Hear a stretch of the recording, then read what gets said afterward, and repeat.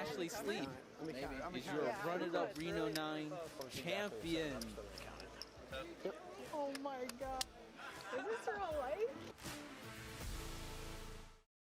Hello everyone. Welcome back to live streams. I've missed you guys so much. A lot has happened. We've got a lot to catch up on. So lock in, you guys. We're going to be in here for a little while because all of the global poker trophy hunting tournaments tonight are 2 buy-ins. So that's not something that global poker normally does. So yeah, we've got a rebuy if we bust in some of the trophy events. Yeah, I've taken a full 3 weeks off of poker, pretty much. I mean, I've played baby sessions here and there, but 3 weeks off of the digging in type of full out grind. So I'm kind of nervous today to be showing up. Who knows what's going to be happening, how good we're going to play, but I'm really happy to see familiar faces in the chat. We've got Greg, BLK Money, Chad, Jeff Smith. Hello, you guys. I'm so excited to have you back here with me. Did you guys see the new lights behind me? They're controlled by my phone. So if, things get a little crazy, we've got like final table mode where they like party out. Hold on, let me see if I can get a fun one. Here's fireworks. I guess I should do like a strobe light warning before I do that. But anyway, let's play some poker. We're already in here. We've got the mini blitz uploaded right now. Standard tournament on global. And yeah, like I said, we're going to be trophy hunting. It's like the last week of their GOAT trophy series. It's a little goat, little trophy goat, which I would love to have back there on the shelf over here. So yeah, it's been a while. I've been, I took a long time off of streaming because my lovely fiance kept pointing out different moments where I might have been a little too distracted, was not really playing my best. So I've kind of reined it in and have been playing a lot more tables to the point where 4 tables for a stream feels like it's not going to be too hard to manage. So if I miss some of your comments as we go along tonight, sorry about that. I'm just trying to play good for Coach. We're trying to make money for the Bankroll challenge.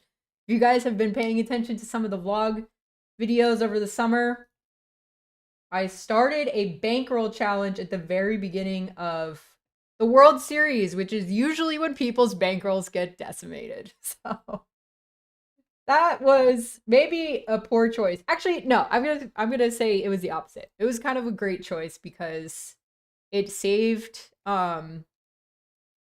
a lot of money this summer. Who knows? Maybe if I grinded a lot more, I would have banked something, but I really pushed myself to only go in when I was really feeling it. And if I wasn't, I just played online. And so I kind of grinded back a lot of, oop, I realized that it's not playing. I wonder what's going on here. Hold on, let me reattach this table because I just realized you guys aren't seeing the hands. There we go. Now we have hands. Okay, I just peeled the small blind here. Anyway, so we grinded it back with online stuff, which is always great during the WSOP, and we really didn't lose that much. I just released my results video today if you guys want to check it out. Barely hit a dent in the bankroll, so we're gonna work our way out of it next couple of weeks and hopefully see the other side of profit by the end of the month. I'm gonna be streaming once or twice a week, most likely twice on Mondays and Tuesdays. I know today's Wednesday, but Mondays and Tuesdays, that's going to be the day during the month of August. There might be one week where we're on vacation, but that's the plan for now. So I'm happy to see you guys in chat. Nathan Strange, what's up? I'm Hard Hat. Hello. Mohammed. Good evening to you all. I got a new family member yesterday. My older sister had her second kid. So I want you guys to send all your positive vibes if you can, because he's going into heart surgery next week. He has like a little problem with it. They're not too worried about it, but send all your good vibes. And then next week, my sister-in-law is having a kid as well. So, in a month, we're thinking about road tripping over to the East Coast to visit all the new family members. So yeah, that's kind of the update. I can't remember the last time we did a proper live stream, so if there's things that you guys want to catch up on, ask away. Husty Oz, it's a good day from Perth. Hell yeah, already got the Australians in the mix. Yay, AJ! AJ's here. All right, we got the old crew in the house. You guys are so reliable. Pumped. So I'm going to try to keep track of time. Sometimes I go off on these tangents and I forget to register before the tournament closes. And on global, it's quick. It's 1 hour in these trophy tournaments. Sometimes they're only half an hour. It's really weird. They'll offer rebuys, but then they'll shorten the registration time. So I don't know. It kind of works out the same when they do that. But all right, let me connect. I've also got the.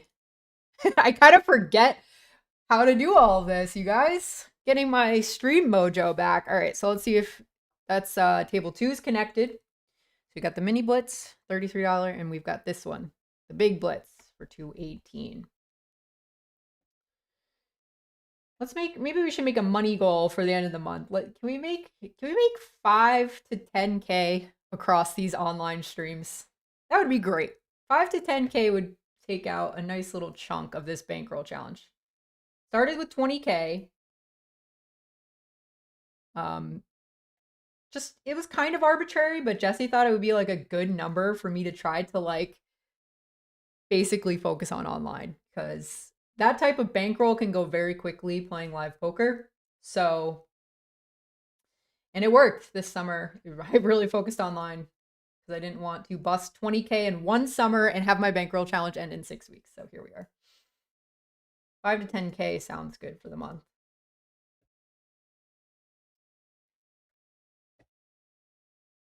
I think the last tournament tonight that we will register is around 7 p.m. my time. So I'm going to play it by ear. I want to have a lot of like energy for the streams, and I want to be really focused for you guys and play well. So, you know, if things seem to be dwindling down, I'll sign off early and just kind of like finish out some of the tables off camera.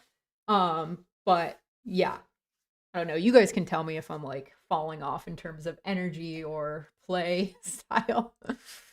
I'm kind of phoning it in. Let me know and I'll wrap it up. But settle in for now because we're just at the beginning. We've got over 100 big blinds at both of these tournaments. These are just the standard ones though. No trophies yet.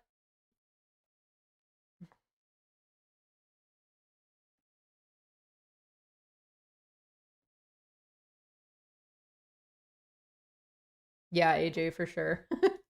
He said you got to be a real sick puppy to play live MTTs, let's be honest. Actually, you know, I saw Johnny Vibes' video where he says I quit and he's talking about tournaments. I won't spoil the video if you guys follow his channel and you want to watch it yourselves. But basically, I mean, something that I really took from it is like, if you only focus on live MTTs, you're probably not going to enjoy tournaments. It's just too much variance and we're humans. So showing up, putting in a full, 12-hour day just to make no money over and over again is a lot to ask of yourself and your bank account. So that's why we play online. We got to supplement it somehow. And then there was that kind of, I'm going to call it a scare, where they did they upgraded GTO Wizard to have AI involved. Sounds fun, doesn't it? But actually, we just started playing with the tool, me and Jesse today. We just started playing with the tool, and it would be ridiculously hard for people to be doing that in real time and also grind multiple tables at a time. So I would maybe be worried about it if I was a high stakes online player, where those guys aren't, maybe, I don't know. There's all the people who are really good are going to be grinding multiple tables. So it would be really hard for them to enter all that info in the middle of trying to play. So I'm actually not as worried as when I first heard about it. You guys know what I'm talking about? GTO Wizard's AI tool. They just added on where you can like customize people's bet sizes. You can customize what you like, the range you think your opponent would have and not what the solver's supposed to have. So it's technically very powerful, but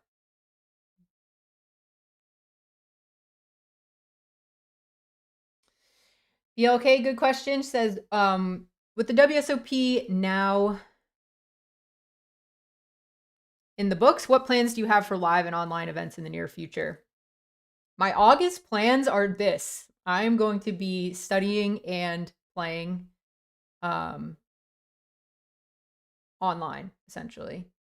I'm going to be playing randomly. I'll play cash live just to like keep my instincts. There's some live stream cash games that are just now popping up in Vegas. And so there's been a couple of times where I've been invited and I've been like, that's 10 times bigger than I normally play. And I haven't played cash games in forever and I've had to turn them down. So I would love to go get some cash game practice in and then go on a fun high stakes live stream. It's been a while, ever since December, the WPT live stream 2550. So yeah. Bartermania, what's up?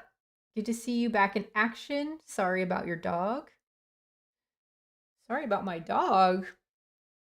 My doggies are okay. I think you might have confused me with someone.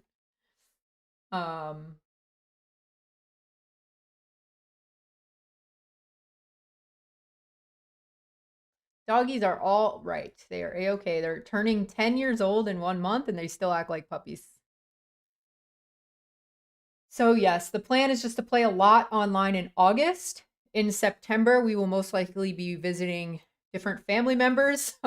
They're all spread out across the country, so we usually take that month to kind of travel around because all the summer travelers have sort of like, you know, gone back to school, gone back to work. And so that's when we like to travel. So we'll be doing that in September. And then honestly, October and November are going to be the same. I'm just going to be grinding a lot with my eye on the prize for December. I'm just so focused on that WPT at the win because I don't know, it's just, it feels like your home turf, like the big WPT at my favorite casino. So we will be calling this 3-bet. Out of position. This is in the big blitz, 218. So people are 3-betting more appropriately, not too tight. This will be an interesting flop.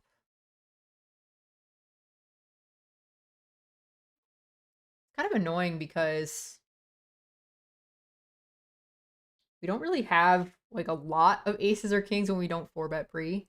So like raising here is kind of weird, but we also don't have any showdown if we just call. What would they actually be folding? Be folding some like ace 10.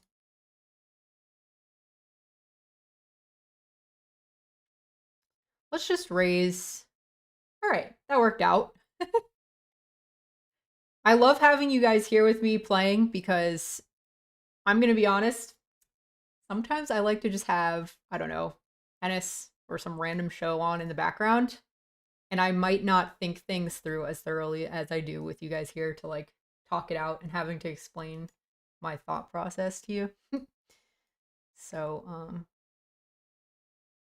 anyway, I do want to look at that hand with Jesse. I felt like because it was Jack High, we could get a lot of better things to fold. But on the other hand, we're not repping too much since we didn't 4-bet free, so I don't know. I guess it's whatever.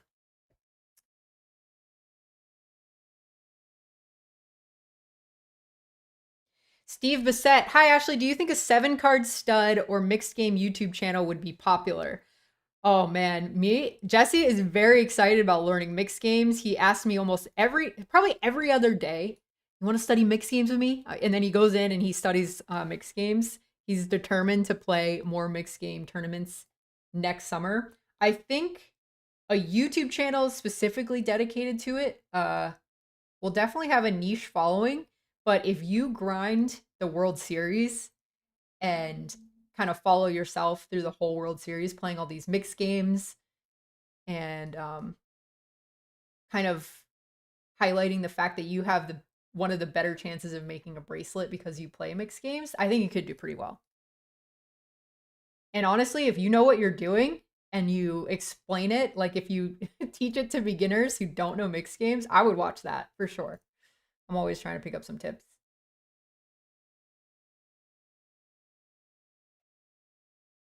Yeah, Chad, they bought Ruse. GTO Wizard AI bought Ruse.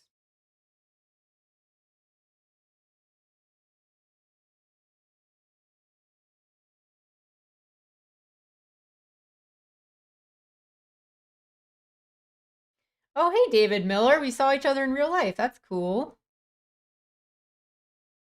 Glad you got to come out for the World Series. Hope you did well. India said, "How do you manage your bankroll and tips for beginners?"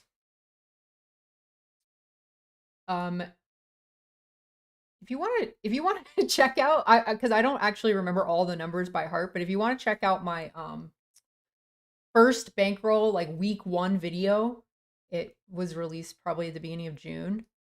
There's some actual numbers in there that kind of break down.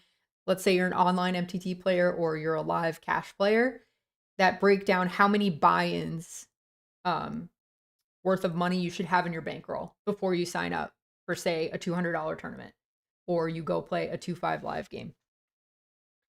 But obviously those number, or it's not obvious, but those numbers were for if you're trying to be a pro. And so I always try to say, like, you know, if you're just playing for fun and occasionally taking a shot, you can definitely play much bigger because you have another source of income. You don't have to be worried about, you know, if you're being too risky with your bankroll, how are you going to pay your bills? So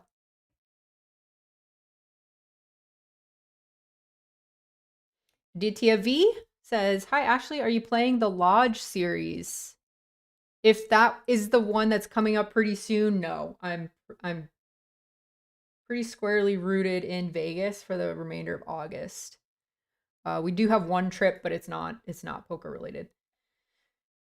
And probably the first like live big series that I'll come back to would be October, so whatever that is. And I want to play Hard Rock. I see Chad, which would be in November, and I see Chad wrote San Antonio has another $1 million guarantee this fall. That sounds fun, Chad. I would definitely take you up on that again. That was so much fun. If you guys have never been to Rounders in San Antonio, just another of one of Texas's many places to play poker that are great. When we went though, it was cold and rainy. Like for the 1 week that it's cold and rainy in San Antonio, so we didn't even get to see the best of it, and we still had a great time. We stayed right on the Riverwalk. That was a good trip.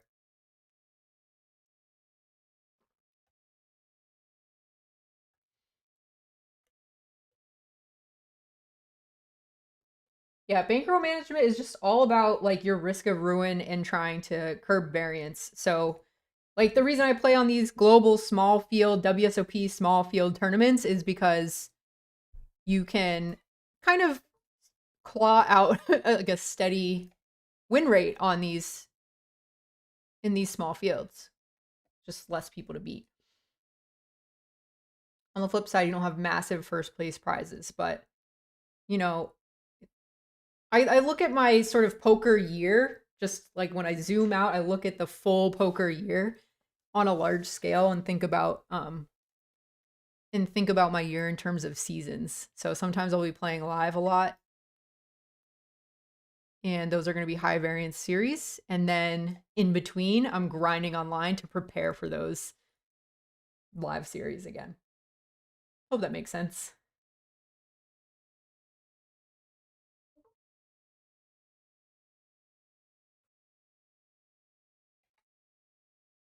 What is that, AJ?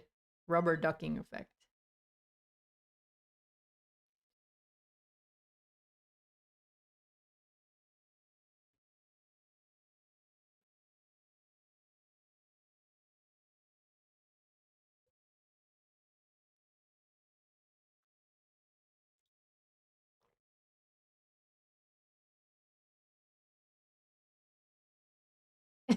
AJ.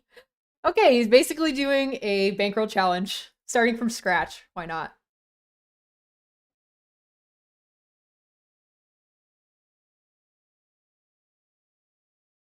So one big thing that the Bankroll Challenge taught me is that I shouldn't be so afraid to just put myself out there and sell action in a public space. So I signed up for Stakings. I got all of that organized, and I sold action for like during the World Series. And I was only going to do it for the first week, see how it went, and then just like sell privately. But like the feedback was really fun, that people like enjoyed the fact that an event like they bought a piece of was going to show up on the vlog. And also, it's just a supportive community that's like, all right, we understand that these are risky. What did Juan call it? A risky investment. These are all risky investments, but it's a form of support, which I really appreciate, and it was really cool.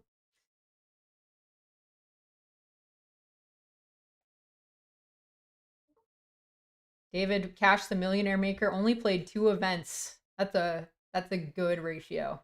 1 out of 2. I didn't even play the Millionaire Maker. I hate to say it. Actually, it was kind of rough. It's not rough.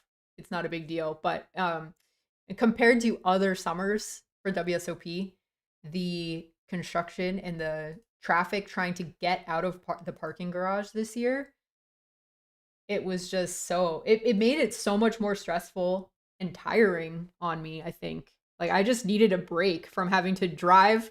It takes like an extra, I don't know, 20 to 45 minutes. And then leaving the parking garage was like guaranteed you're going to sit there for 40 minutes to get out of the just to get out of the parking garage, plus my 20-minute drive home.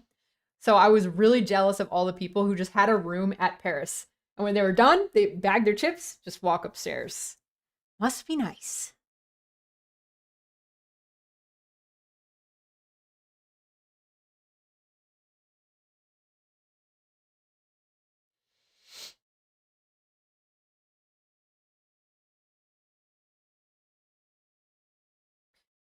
So BLK is talking about downswings and like coming back from a downswing. And for me, it's honestly just it's not so much that there's one resource or there's one book that you're gonna read and instantly just be out of a downswing.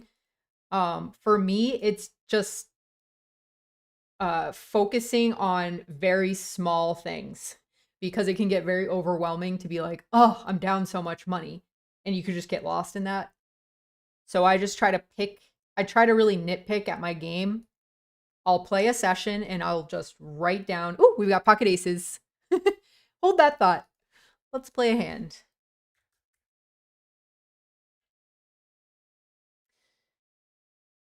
I'll just write down all the leaks that I know I have, and then start plugging away at just studying little by little every day, and then looking for those spots during the session. And just, if I did the thing that I studied, great, you get an A for execution. What did I see? There's this quote that was like, ideas are easy, that's step 1. Execution is hard, that's step 2, and consistency is hardest. So I'm trying to think of that during study. Like, just because you study and you can explain the concept to someone, that's just like the idea. You've got the idea down. But if you can actually pull the trigger in game, that's like the next level. Like, you're lifting heavier weights. And then being able to do that every single time the spot comes up, now you've sort of mastered it. Because there's sometimes where you'll be in a bad mood and you'll just not want to do it, or you'll be tilted, or whatever reason. So just really being accepting of the little wins is helpful. Even though money is on the line, and yes, you would really love in a real world to be having good money results. Like people have said in the chat, we play a sick game. So those little wins are important to keep you going, to keep your game sharp. And with enough of those tiny little things building, you're bound to see a better win rate over time. But part of the fun of being a pro is figuring out the tools that best serve you in that moment. Like, what does your game need? And then seek out the tools to cater to what you need in that moment. And then, yeah, just hammer away. Way easier said than done, I know. But that's, you know, we love the freedom of being poker players, but part of the freedom is having enough like self-discipline to be able to do that all the time. It's not always easy. I think I'll peel this from the big. 3 ways.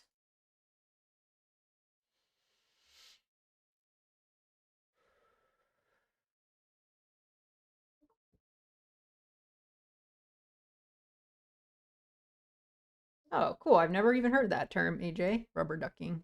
Thanks for the explanation.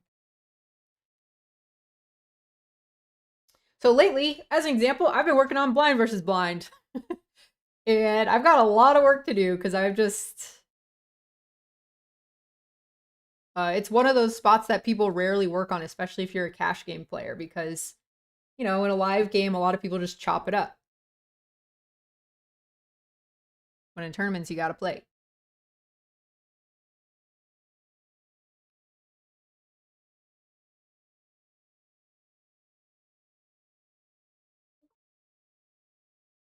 Veggie poker, yay! Okay, here's a blind versus blind spot. We're gonna limp in with queen 3 off. On a paired board, I think we just get to bet a lot. The cool thing about betting on these paired boards, now that I've studied what in position is supposed to call with, they're supposed to call with so much crap. So it gives me the confidence just to be like, all right, I'm just gonna bet min. And they're probably gonna fold a lot of stuff that they quote unquote like shouldn't be calling with. So those little things are fun when they come up in the middle of a session.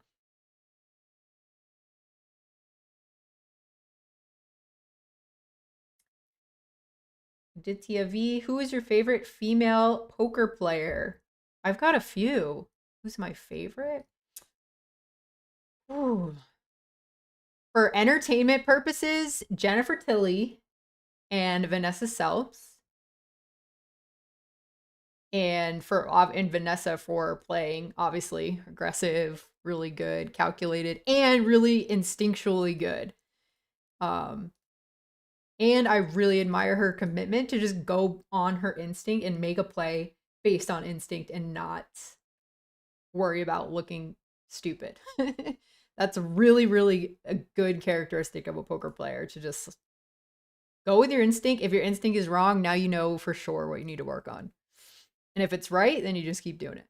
And then I just have a lot of other female poker player friends that I really admire their just their personalities. I don't know, there's so many. If you saw my ladies event vlog, most of them are in there. Katie Lindsay, I love her fierceness at the table. Jamie Kersetter is a sweetheart who really just wants to organize games and get more women into the game. I could go on and on. There's so many. Those are the first that come to mind, though. Hey, Miguel, welcome back. He said good luck from Portugal. Thank you, thank you. Crazy Kid, have you won a bracelet? No, I have not. But, you know, I hear they're making more and more bracelet events every year, so we got a good shot. What's up, Nate, Evie? Welcome back. So excited to see you guys all in the chat. It has been a while.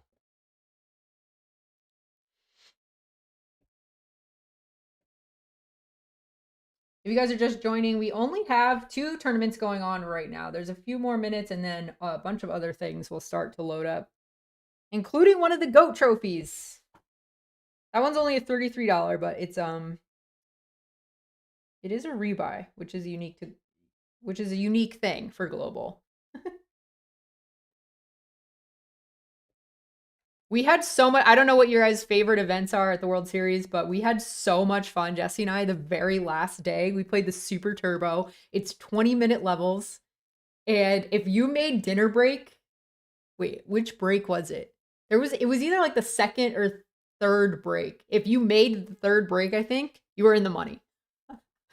So it went so fast. It was really fun. Yeah, that's what it was. It was third break or second break, because right after that we made the money, and then I busted and we went on dinner break, and Jesse busted right after dinner break, and I think he took like 40 something or 60 something. So yeah, and there were 1,300 people I think in that tournament. So much fun. I actually so I played a bullet of that I sold for, and then I fired the second one just out of pure like F it mentality. Like, it's the last tournament of the World Series. I'm just going in. So, like, do not put 1/20th of your bankroll into any one tournament. But I just said, whatever, let's do it. I did the same with the main. I took like a shot on the bankroll of the main. Happens once a year. You got to go for it.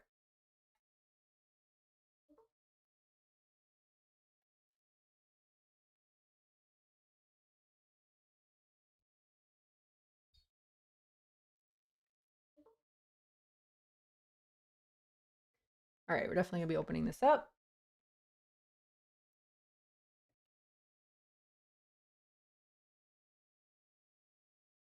So yeah, I've got a whole list over here that I've been kind of like writing out. I don't know if you guys can see that, but yeah.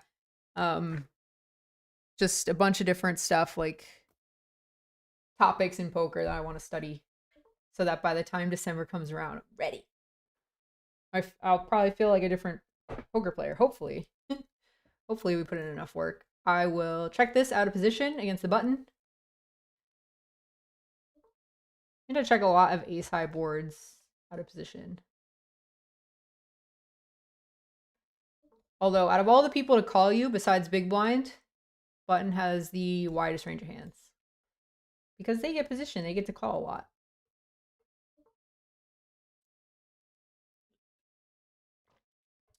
Steven, have you won any tournaments lately? Just online, nothing live.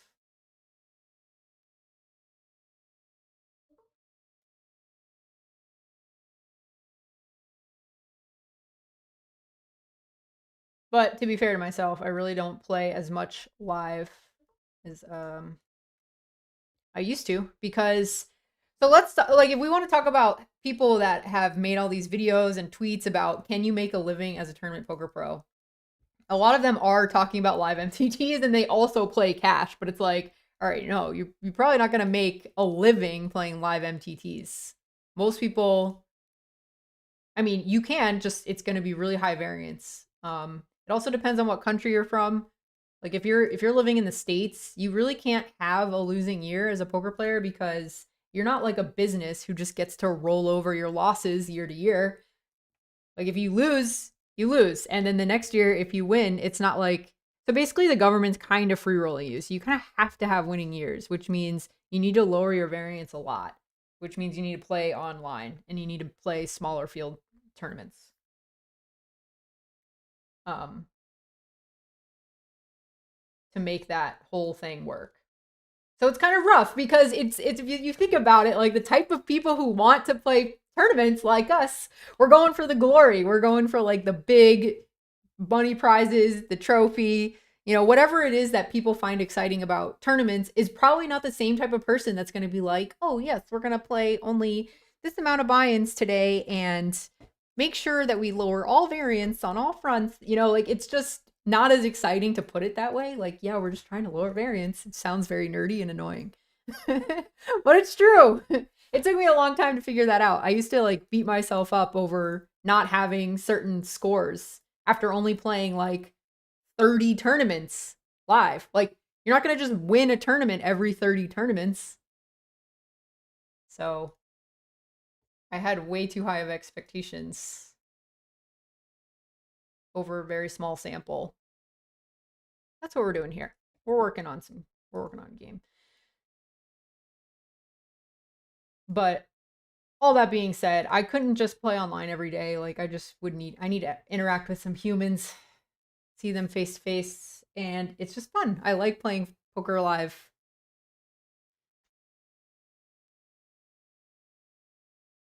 What's up, Dankster? You play global all the time? We probably played together. Maybe you have me fish tagged. That's always fun. I used to fish tag like some of the people who play like the 250Ks, and I would find out about it later on and be like, oh, they were just doing moves I didn't even know about. So crazy that I fish tagged them. But you don't know what you don't know. Thanks, India.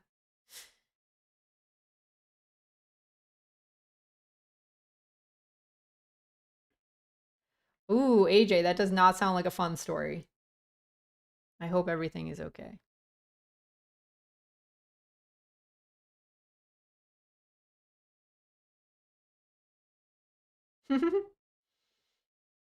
Thanks, Chad. It was fun.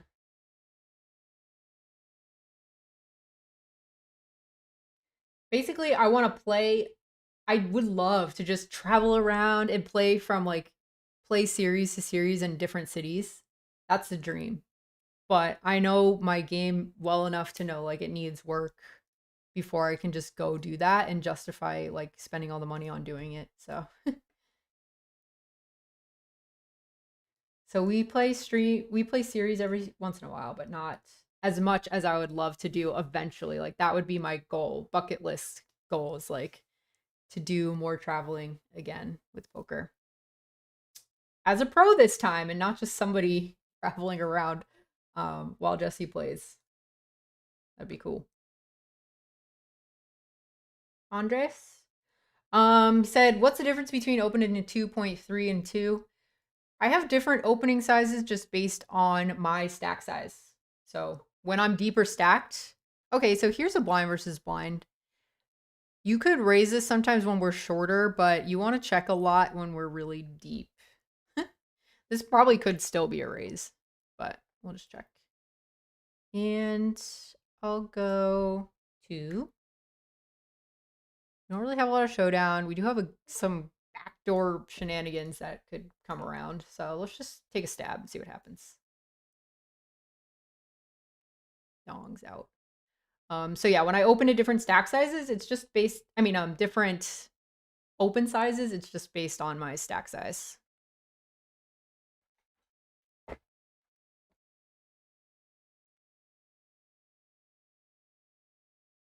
Now we turn a pair. And it's obviously not a very good top pair. Worst kicker.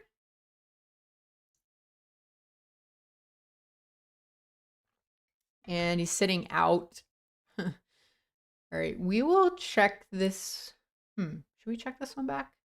Yeah, let's just check this one back so we can comfortably call a river, even though that one's not great for us.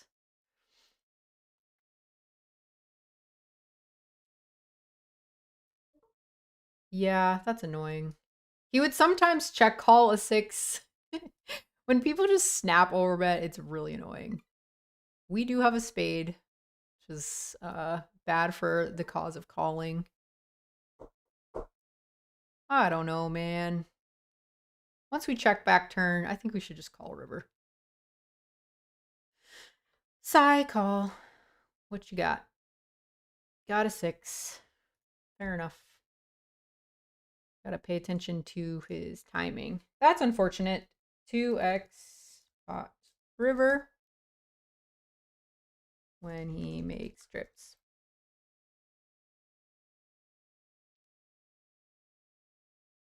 Limp small blind and checks. Top pair.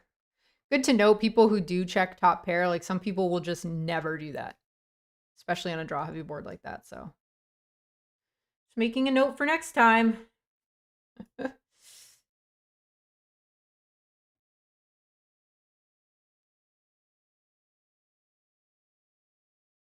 So I played with a guy who plays on global in day 2 of the main event. He bought in on day 2 like a baller. And we started talking. He was like, oh yeah, I play on global all the time. And like his friend is one of the bigger winners on the site. And his friend came over. It was just really funny that out of all the tables for the main event, we all got sat next to each other.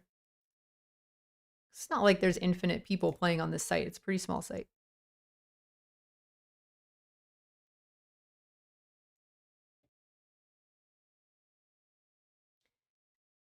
Thanks to your Jessica07. I think I've seen you every once in a while.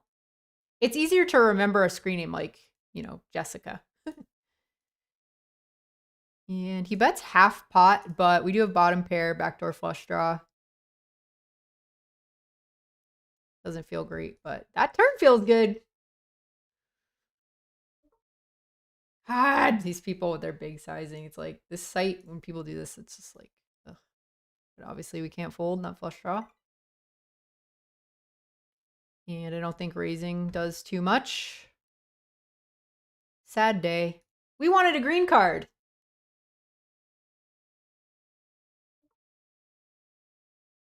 All right, we're just going to check it back. We give up, wave the white flag.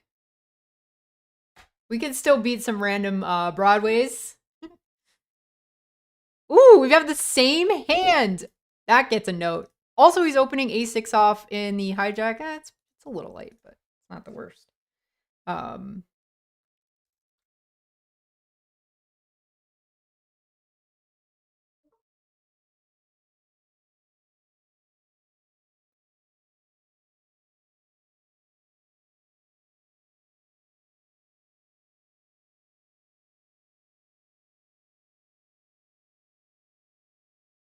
Okay.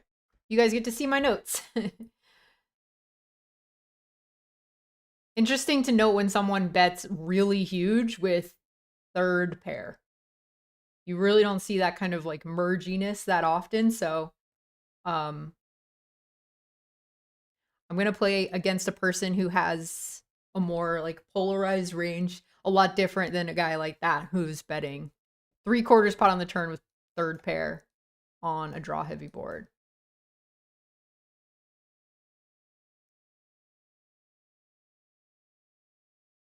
In my car said, when you play live, what is the split between cash games and tournaments that you play? I mostly play live tournaments. I play cash games for when they're fun events, and if I don't know, if I'm just going to socialize or like just hang out and vlog, like I just want to make a vlog and not worry about the tournaments and stuff like that, I'll go play cash. So I would say like 80-20 tournaments to cash.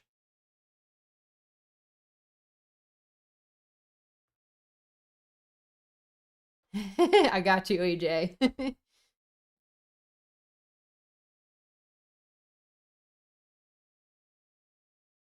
David, I love that point. He says, Rigby, if you guys have followed the main event coverage, Rigby, aka Dirty Diaper, the guy who plays 3 deuce off and calls it the Dirty Diaper, mixed up his sizings a lot. He went huge a lot of the time.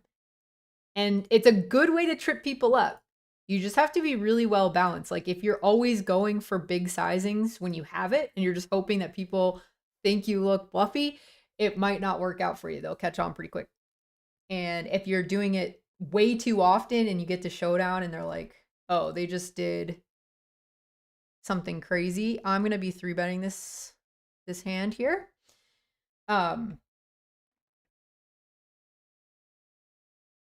Then they'll just call you more. But you know what? It's funny because like on a stage like the WSOP main event stage, even when all the proof has been shown to them over and over and over again, you're right. They still kept folding. They just looked so uncomfortable.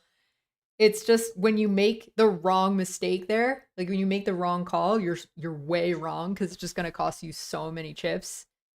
And, you know, there's a lot of people who head into the main event with this idea of keeping it slow and steady. But when you've got a player like that at your table, you get like just, you know, if I was sitting there, I would feel really uncomfortable as well because you're risking your main event pretty much every pot you play with that guy. But it's also a good opportunity, so there's two sides to it.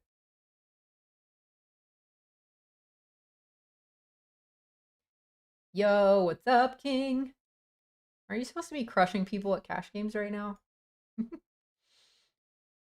Winning all the money in Florida? Um,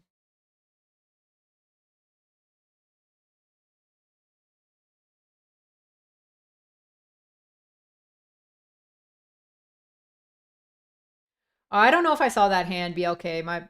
Sorry about that.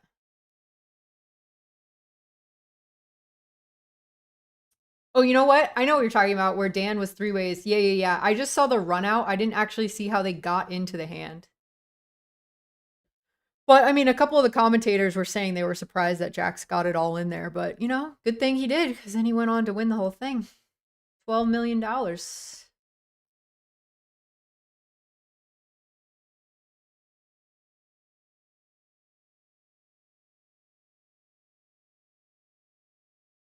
A little of both, crazy kid. I'm working on being a pro. Dash says variance in playstyle means notes are negligible. Nobody I play with knows what I've got when I play. All right.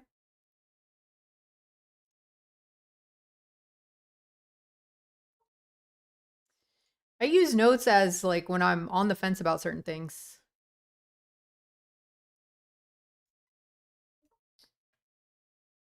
So if I have a note like this guy where he's pretty merged betting that turn, I'm not going to be so worried when he bets 3/4 the next time if it's like a close call.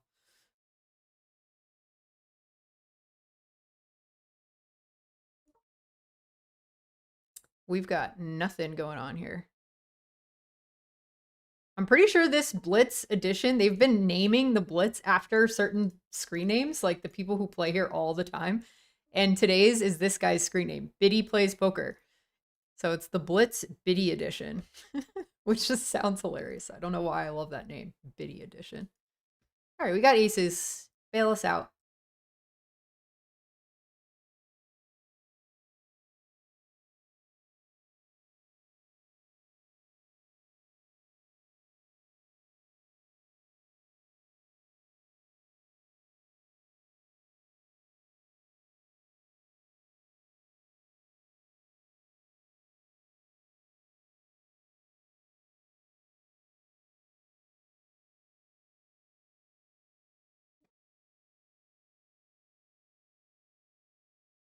What's up, Carneatis?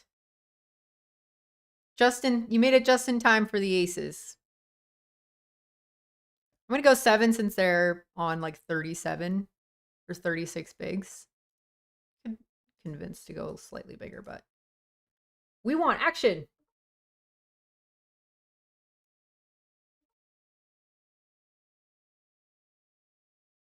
No, not going to get it like that. Over here, we are 3 ways, and the flop checked around. We peeled our big blind. So on the turn, we've turned a pair.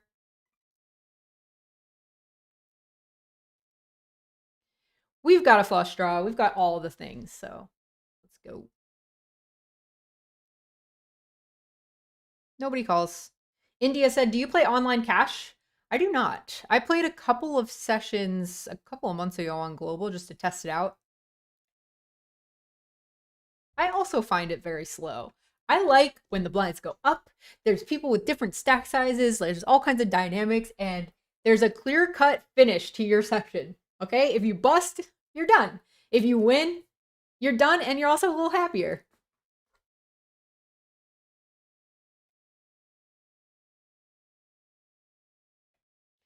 There's a bunch of other reasons I like tournaments, but that's the gist.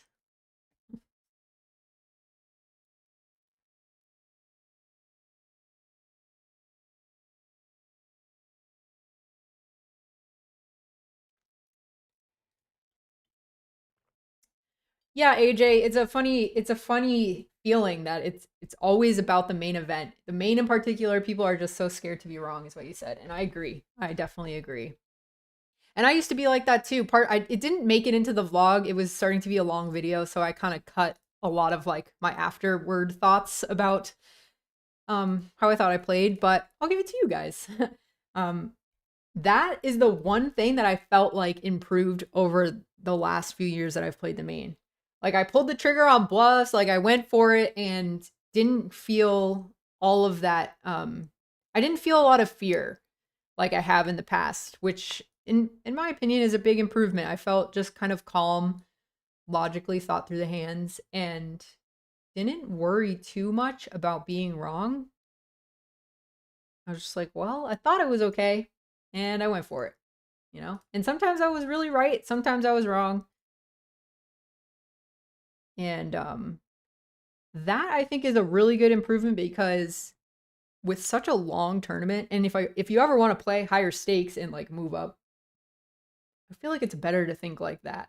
To just be like okay with being, you know, making mistakes and just moving on and kind of learning from them rather than playing a really tight sort of passive game that's not your normal game because you were afraid to make a mistake. I'd prefer to do the first thing.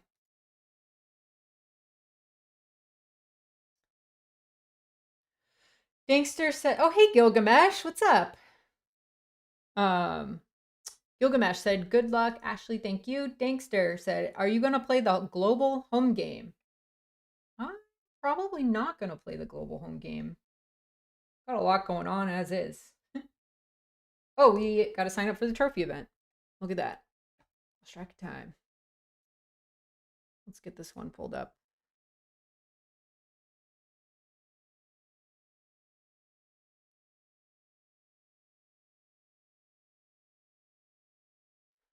All right, so that'll be table 3. See if that worked. Yay! Okay, so you guys see this browser window. If it says GOAT at the top, that's the trophy event. So we're going to play 2 of them tonight. And I've heard through the grapevine that global tournament trophies take forever. Like, people will get them in the mail like 3 months later. It's pretty funny to me. It'd be great if it just shows up like, let's say you're one of those people that just says had it with poker, and you've like quit poker but you won a global trophy like 4 months ago, and they just like get a trophy in the mail. Raising this one up. This one's only a $33 buy-in. We can rebuy. And let's see. 185 people already in it. It's still not too big, so that's cool. What the heck? This guy limp calls 14 blinds? I mean, doesn't feel great. But we are in position on both of them. Flopping top pair. Guys, snap bets half pot. Guys, snap calls. What's going on over here? Is this what happens when they make it a rebuy? Oh, interesting. I mean, yeah. All right, well, I guess we just call. Make our lives easy. We just want to flip on an outer table in the mini blitz, by the way, for 10 bigs. What is happening? I mean, now we just fold, but this is so weird. This guy limp called 14 blinds pre-flop. What do you got going on, Sluggo? This is strange. Kings.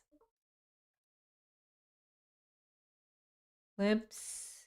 Kings. EP. Super deep. All right. Well, now he gets a chance to rebuy, and he'll be at our table still. All right, he's out of there. That was crazy.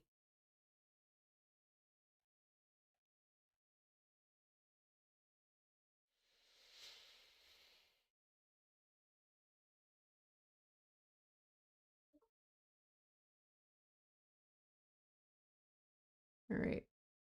Wild action just to start that tournament off. Okay, we barely even got it connected to OBS. Here we go. That was crazy.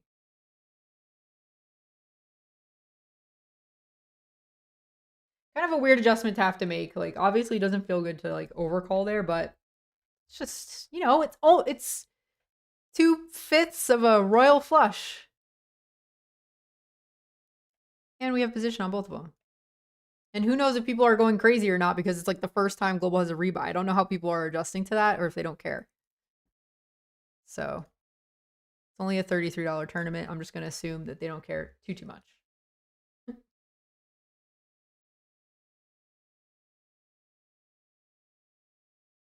Let me add these.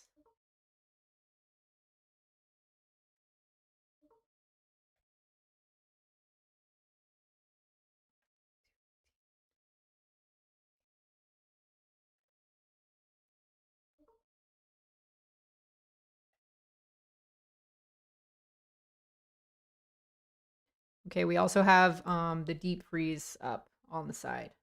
So we've got 4 full tables. Fingers crossed that I could focus on all of these and hang out with you guys at the same time and not punt off too many hands. That's our goal. I think we can do better. I think I could have better goals than that. All right, let's play well. Let's not just make the goal to not punt. Let's play very well and make a deep run. How about that? Oh yeah, Andres. Andre said, do you find online tournaments different from in real life? Yep, very much so. Online is more aggressive. It's more, you know, people that have studied a little more. Live is more amateurs, more passive play. And it's not just more passive play from amateurs. Like I find myself, like I've studied a lot of spots, but like I said earlier, there's a difference between knowing the spot, knowing the idea of what's like a good play, and then actually being able to execute it in front of people. And there's a little bit of fear that creeps in even for people who are really good at poker. So it's not just amateurs that play a little more passively. It's I think everyone when they play live. Once you get experience, you can let like that falls away, but at first, yeah, you can clam up. I was thinking about maybe leading here, but I think either way is fine.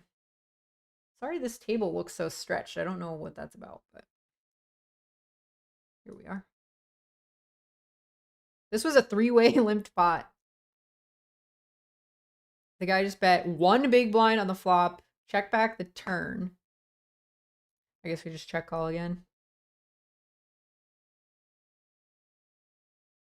We saw him check when he like snap check when he turned the set of queens in that 3-way pot. This is slightly different because he's in position. So maybe I could have gotten away with a block on the river there. That would have been kind of cool. Bet really, when I say block, like just bet really small on the river to get called by something like, well, I mean, we chop with all 5s. So what would I be getting called with? Like king high? I mean, maybe you call with king high, but not with the small blind in there. Whatever, good enough. Okay, crazy kid, thank you. AJ says, if you guys are wondering why it's all frozen, it's because we're on a break. AJ said, wait, there's a real trophy? I thought it was just an avatar that you get on Global. There's a real trophy. And I have a friend who like pretty much strictly plays on Global Poker because of where he lives. And he's got many, many trophies. I mean, we're in the teens. I'm not even sure how many he's got. He's got like a whole shelf full of these things. And I don't know if my like scheduling is weird or something, but I don't play all of the trophy series on Global. But I'm like, how do you have like 20 of these random animal trophies? There's the snake, the goat, I forget all the other ones, but oh, there's a bear. So he has a whole zoo on a shelf somewhere of Global trophies. Maybe I should care about trophies more because it just looks cool. Make sure I get my schedule wrapped around some of those events.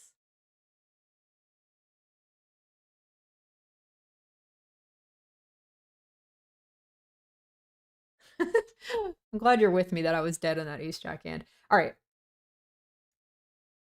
On break. Be right back. We have less than 2 minutes.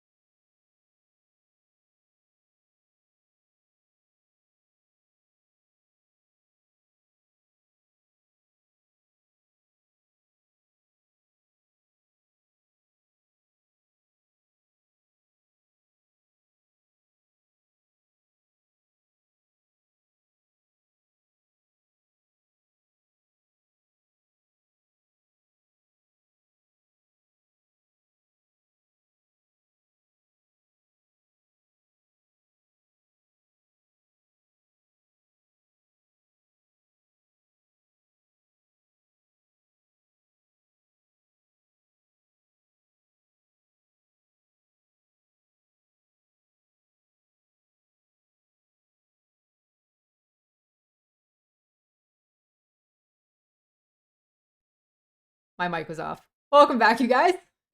We're doing power hour. We're going to be standing up. We've got 4 tables going, so maximum focus here. Let's see what we can do. I've got table 4 is the deep freeze. That's a 55. We've got 2 33s, a 55, and the big blitz, the 218. And this hour we'll be adding a couple more, but they'll stay off stream because I only have, if I add more than 4 tables, it'll start to slow way down on you guys. So we'll just keep it at 4. If we bust something, we'll trade it in for something new.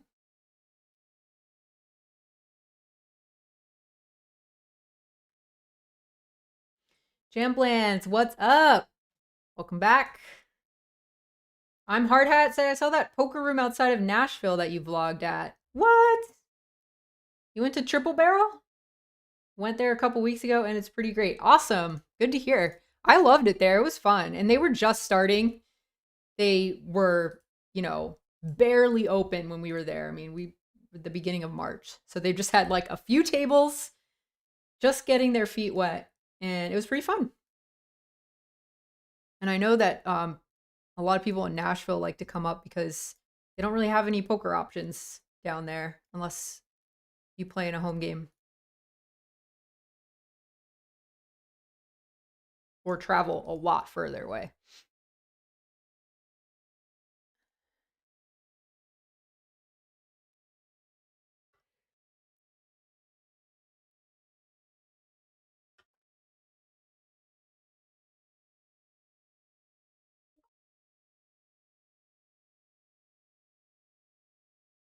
Oh, right. Okay, Don M. But I thought you had Jam Blance before. I've seen that name. Pocket 8's up top.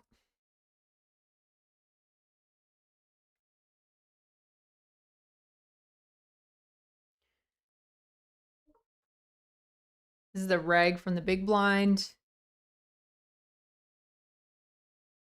I think you could go either way on this flop. I will min bet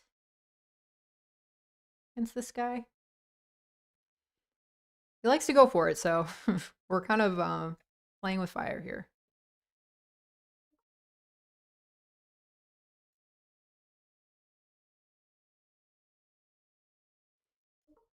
Definitely be checking back this turn.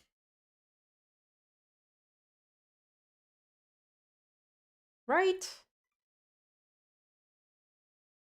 Maybe I shouldn't be so definite about that. But yeah, I'm going to check back. Thanks for the heads up, CJ. I actually played, he doesn't know who I am, but I actually played with him live during the tag team event.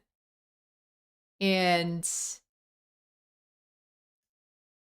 would I be getting, like, the ace is so obvious for me that I think I wouldn't maybe get a call by a 5. And if that's the case, I should probably just check back. So yeah, I played with God's Big Toe, if you know who he is. Shout out to him. I played with him in real life. That was kind of funny. Another global person I played in real life. And I only recognize him because they always have his picture with his like check on the homepage of global when you log in. Now we pick up aces.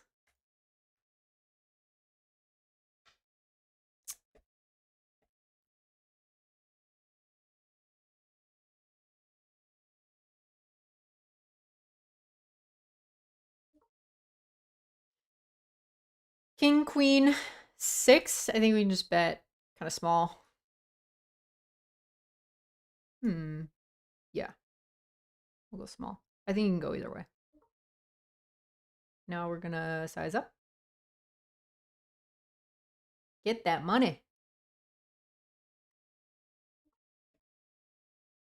I already have these sizes like already in here. If you guys notice, 35, 70, because that's what I'll be betting often. Interesting run out, but let's go for 17. Are you called by a king? Please do not jam me in. That would be so bad. Don't do it. Don't do it. Just call. Just call. We're rooting for a call. All right, well, we win the hand at least. Can't complain. What's up, Justin? Nice to see you in the chat. You guys, Justin in the chat won the WPT Global package I was giving away last fall. So you got to come out to, he got all travel and hotel paid for coming out to Vegas and played in the 10K event. That was really fun. Thanks for stopping by to say hi. Got a little baby pot going on. This is a limped pot 3 ways. Probably not going to, oh, well, he checks back, so we'll see. All right, CJ. Check again.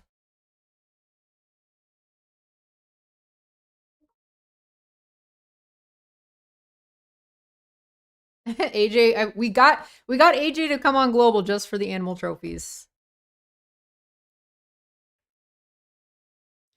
They should make me an affiliate, you know, sending them the big bucks. All the animal lovers. Oh, I see. This was like a weird sizing. Maybe that works? No, it still looks pretty bad. Sorry about the table setup, you guys. Like I said, I'm getting my streamer mojo back, trying to make this look halfway decent. That looks much better. There we go.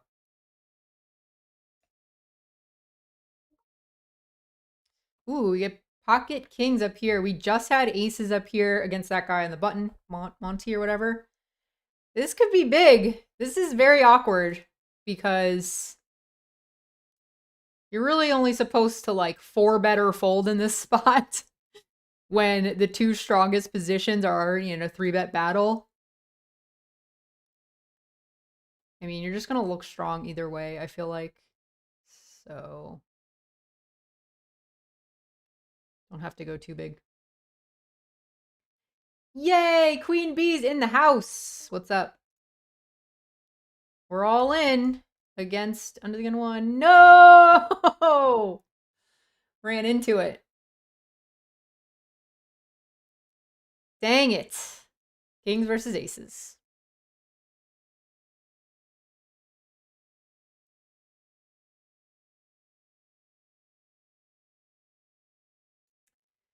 Phil Laird says, I live in CA and I can't play on global, unfortunately. And you thought that it wasn't available to people in the US. If you're talking about global poker, like what I'm playing right now, I know it's available to most states. But if you're talking about WPT Global, that one is international. It's not open to the US.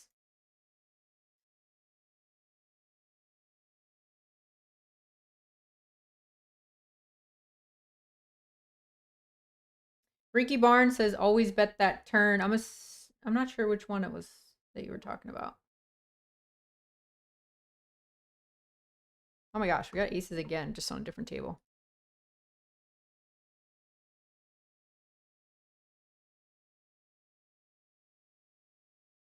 Domenico. He spelled it out for me and everything. Domenico, welcome. Nice to see you again. We're waiting for this guy to get in the mix so we can play our aces. Our turn.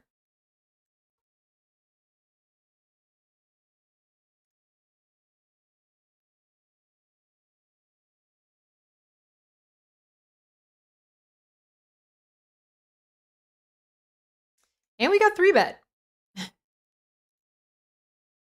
All right. Things are getting spicy. We're definitely putting more money in.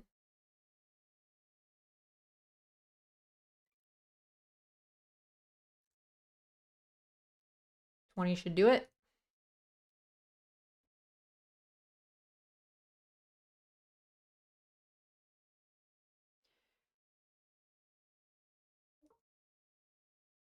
All right, so we're in a pretty huge 3-bet pot here, out of position on this board. I mean, 4-bet pot, excuse me. So let's win.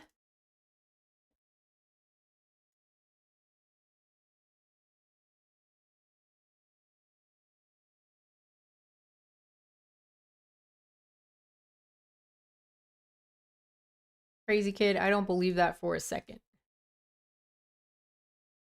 He said he met Jesse at the World Series and he wasn't very nice. I can't believe that for a second. Sorry. He's just never not nice. He's the nicest person I've ever met. But I'm sorry if you had a weird interaction. Sometimes, crazy kid, I think you're out there in chat trying to, you know, rile me up a little bit. But I do like your bunny emojis.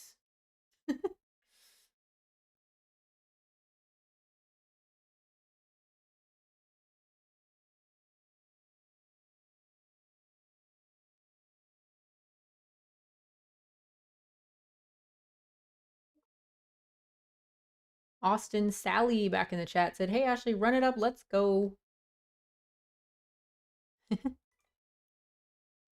Thank you, thank you. And welcome back to the first live stream in ages. All right, back up here where we just lost kings to aces. We've got a shoving hand if it folds to me, and if, well, yeah, I was going to say if pretty much anybody opens, we can still shove it, but maybe not the earliest position.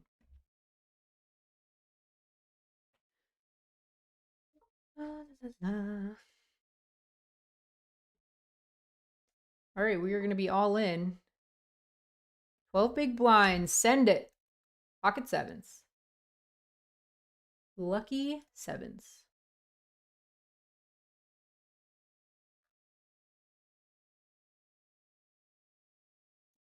Got it through. All right, down here, we've got ace-9 suited in the trophy event. Opened up the cutoff, and the big blind peels. Flop an ace with a backdoor flush draw, so let's get that value. Flush, front door flush gets there. Not great. We can check it back and call river.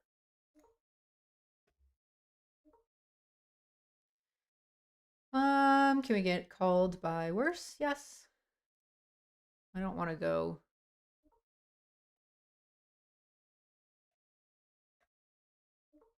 Call me with a 10.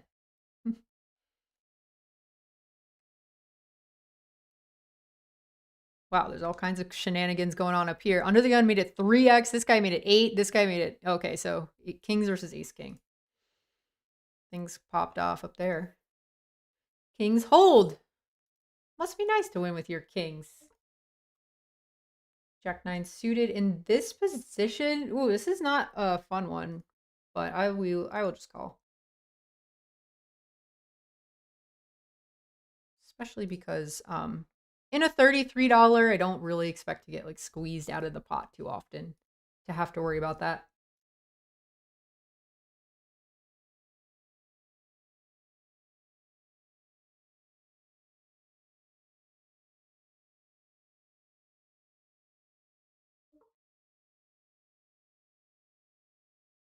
All right, top two, backdoor flush draw, 3 ways.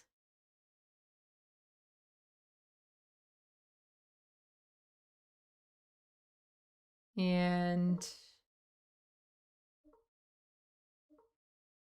I think, man, I'm like really on the fence about what to do here.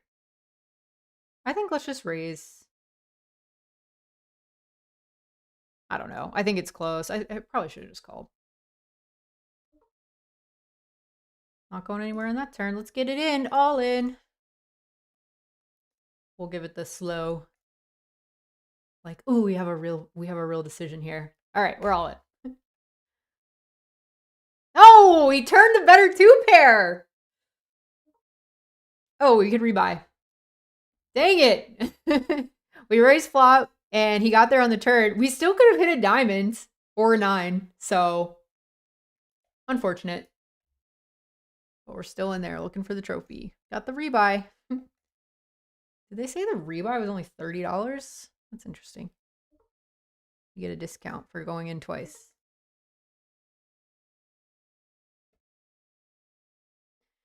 Dang it, we had him, you guys. We were so close. Bad turn.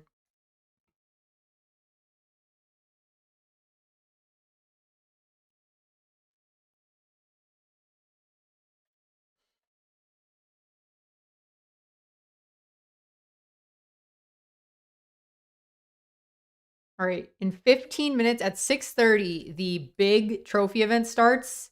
If we get sidetracked and we start talking about something, can somebody please remind me in chat, hey, sign up for the big one? Just in case I forget. Actually, you know what? Screw that. I'm just going to sign up right now. It's okay to start right at the beginning. I just didn't want to have too many tables going while streaming and then just, get lost.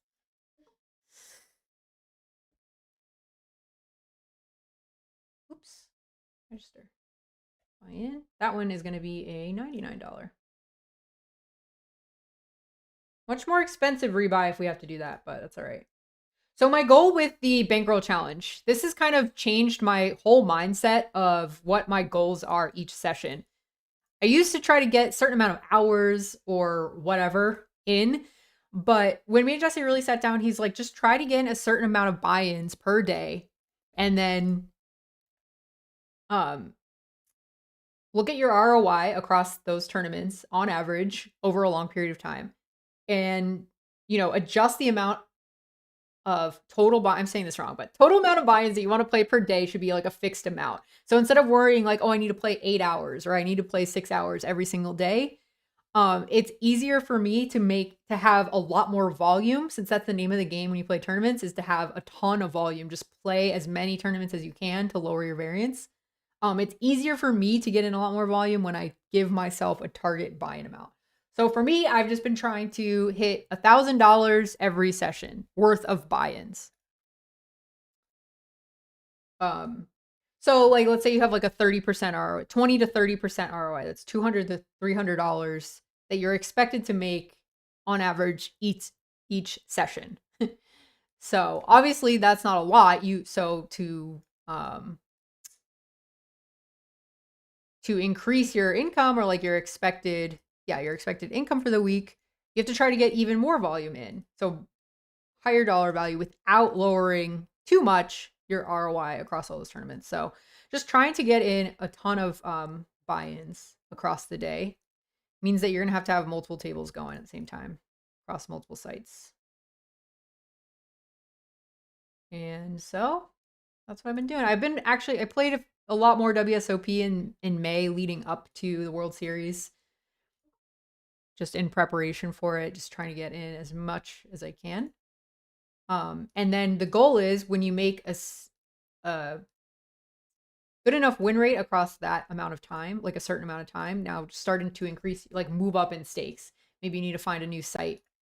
We're going to be all in up here. King, queen suited, 15 bigs, over and under the gun open. Let's go. I love this hand, king, queen suited.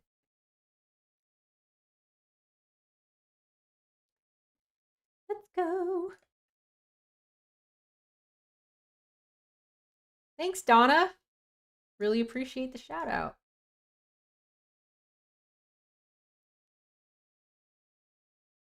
What's up, Andres? Hola from Mexico. All right, we got the fold. Queen Bee, your birthday is tomorrow? Oh, happy birthday. Everybody send Queen Bee some cake in the chat.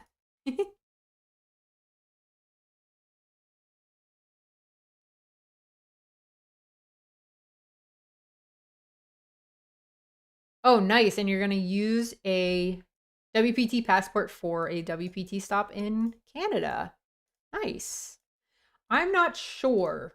So I know I have the WPT thing going across my screen here, but that's because I don't know how to I'm not like really, I did those giveaways last fall, but I'm not like, officially associated with WPT Global as like a sponsor or anything like that currently. So I don't know any details. Maybe tweet at Jamie if you want to get some like insider info about what WP is going to be up to in Canada. WPT. Oh man.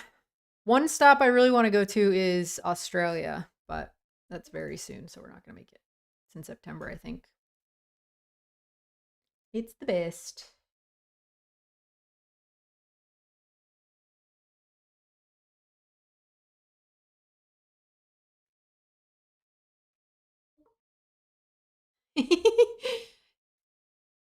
Thanks, AJ, for the honesty. I appreciate that.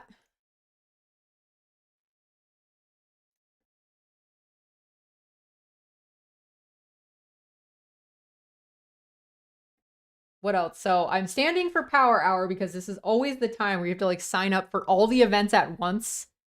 Your session can be over by an hour and a half from now, or you could go for 3 more hours and take it down. And they all kind of start during this hour, this sort of like 6 to 7:30-ish hour, which is kind of cool. It concentrates your session into just a few hours, so that's nice.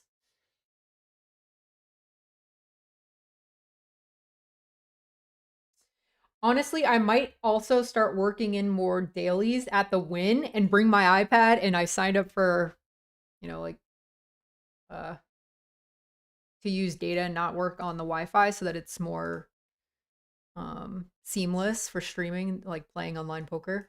But I might just play some dailies at the Win so I could get like that extra tournament every day, and it's also a live tournament so people care about it more. And then play online on my iPad on the side. But I don't know, that might be too much going on at the same time, so who knows.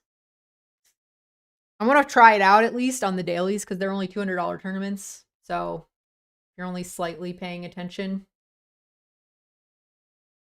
And this guy made it 2.4. We're all really short. Flopping top pair on this short stack is gonna be an all-in moment from us. What is there? What else is there to be said? Draw heavy board. He bets half pot. Let's get it.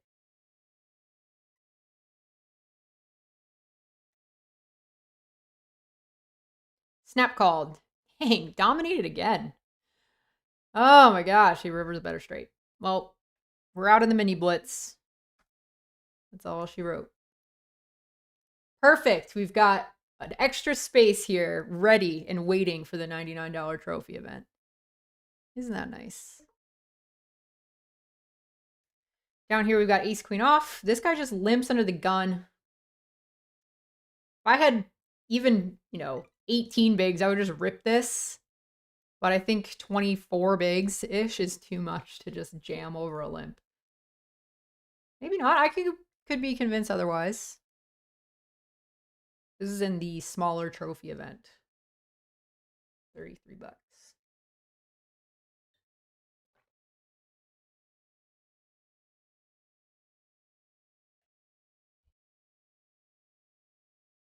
Yep, 7-4 offsuit said in the chat, isn't online poker totally different than real live cash or even tourneys?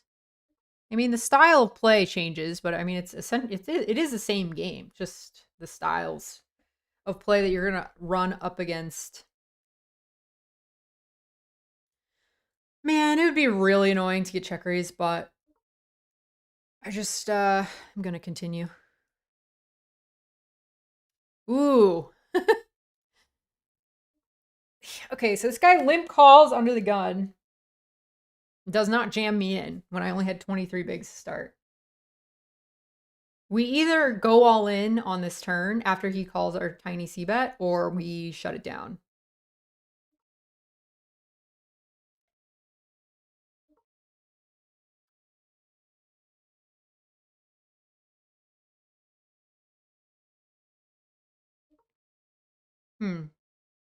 I think I will check back.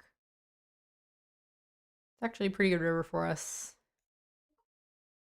The one big blind. I mean, whatever, fine. Take it. Take it. Pocket threes. Dang it! Turn shove would have worked there. That really is annoying.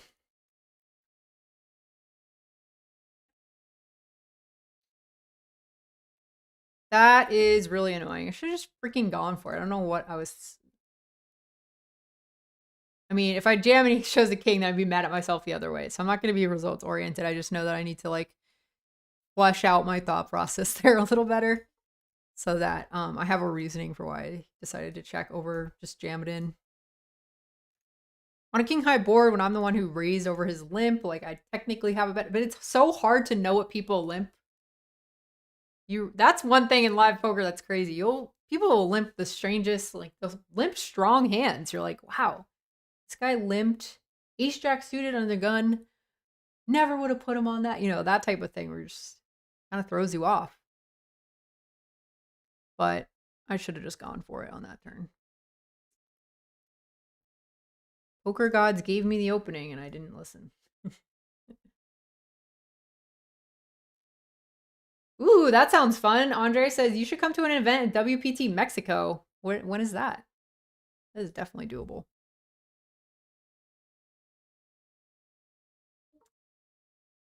Michelle Price, happy birthday to your middle daughter. Very cool. Lots of summer babies.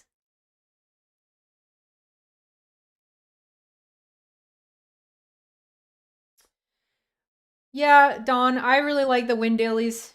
She's asking if it's the best daily tournaments. I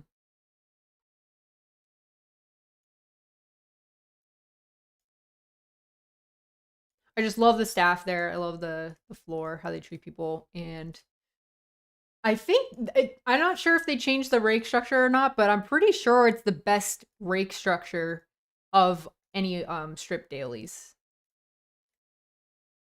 Oh, so you're just at the win. It's nice. Like other structures are really quick. I think it's 30-minute levels, so plenty of time, and you can only buy in until like 4:30 or something. And they'd get pretty decent sized fields. Right now is a slow time in Vegas. Always in August, nobody's here. It's way too hot. Today we had a really nice day, but usually you're melting. Usually you're melting on the floor, omelet style, just in the middle of the floor. I've been taking the pups for walks. No joke, you guys, at sunrise, because that's the only time their feet aren't just gonna like burn off, and we're not gonna come back drenched in sweat. We've got a very pretty hand in the big blind. Not a pretty flop, but what are you gonna do?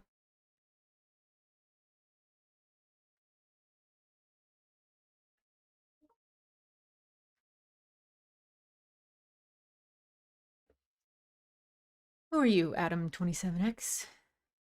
I mean, all right.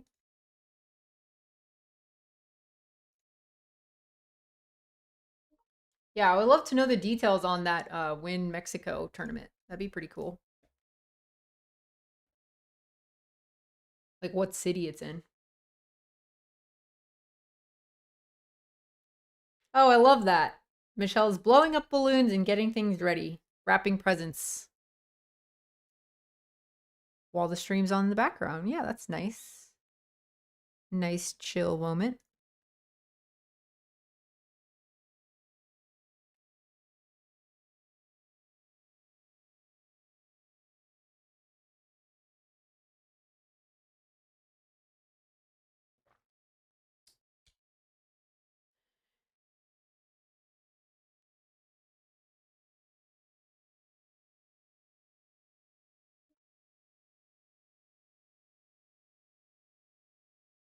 We're gonna need some heat kind of soon, you guys.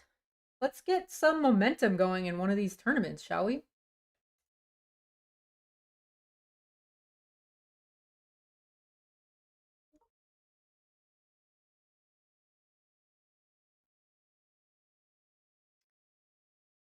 I would sometimes 3-bet this 5-6 suited. We were slightly deeper. I think it'd be a pretty good 3-bet, but 40 bigs, it'll be awkward.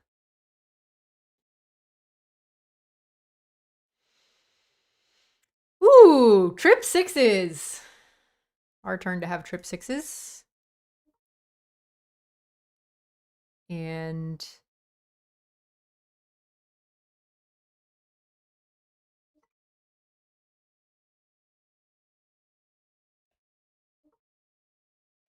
raise it up.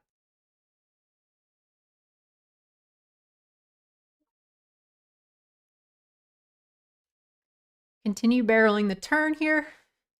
A lot of draws on this turn.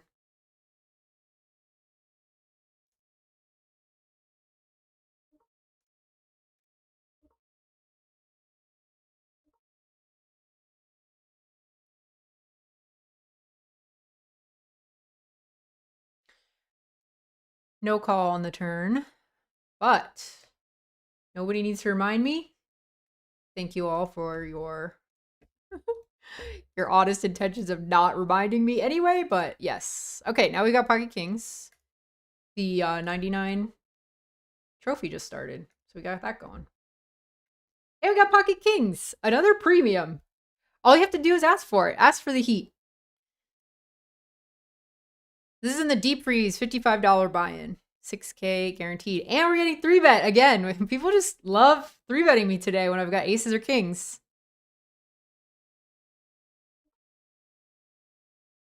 And this guy is very aggressive.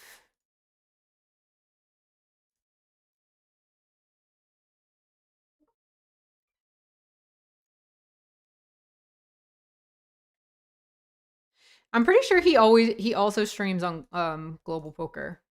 I thought I saw somebody with that screen name say that they're streaming on Global. You guys want to check it out?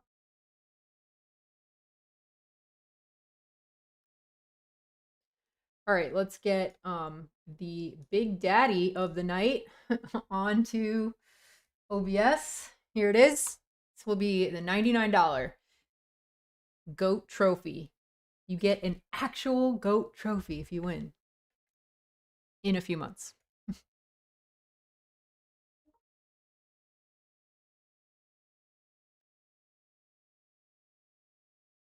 That is a really funny question, Austin, because in my friend group, we have like, I mean, I think most people know by now, like, there are different, he asked, is there a certain player nationality that you adjust your strategy to? Would you play tighter against someone from one country and go more aggro against another? There's not a lot of countries that have a reputation for being nits. You're more gonna gain a reputation if you're overly aggressive. Or if you just happen to be from a country that's really good or really well studied. So, like, just as an example of that, like this summer we were at a table playing what was the tournament that it was? Whatever, who cares? It was some tournament. And there's this guy who comes, he sits down, replaces a different player, and we don't hear from him for like an orbit, and then finally he says something, and then it was like this big deal that everybody made that he was from Germany. They were like, oh, I would have played this hand so much different against you knowing you're from Germany. And he was like, he looked like wide-eyed, like, oh, okay. And how would you play? And I guess people would have been way more aggressive against him or given him less credit for having a good hand. They didn't know, however, that we found out way later, hours later, that he's primarily a PLO player. So he just doesn't even play no limit. Just because he's German, that people are going to change how they played against this guy. So, yeah, there's definitely player nationalities that can affect your read on how they play. But I don't just like look at the person and be like, oh, you look like you're from this country. Like, I want to know what their background, like, where do they actually live? Where do they play poker? I want to know more about where they play poker. If it's like some online Brazilian dude, I'm going to assume that guy is going to be playing a lot of hands and be playing really aggressive. Yeah, that's my take on it.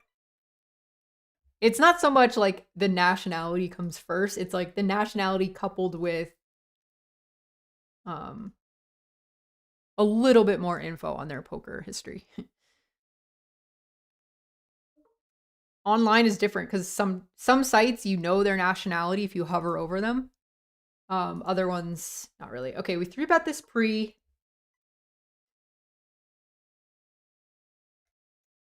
We're so deep. This is uncomfortable territory for me. I usually don't sign up on time like this because of that, because like 250 blinds deep is for the cash gamers. But interesting. Now we turn a gutter. This is a 3-bet pot, by the way. They opened EP. We threw at the button. Continued on the flop. And what are we getting to fold on the turn? What are we trying to make indifferent on this turn? Like sevens, sixes. Sevens aren't going to fold. Yeah, so I'm just going to be checking that. A lot of things are not folding on that turn card, so I feel like it's kind of a fine give up. Hmm.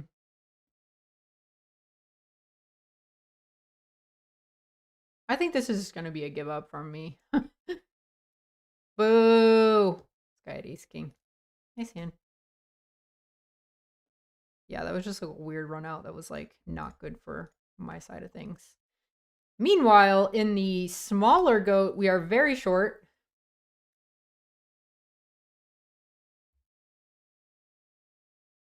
What's up, Joel? Nice. I love doing that too, having on random stream, like poker streams in the background while I play. Very nice. We're going to go the, I think, Spraggy and Lex route where we make little highlight reels of these streams going forward. So if you guys ever catch a stream, if you ever miss a stream, then you can catch the highlight reel later on. Obviously, if nothing interesting happens, we won't make a highlight reel about it. So it'll just be the most interesting hands from the evening, especially in the tournaments that we run deep in. Dang. Couple of spots where I need to circle back and look at with the ace queen. They both were ace queen hands. Or I could have jammed with the ace queen on the turn and then that one. I think that one was okay to kind of give up with because once he check calls that flop, I don't really see him giving up too often. Obviously, when we see as ace king, that's one hand that would.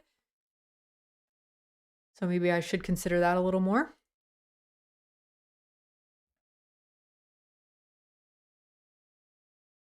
Next time.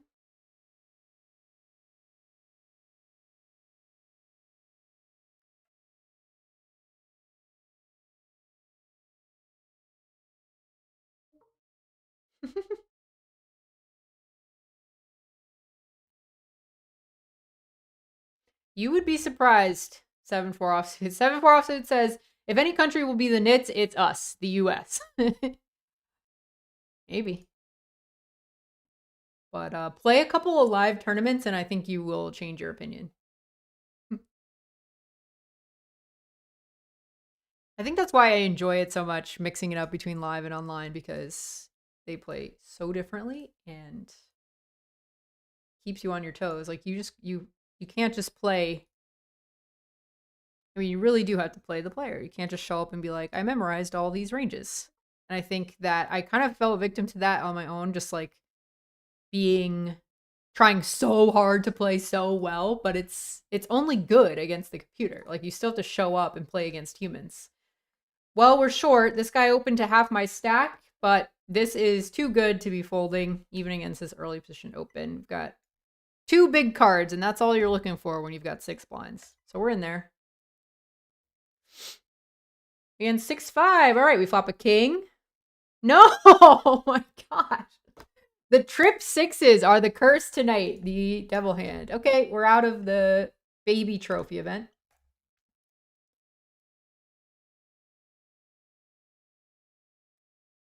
Out of the trophy. All right, let's look for what else we got going on here. Oh, this.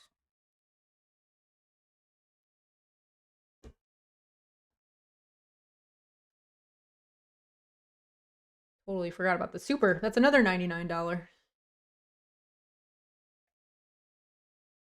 Ooh, nice. We got pocket queens up here in the blitz. Hanging in there with our 10 bigs. Not a lot has gone on that table. I don't know what's going on. I think we're just kind of card dead on that table.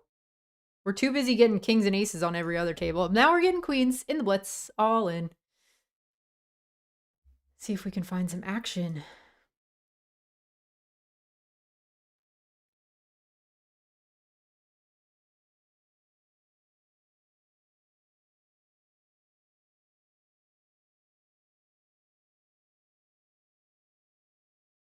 Let me know in the chat if you guys would ever be interested in watching a stream where we kind of just run this back and Jesse gives me his thoughts. A hand history review, if you'd like to call it that.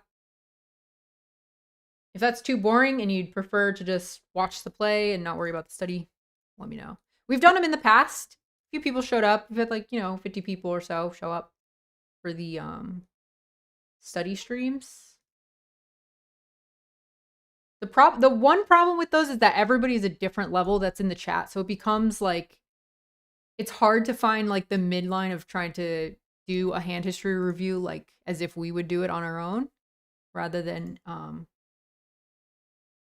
but at the same time also wanting to help the people in the chat that have questions about stuff. So I don't know if that's something you guys would want to watch every once in a while, just a hand history review. Let me know in the chat and we will put it on the calendar.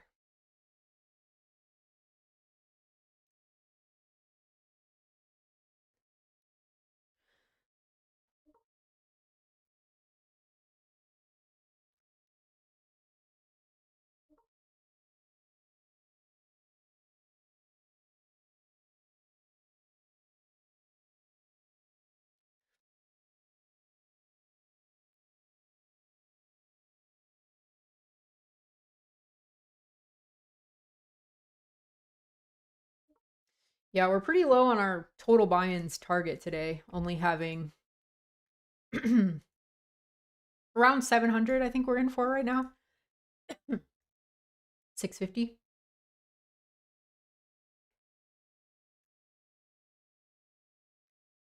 Carniatis, whom do you like to watch stream while you play? I mean, a lot of like Spraggy, like the Europeans are always streaming when I'm not playing.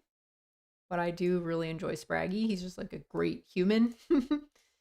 I like Ape Style's stream. I don't know if Kevin Martin has streamed in a while. I haven't paid attention, but I used to watch his streams. But yeah. Lately, I've been just really into having tennis on in the background. I'm like, I don't know if you guys are tennis fans, but that Wimbledon finals men's match was insane. And it got me all fired up about tennis and like watching the young guns. Plus, there's that show on Netflix called Breakpoint, which is really good. If you're even remotely into tennis at all, it's not much about tennis. It's just about like the new kids on the block and all the training, all the behind the scenes. It reminds me a lot of poker, people traveling from tournament to tournament.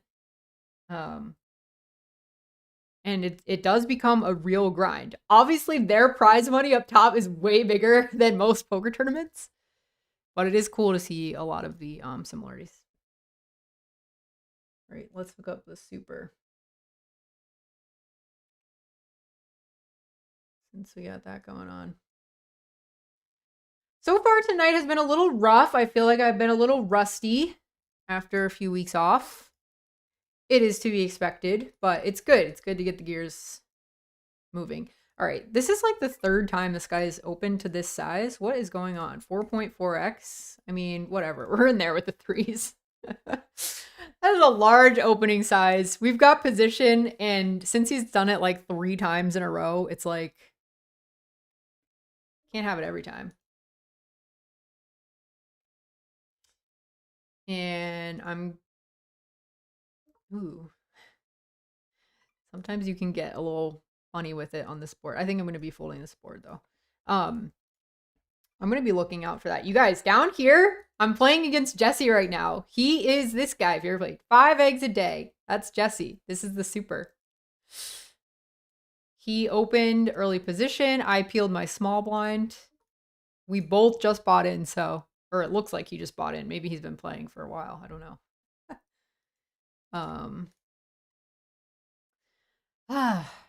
It's so weird to play. There's so many levels to this to play against. All right, wait, I'm just gonna check. Makes it easy. There's so many levels. Like he knows that I know, but he's my coach. He teaches me how to play. Oh man, if I just check call this turn, I feel like I'm really gonna get attacked on the river. I'll just, here you go, 3 blinds. He might shut down on this river. Fingers crossed that he checks back and we win a pot off of him. He's too good. He's not going to do that.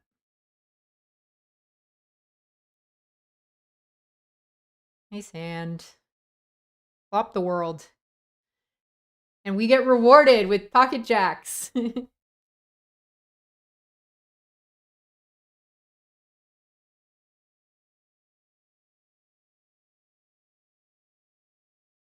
Carniatis, that is the best, right? He said, I love being older and everybody assumes I'm a nit.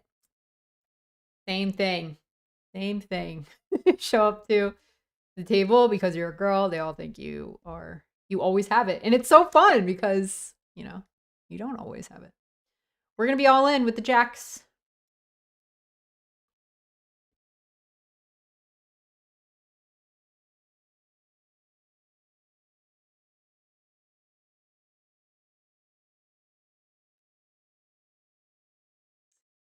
Interesting. I don't know, David. You asked this a while ago, but he said, do you think that people will be... Oh, and we ran into aces. Oh! Hell yeah, let's go. Jack on the turn. Sorry if I blew out your eardrums, all those people who are trying to listen to a chill stream. Boom. We're back in the mix in the super. We bought in late, so we were really short. Lost a pot to Jesse, and now we are back in the mix. All right, let's raise it up against his big blind, shall we?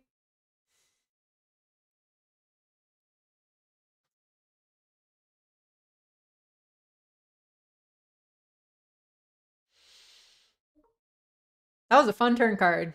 That woke me up. Good way to come towards the end of power hour here. No, Sky's all in. Even though it's only like 11 bigs. Can't call with this one. There's a lot of hands you can call. I don't think this one's a good one to call. We were getting in a situation over here in the deep freeze. We called 2 blinds on the flop. This was 3 ways on the flop. They only bet 3 blinds on the turn, 3.3, so... I was going to say, when people size down on that type of turn card, they often just snap check back river. So start kind of attacking those small turn bets when people, especially because they're betting in position. It's like, if you have the option to check or bet bigger and you chose, I'm going to bet small, it's usually not too strong of a hand. But could be convinced otherwise. This guy goes all in for 1.5 blinds. I think I'll just flick in the 1 blinds. Flop top pair.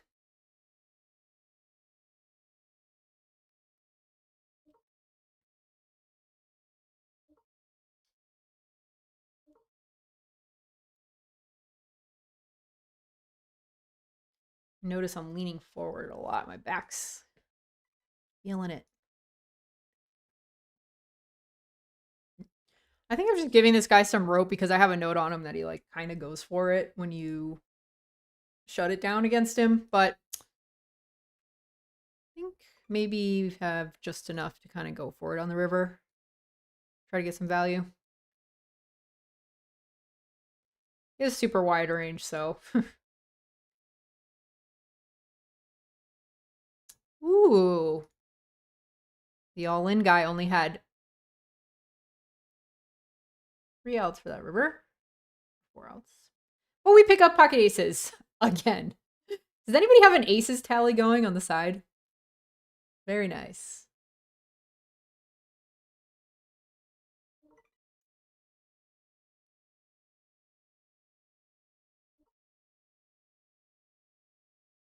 I don't want to jinx it, but for all you people who have watched this stream from all the beginning streams, I haven't timed out once on a decision.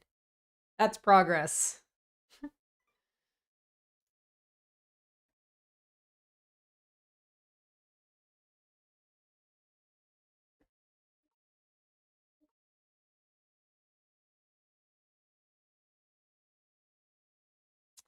All right, let's go a little bigger on this board. With the aces.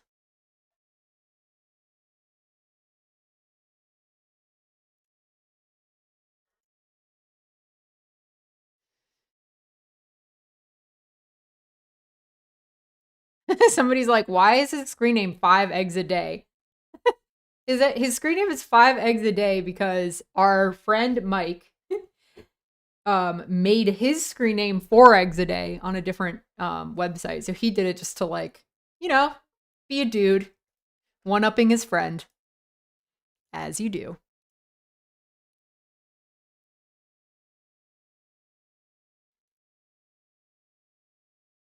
I actually, man, is this just a rip on this stack size? I feel like this is just a rip on this stack size. I know it is from the small.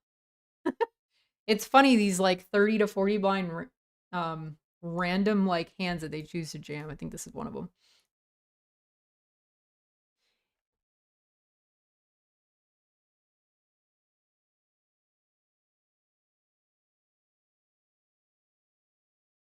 Oh, thanks, Veggie Poker said, I thoroughly enjoyed you two doing the vid on ranges and the GTO wizards and charts. Okay, good to know. Those are, you know, like we do a lot of studying on the side with a small study group. And sometimes Jesse comes super prepared like that, and he does all these things to get ready for it, including making those sort of PowerPoint presentations. So he thought, you know, it'd be good. It'd be a good thing for you guys to see. Glad you enjoyed it.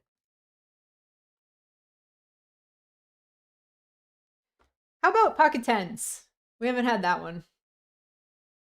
Had jacks through aces tonight. It's been absurd.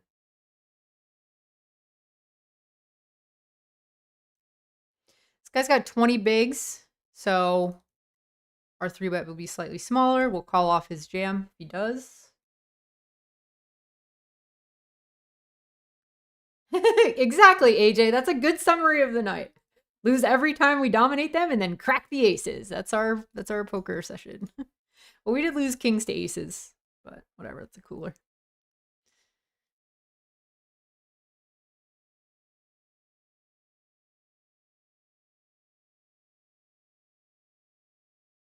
Oh, that's a cool point. Oh man, this is a crappy flop for tens. Guy just calls the 3-bet. Interesting. So he doesn't have things like ace king or ace queen, most likely. He probably would have ripped that in pre. What are the types of hands that he would just call here?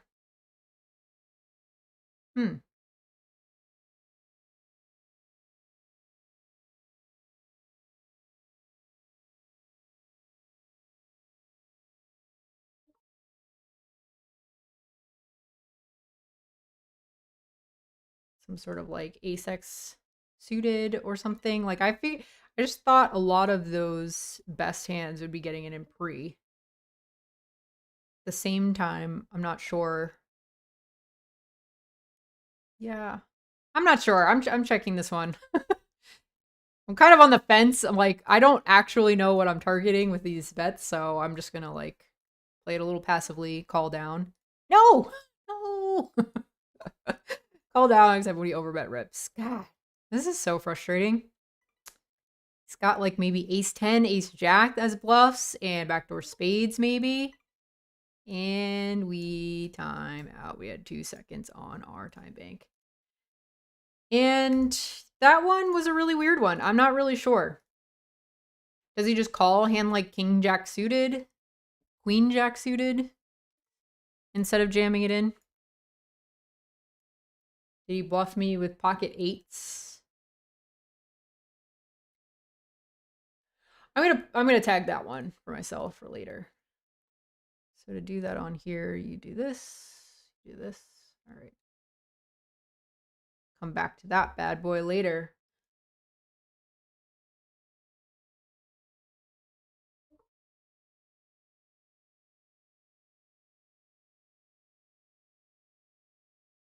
Do you think a lot of these spots are kind of close? So I'm not gonna like beat myself up too much.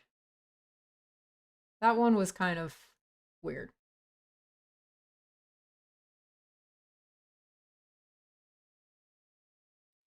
Sometimes people trap too with really big hands. It would have been really hard for him to have kings there, but he could have had aces. But yeah, like I said.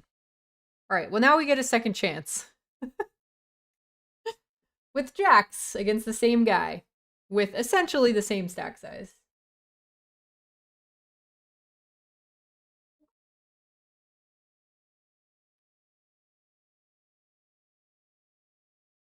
No, Domenico, I'm not a Taurus. I'll give you another guess.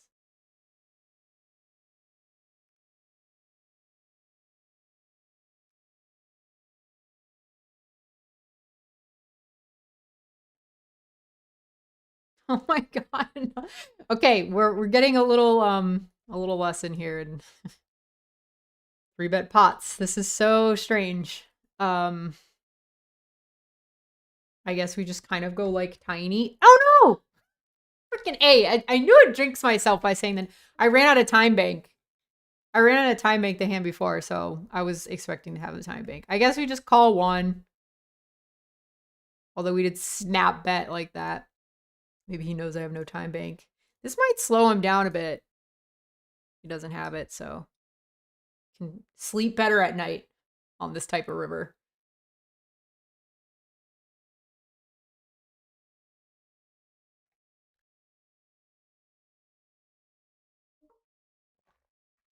All right, we're going to check back and hope to win.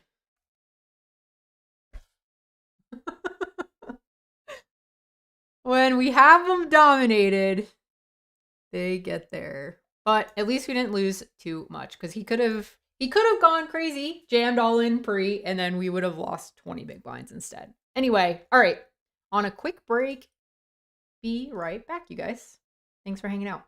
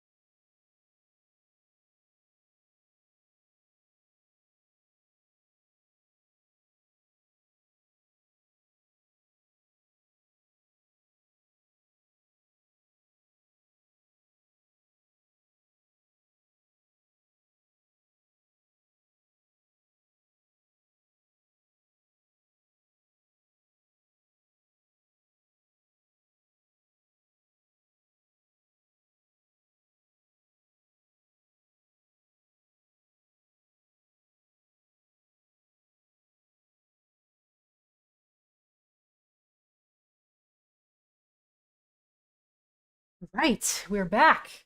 And we've got a little Saki here. Say hi. You want to say hi to the people? I don't know if you guys can see her, but got a little Shiba in the house.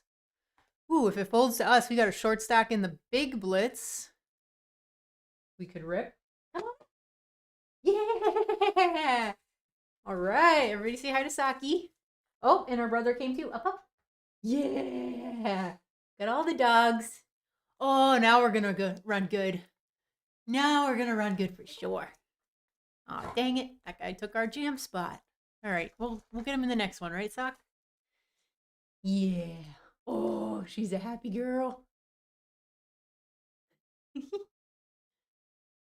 Oh my gosh, you guys. We haven't used it all day. Look at the Shiba cam. There's the other guy. Very cute.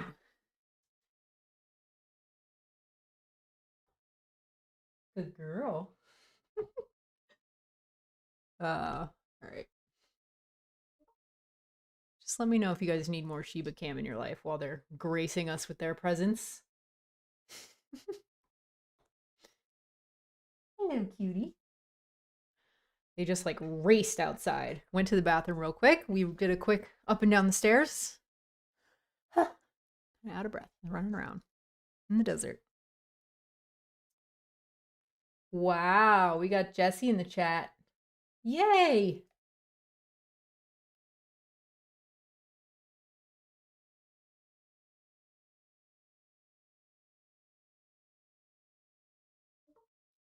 Everybody on the fence about that pocket tens hand that I played, so at least we all agree that it was pretty close.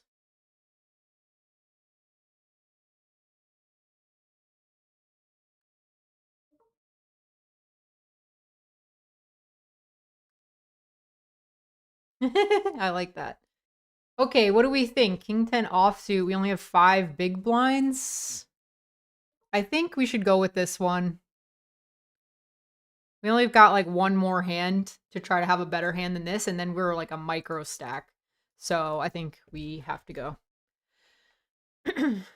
And these two on the left are not sitting at the table currently. They don't have any cards, which I didn't quite notice. So we're already in the low jack. This is slam dunk jam. Sorry, I thought we were like 2 positions earlier. We're all in. King 10 off in the big blitz. Biggest blind of the night is 218. We got another friend of ours in the big blind. I was gonna say he calls me, and we lose. At least we're giving it to someone that we are rooting for. Yes, Laplace. This stream is on a slight delay, 4 minutes. Gives them enough time to not be able to catch up with the stream. Not a dumb question at all.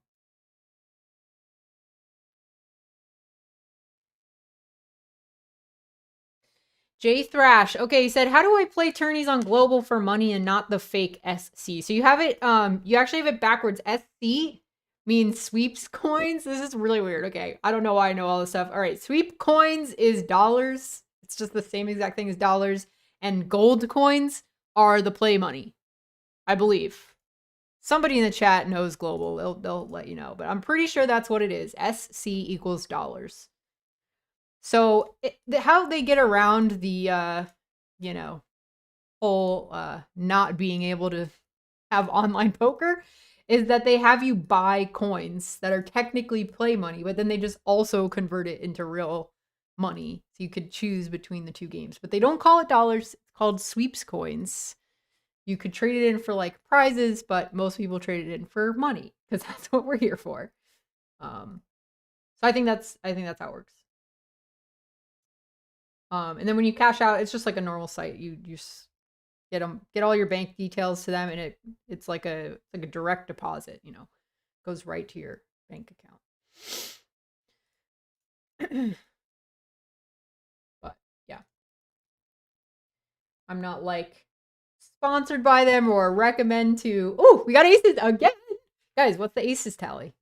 This time we only have 7 bigs, so it's not a big deal. But still, I mean, I'm not complaining.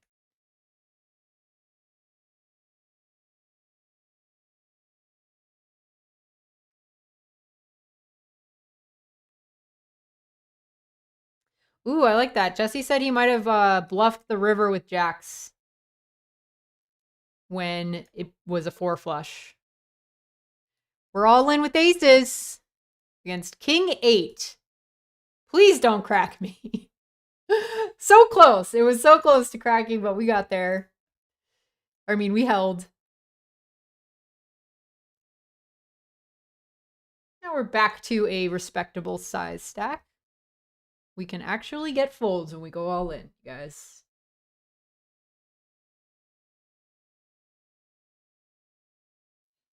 Yep, everybody pumped about the puppies.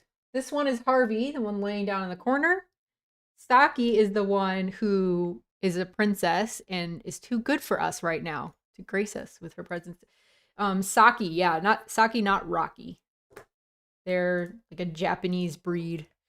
So she's got the Japanese name, and then Harvey was named after Harvey Dent from the Batman, because when he was a puppy, he was either all over the place or like just doing this, just laying on the ground when he got tired. So that's Harvey Dent. They both have like 5 names each that are very long, and I'm sure Jesse can type them in the chat to you. I say puppies, but they're almost 10. In 1 month, they're going to be 10 years old. It's very cute.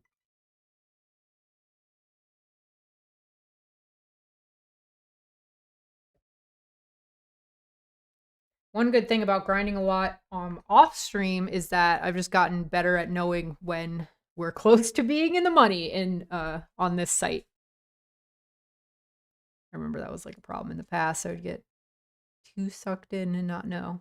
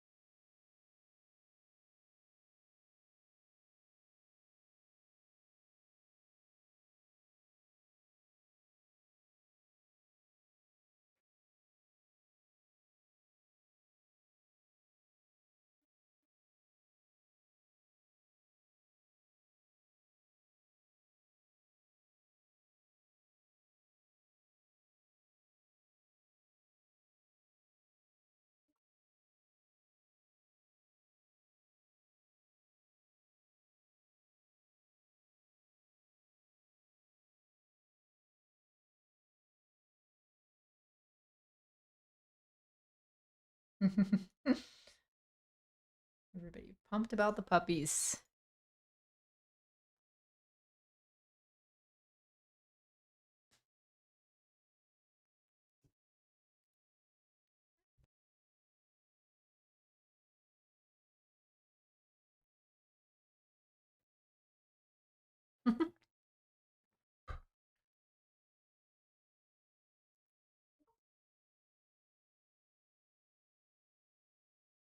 Maybe actually this is power hour, because this is more when you're gonna build a stack and make the money, or you're gonna just dwindle. We got pocket nines, favorite pocket pair. I feel like you always flop a set with pocket nines. 100% guaranteed. Right, guys?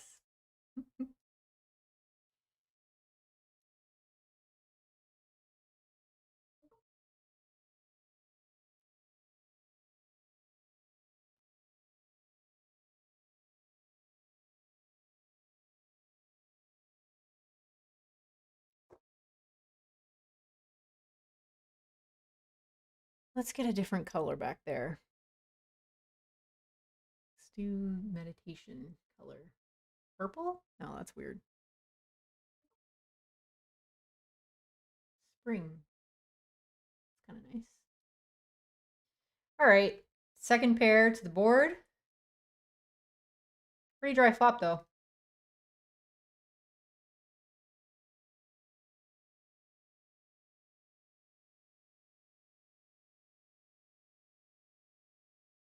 I don't know if it's slow for you guys, but my computer looks like it's slowing way down. So let me know, and I'll take off one of these.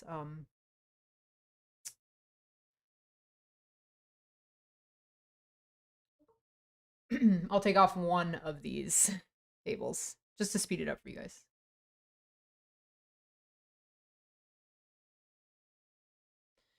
Well, we turned a set. We didn't flop it, but like I said, nines, making sets. Feels good.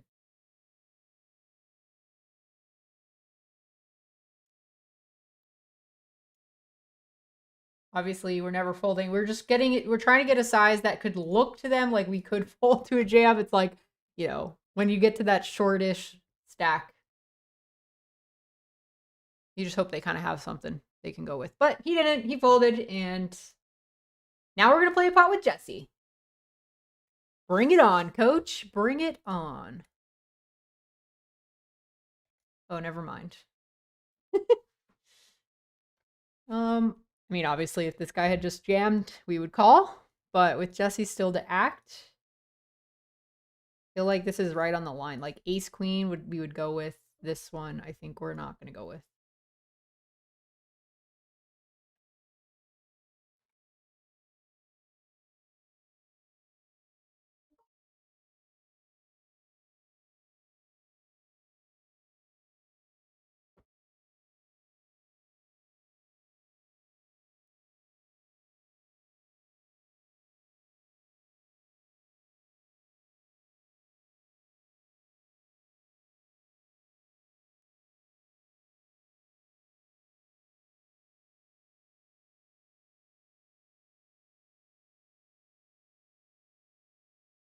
Yeah, they're not super aggressive. He said they look like the Korean Jindo dogs. Very loyal, but can be super aggressive, like a pit bull. They definitely have their moments, but in general, they're really playful. They're just also really strong-willed dogs. So they're going to do what they want to do, pretty much. Harvey is a lot more, I guess, like obedient. Saki is just going to kind of do her own thing unless she knows that you really, really mean it this time. She's going to be testing you. All right, we got pocket queens up here. This is the $99 trophy. Let's put this premium to work. Let's go.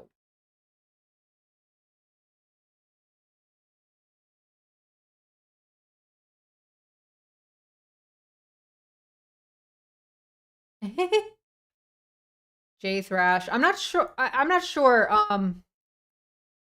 Somebody in chat can help you out about how you buy sweep coins. It's like, I forget where it is.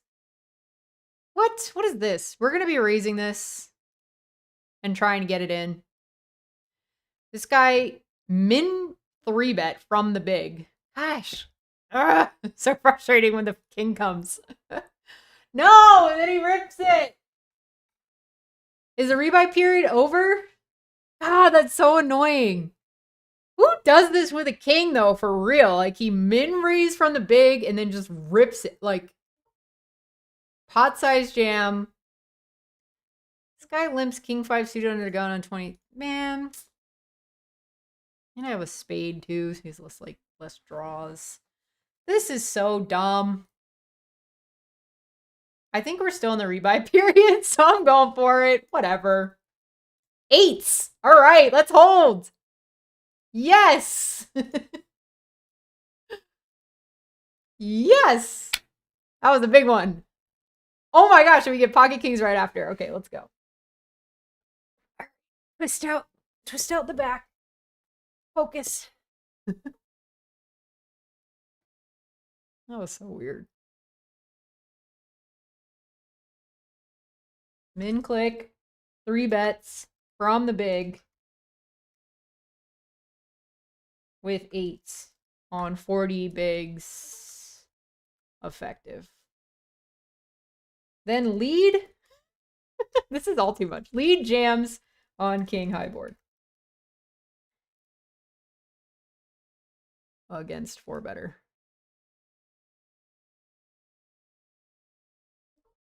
Never in a million years am I going to have time to read that novel to myself in a future hand, but if I have time in between hands, you never know.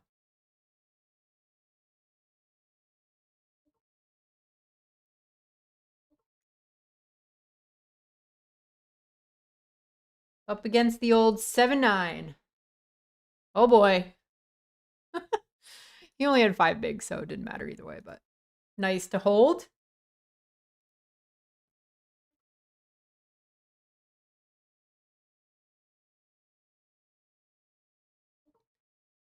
Another pocket pair. And that guy rebought. Sweet. And he's on the button. We're probably going to be playing a pot with that guy. So one of the things that people ask is like, how do you make how do you make adjustments like in game to different player types? Like how can you possibly keep track of all these players? But my take on it is like you just find the most active players at your table and look at their tendencies. Like start with them because they're the ones that you're going to be most likely up against. So start there and then work your way down to the people who aren't playing as many hands. But if they're not playing that many hands, it's not really that important for you to know how they play.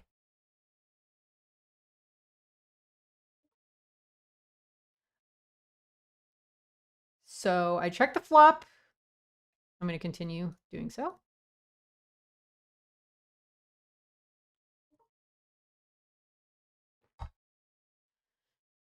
He could turn a lot of Broadway draws, and he could definitely have a 10, but he'd have Broadway draws that he would try to bluff me off of whatever, something, a hand like it looks like I have, like this.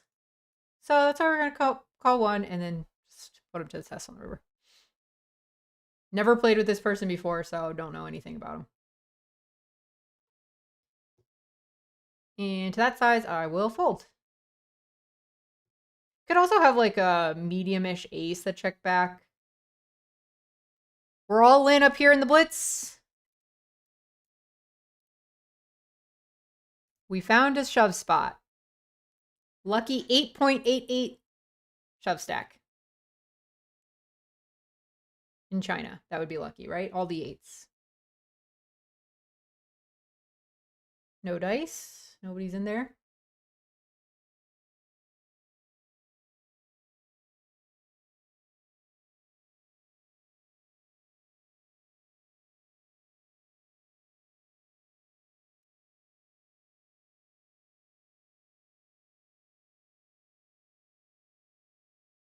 Oh, the changing colors is a little distracting. Yeah, I kind of agree. I'll put it back on This one's candlelight.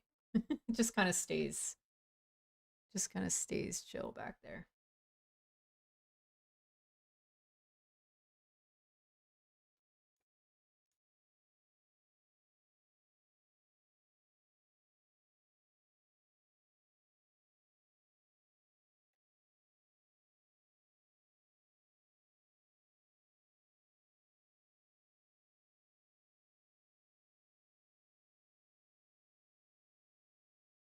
Sir Space Lee, why don't you use a HUD? I don't think you can use a HUD on global. I think it's against their terms and conditions or whatever.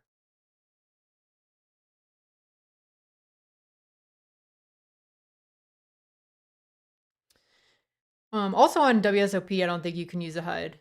I think the only site that we can play from here in Las Vegas is that you could use a HUD on, I think, is ACR. So I just, I came up past like Black Friday. I didn't know any of like the online stuff, but wow, we've got 2 very short stacks in the blinds. So we're gonna hope that one of them shoves over us.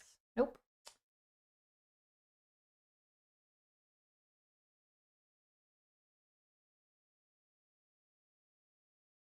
That big hand with the queens against 8s was in the $99 trophy event too. I mean, that wasn't just like a random $22 event. So that guy going in with the 8s, pretty epic.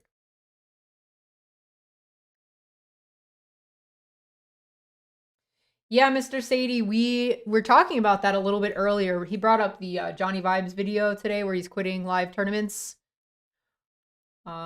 Yeah, I mean, essentially what it boils down to is he's saying like it takes a lot of work, a lot of study that I think that he's already put into cash games. So to try to do all of that work when he's making money, we're all in, by the way. Ace 5 suited, I like this hand. To put in all of that work into tournaments and like switch gears and try to go back and forth while making content, it's just you're stretched too thin. Like speaking from personal experience, it's like you got to pick one game and stick with it because there's so much depth to like how people study these days. And if you don't want to fall behind, if you're striving to be elite and you're striving to go up in stakes, then it's gonna take a lot of work and a lot of run good. We got pocket nines again. Woohoo. This guy's got a short stack. I think we've got a good spot to just rip here. It folds to us.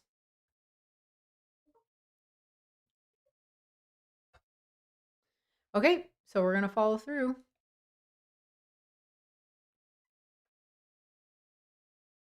I'm gonna disconnect one of these tables.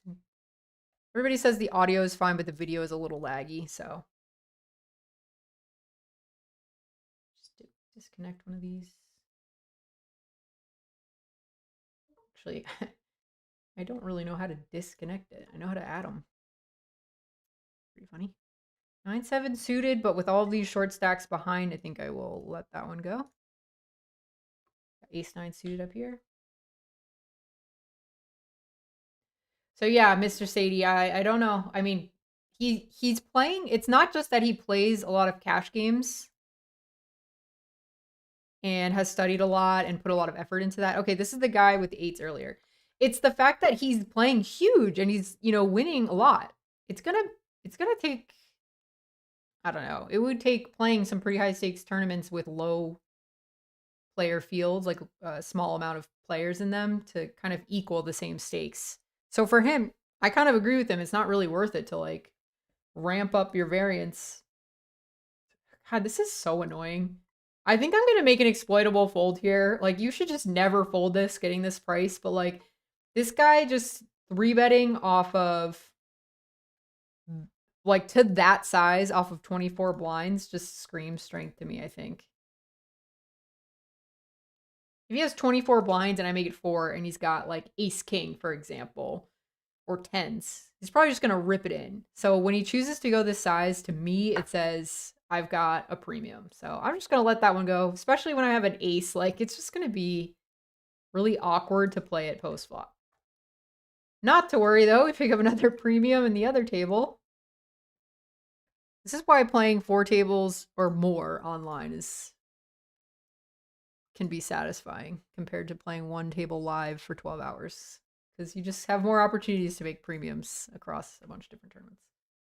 Anywhere.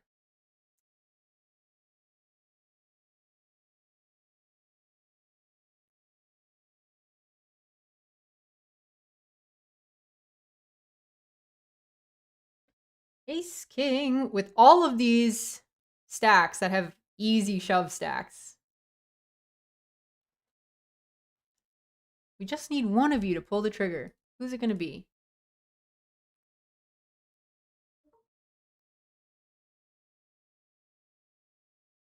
What just happened? Oh, that guy had less than 2 blinds. I see.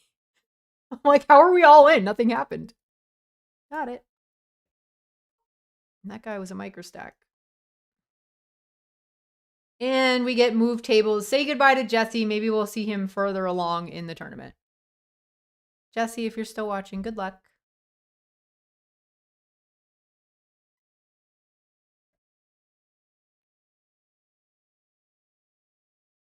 Yeah, I've never been a fan of HUDs, but like I said, it's just because I don't really know how to use them very well. I could definitely take, if I was playing on a site like ACR, if that was like my only site that I could play, I would definitely take some time to learn how to use one, just because everybody else has that much more of an advantage if they use it properly. Otherwise, if you can't use it properly after kind of figuring it out and getting practice with it, it's just a distraction. So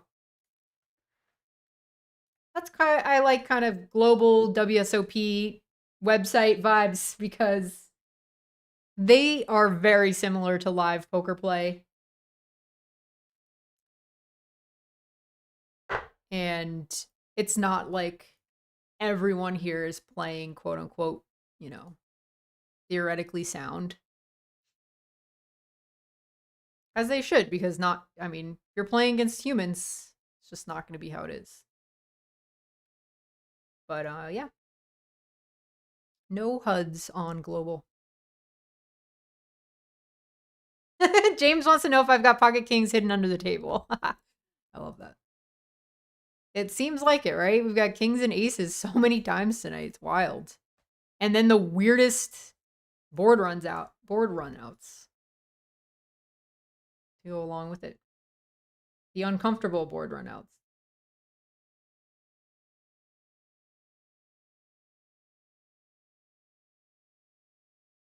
I honestly just need to pull up GTO Wizard and force it to only deal me ace queen.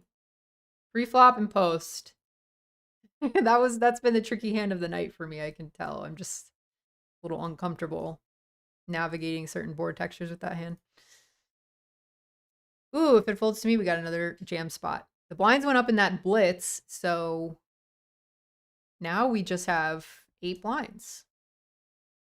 But everybody else is pretty short. Aw, man, I think we gotta fold now. Dang it. We'll find our spot.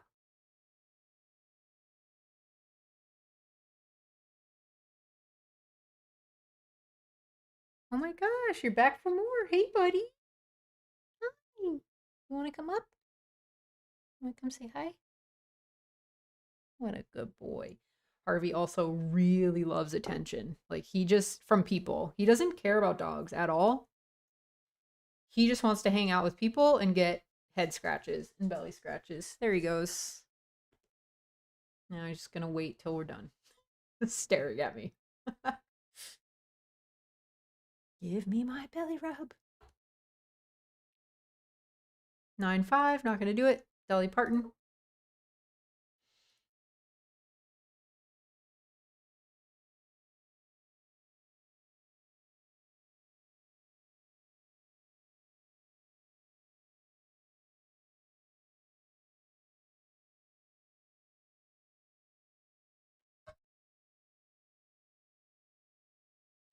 Oh, we know how to play ace queen on this stack size.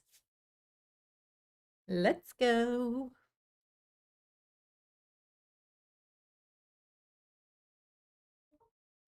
All in this time. All in. Send the good vibes.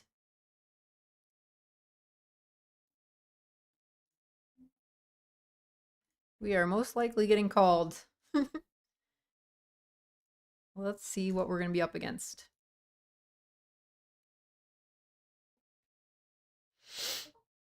Oh, no.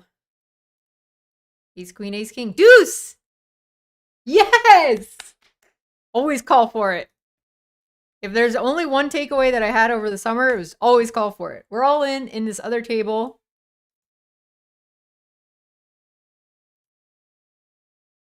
The deep freeze. 12 bigs with 9-8 suited. All right. We're going to be all in again because we've got ace jack up top. Unless this guy opens, because this guy opens, we're still all in. We've got 8.5 bigs. Okay, let's do it. Round 2. We are super lucky to even be in this right now, so we are on borrowed time in that tournament.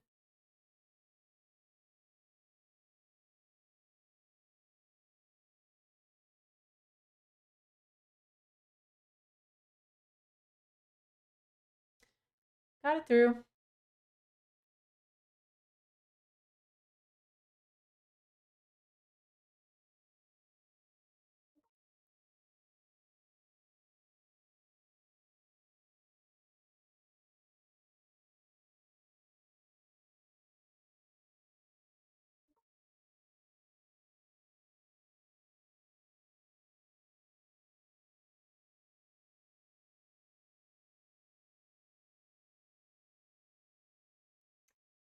I'm not sure which hand you're talking about, Jess, but let me know later on.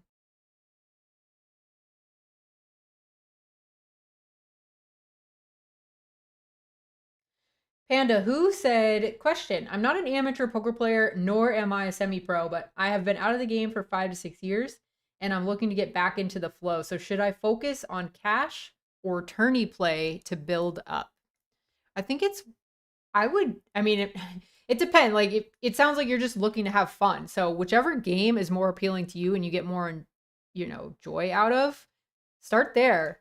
If you're asking which format has more like recreational players at it, I would say tournaments.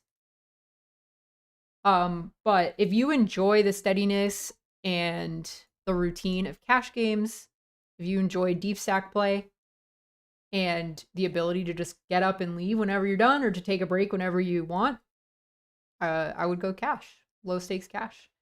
All right, we've got ace queen when we flop a queen against the guy who went crazy with eights earlier. So we're definitely going to start with a bet.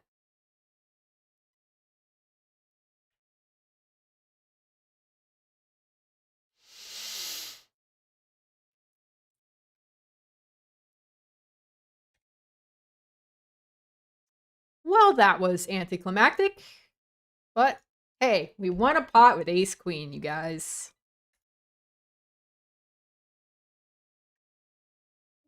And down here, blind versus blind, I think we call. Any ace, 13 bigs. Quite a big shove, but what are you going to do? All right, nice double up in the deep freeze. Ooh, and now we get ace king.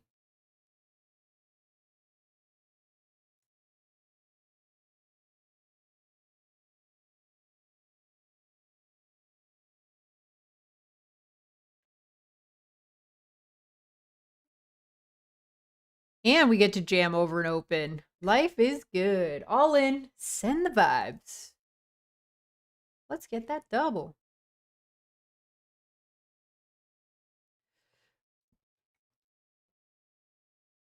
Oh, wow. That's a big flip. We flop a king, though. Can we hold? Yes. Yes. Nice hold. And we have life. We have found life, everyone. All right, down here in the super, we open queen jack suited. Such a pretty hand. Ah, no action. That was a nice one. Okay, so I'm actually going to look up the payout info for this blitz because with 25 people remaining, we're probably 13 away or so from the money. I'm going to take a guess. We are exactly 13 away from the money. 12 pay. First place in that one is $4,300. That would be nice. 78 person tournament. That's why you see all the same guys winning high rollers. They're playing in tiny little fields. So they just get to win all the time. It's so much fun. All you need to do is have 250K spare change lying around per buy-in. That's it.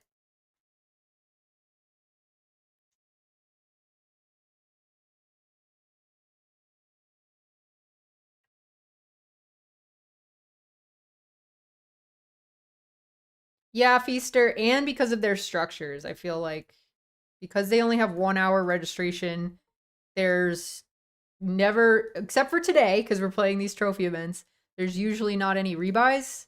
It means that the tournaments are pretty much over in 4 or 5 hours on global. And that is an amount of time I can get behind.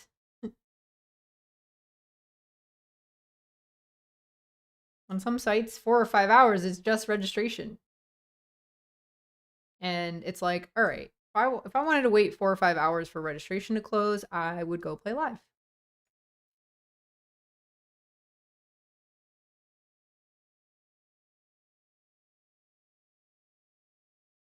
Also, just timing wise, like this is really good for my schedule. I can have like a full day.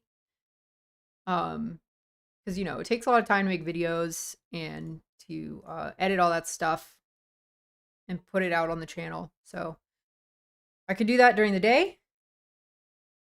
Also, like have a social life and go do things with your life, and then at night grind a session. It's pretty perfect. I enjoy that routine.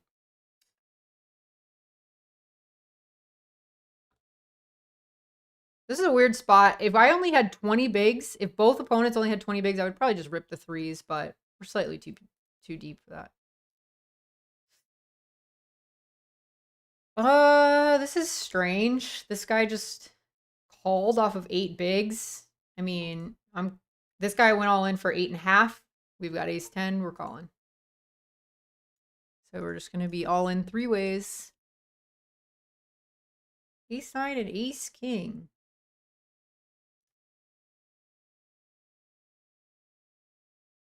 Yeah, I mean that guy, the guy who originally shoved only had 8.5 bigs. Like we're not folding ace 10 suited. And we get Jack, Ace Jack. This is in the $99 super. So.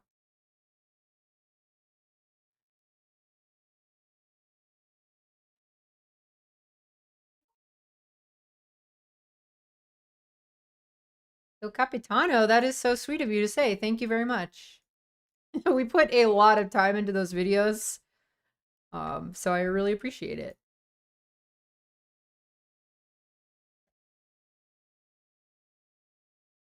We jammed. We made the nuts. Woohoo! Took me a second to register because my computer's lagging a bit. And then we've got pocket nines over here. Bye, Harv. Oh, he stuck around for a minute. Hey, buddy. Wanna come say hi? Harvey, up, up.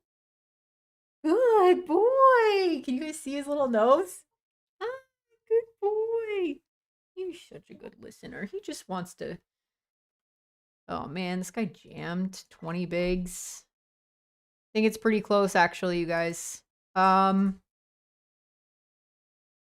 think it's close, but I'm gonna call this time. Pop a 9, my gosh. Please hold. No. I always pop a set with 9s. Dang it. That would have been a nice hold. Been a nice pot. 40 left in that one. Those type of moments, they always make me feel good about the session. Because when I'm done with the session, if I haven't cashed a single thing, those are the types of hands I think back to, like, oh, I would have had a pretty huge stack if, like, X, Y, and Z hand went our way instead of the other way. And then sometimes you're just going to have sessions where they all go your way, and those are the dream. Only got 5 bigs, but the Doyle hand is not going to do it for us. R.I.P. Yeah, so you guys that watched the vlogs this summer, they were all bankroll challenge videos. And now you're watching in real time some of the online session that make up those videos. Trying to turn it all around. Didn't lose too much over the summer, and honestly, that's a big win for a lot of tournament players because I think I started the challenge because of that exact thing. A lot of people just lose their entire roll during the summer. So I took a more disciplined approach than I usually do this summer. Hang on, let me shut my door.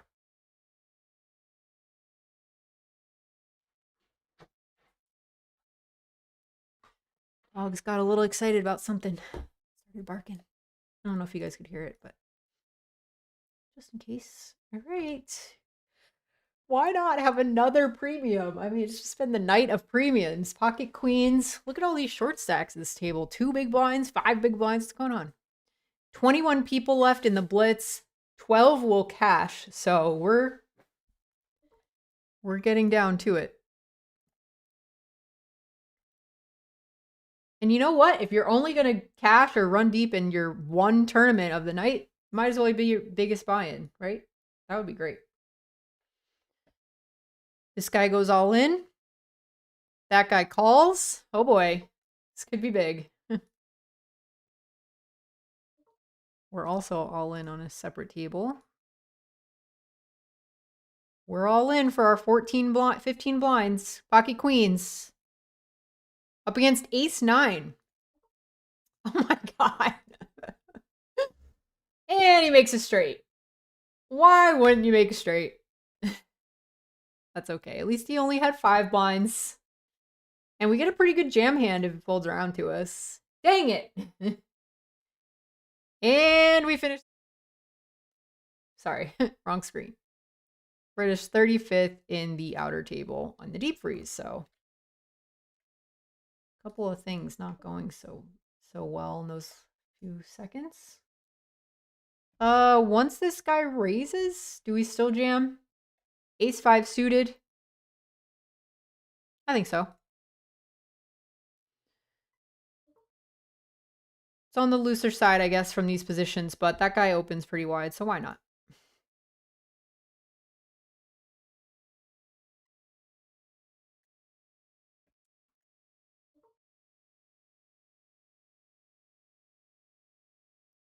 No! Oh my god, gonna be hard to win that one. GG's in the blitz. Lose queens to ace 9, right? Is that what they had? And then ace 5 to ace 10. Boom. Just like that. Back to back. Now we've got ace queen. This guy's doing this funky 4x, and that's gonna make my life pretty easy. I think I'm just gonna rip it over this. You know? Just gonna go for it.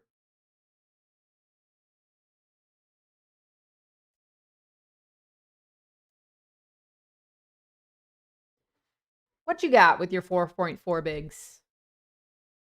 What are you trying to do to me here?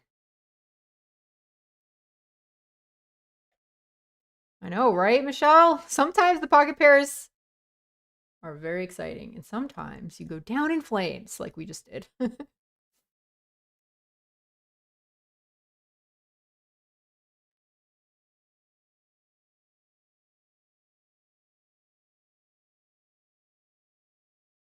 But you got to fight for every pot until the end of the session. There have been many sessions this summer where I was just like, God. I mean, tonight we're running average. Like, I don't think we're running bad by any means tonight. Like, I think it's fine.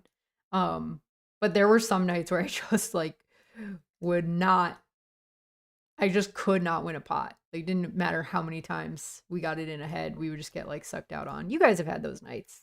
And then the very last tournament of the session, it would come through and we'd, final table or win it and somehow either break even or go up. And sometimes those sessions where you break even, but you really had to fight for it, can feel even more satisfying than just like running really hot and like winning something.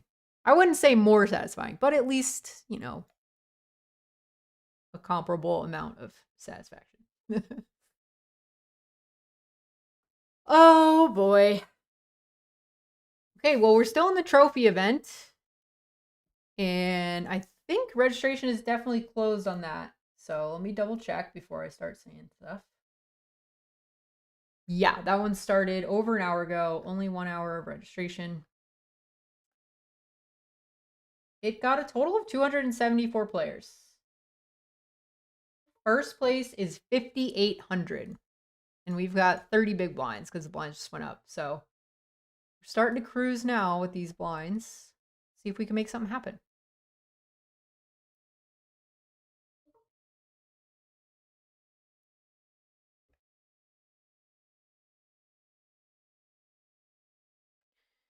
Ace King, and this is in the super. Jesse's back to our left. Nobody tell him we have Ace King. We want him to jam on me. We want to win his chips. Oh my god, he jammed. Let's go. Are we about to bust? Are we gonna...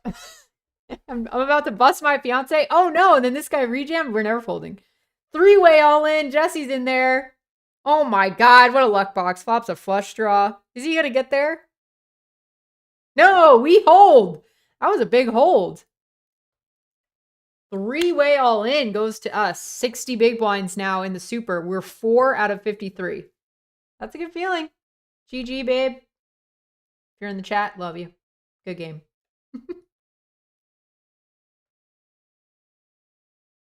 Honestly, I'm sure he's happy now because it gives him an excuse to go down and like make food or something. Getting that to that time, dinner time.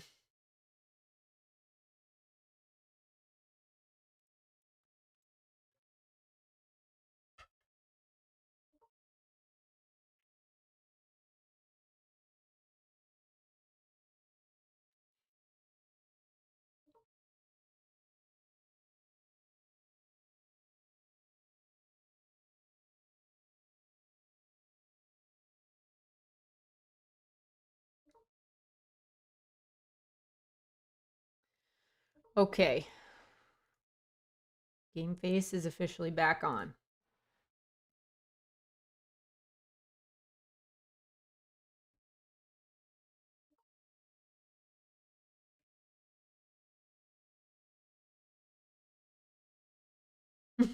Ben said, "This is why I don't like playing online. Much harder to get people to fold." Yeah.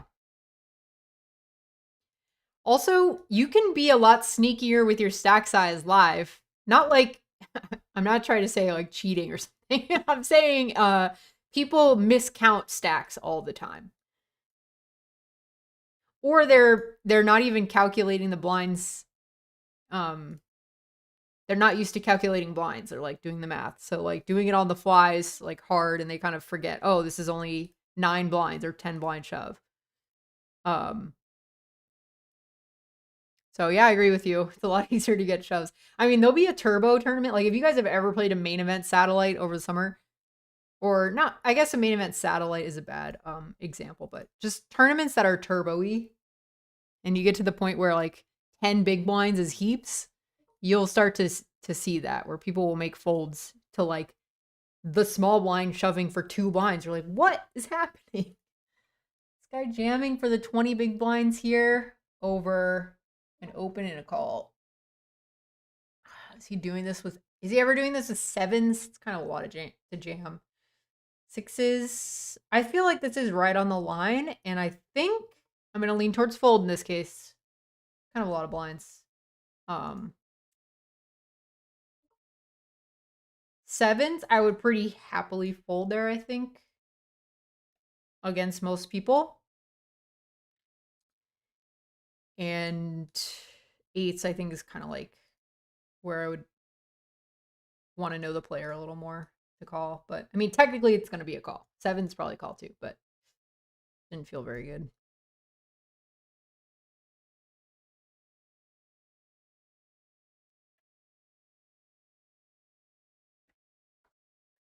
Yeah, some of you guys commenting on the guys, this guy's 4.4 big blind open, looking weak.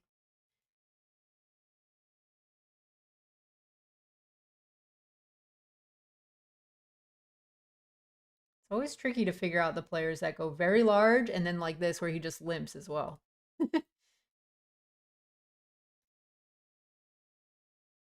And then sometimes he will min raise. So he's got 3 different sizes going on pre-flop.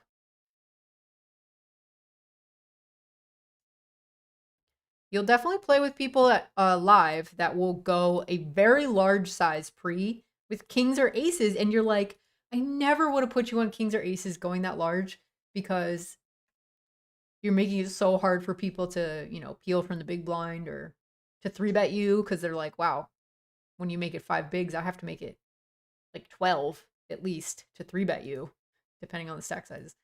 And yeah, so it just looks like, oh, you didn't want any action with your aces? But no, they're just like, whatever, I've got aces. I'm going to go big. Always throws me off, those ones.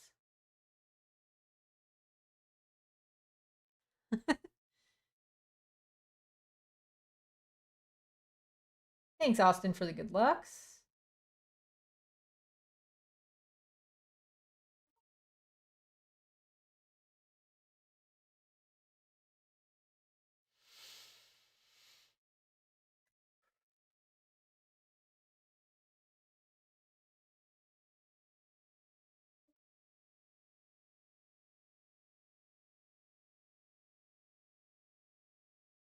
Let me see how many people pay in the super. Oh, kind of close-ish in there, too. There's 47 left and 24 pay. So with that huge triple up that we just got earlier, we're in a good position.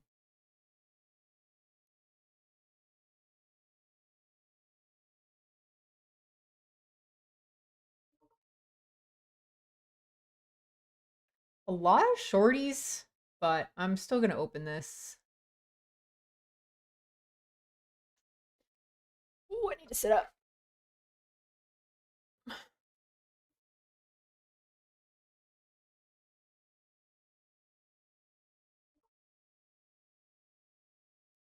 Dang it, he's only got 6 blinds. We're going to have to call him off. Got a nice little flip.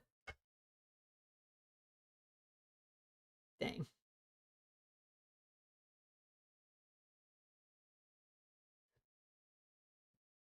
Pretty much if any other player at the table shoved over that open, we could easily fold and go about our day.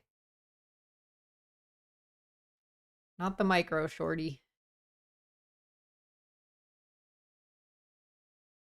I don't know if 6 big blinds qualifies. What do you guys qualify as micro? No dirty jokes, please.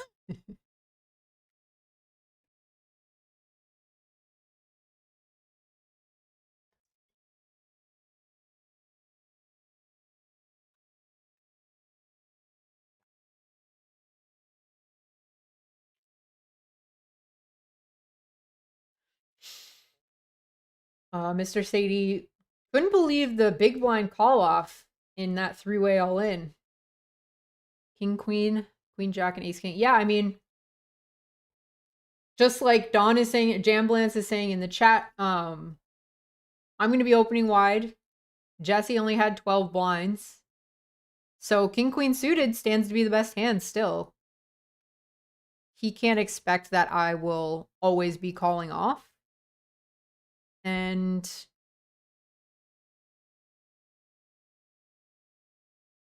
king, queen shoving there, like over shoving for the 30 big blinds or whatever that he had. Could get better hands to fold, like ace 10, ace jack for 30 bigs. Like I probably think that he had better than ace jack for 30 bigs. So I think it was fine. It was a fine play. He just ran right into our ace king. And we are the benefactors.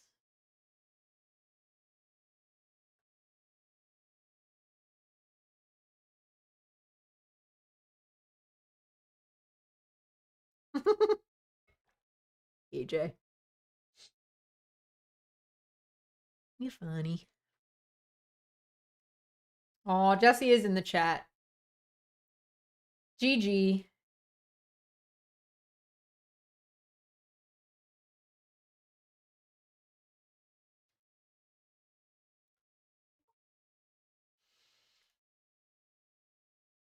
Lines are cruising because we're all very short at this table. The biggest stack at this table is 21 blinds. So things are about to get spicy with the all-ins.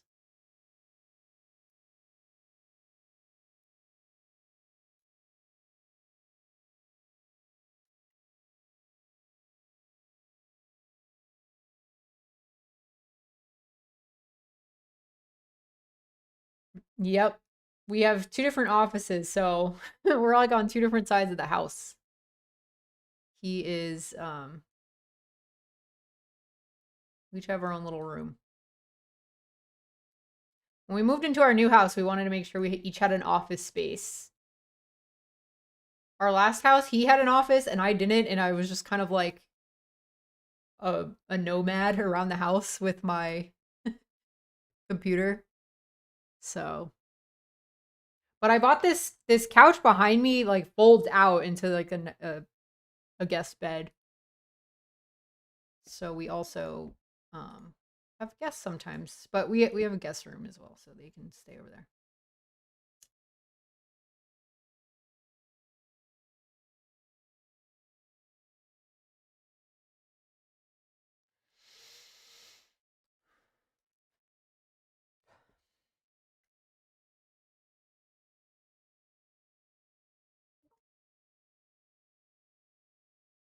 Oh my gosh.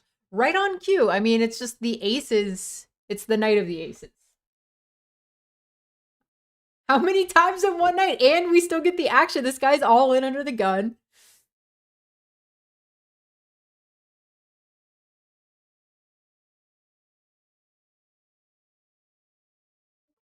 Very easy decision. What's going to happen? All right, we're all in.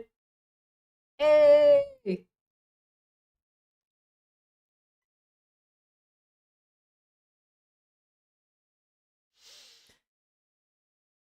And he has kings. How unlucky for this guy. Oh my gosh. GG, unlucky. We know how that feels. It looks like we're on break now with this pause. Holy crap. I mean, I really wish that we had started an aces tally. This is incredible. How many times over and over can you get it?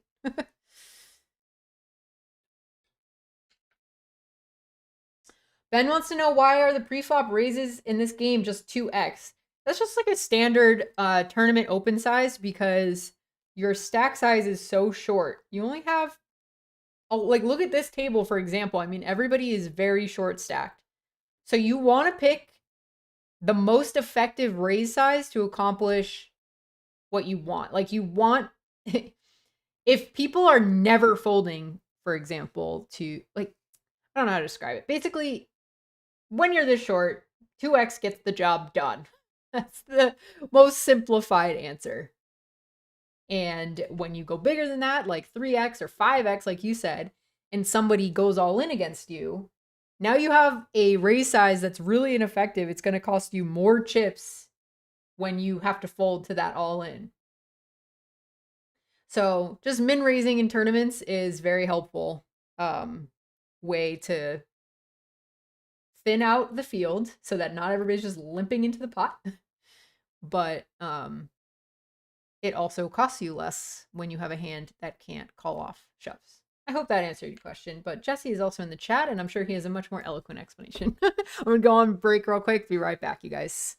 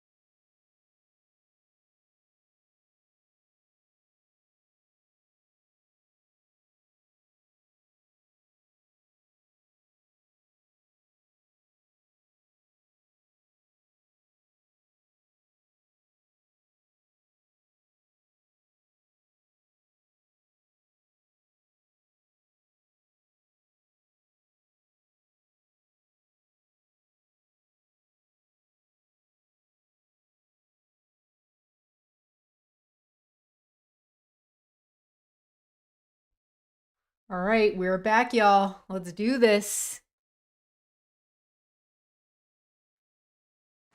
Nice huge pot with aces right before the break. And what did I miss? I got a super chat. Oh, thank you, Colby. Said thanks for all the great content, Ashley, for $5. Thank you so much. Appreciate you guys being here. First stream in months. Feels good. Hello, Deke. Welcome back. Miss saying hello to both of you during WSOP when I was there.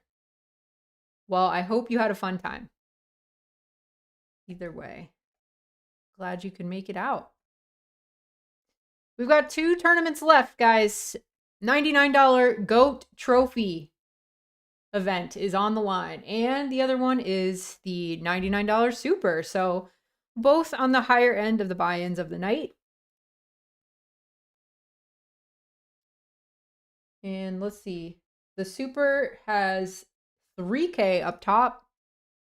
The trophy one, like we said, has 5,800 up top. So we're nowhere near that. Just giving you a little info.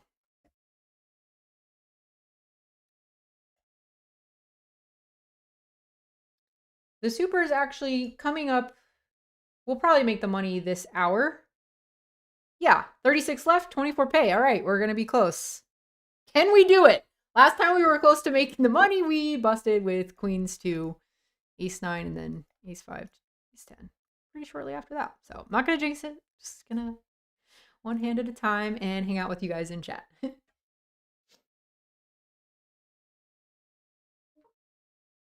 Hey, Panda, we talk about this a lot. Like, where do you start if you want to study?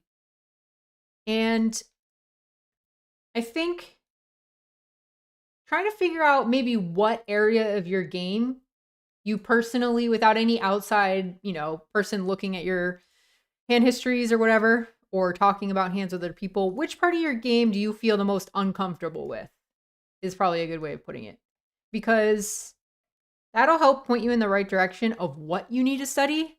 And then Googling around and asking people about more specific concepts will probably lead you to like a better resource. I think a lot of people say like, what should I study? But poker is so vast. There's so much to talk about that if you can narrow it down a little bit when you ask, or just for yourself when you're searching, it will help get you in the right spot.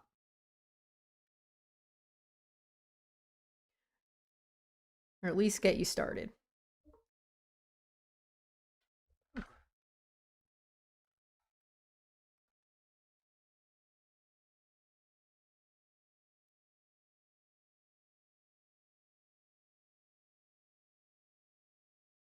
Yeah, and I agree with Jesse. There's a lot of free streams like we talked about Spraggy, Ape Styles, Kevin Martin, Egyptian. All these guys like on Twitch and YouTube that live stream their tournament play consistently 8 hours every day, all week. Those guys are in the zone.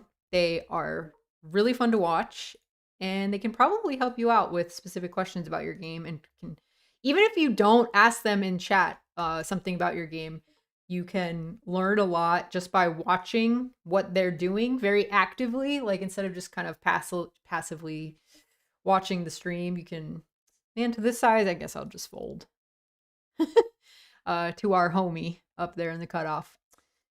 But yeah, even if you're watching them and you're like, okay, I would do this, but that person did that. Like, why is that? Why could that be a reason for him doing that? And then you just start to look for the answer. And in looking for the answer, you can either strengthen your own opinion that like your play is better, or you find a totally different new way of thinking about the game. So that's always helpful.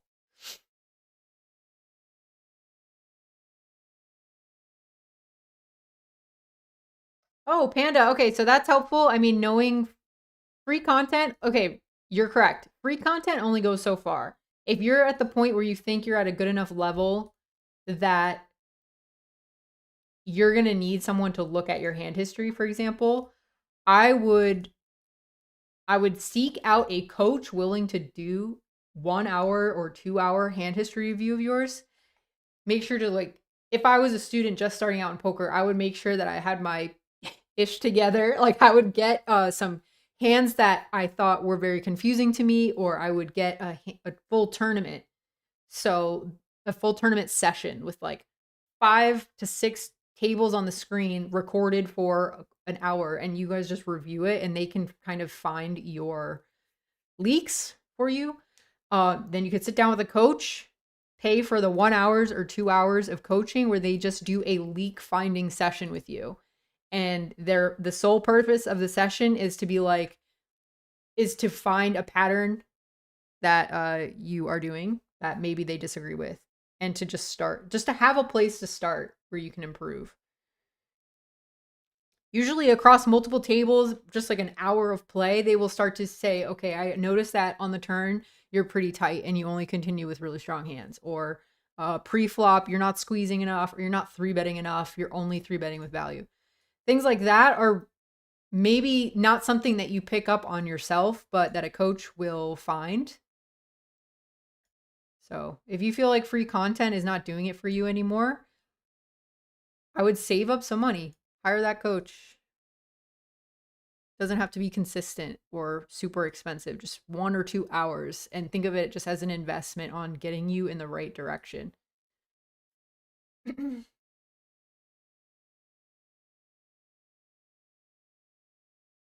Lots of good feedback and good suggestions in the chat from other people as well. If you guys are just watching and you have the same question, there's a lot of people chiming in chat. So thank you guys for doing that. We're going to be raising Queen 9 suited down here in the super. Getting called by the big stack. It's Momo. Okay. And this guy squeezed gems. All right, we're out of here. Ooh, gotta get the massage. Time for the massage cane. 3 hours in.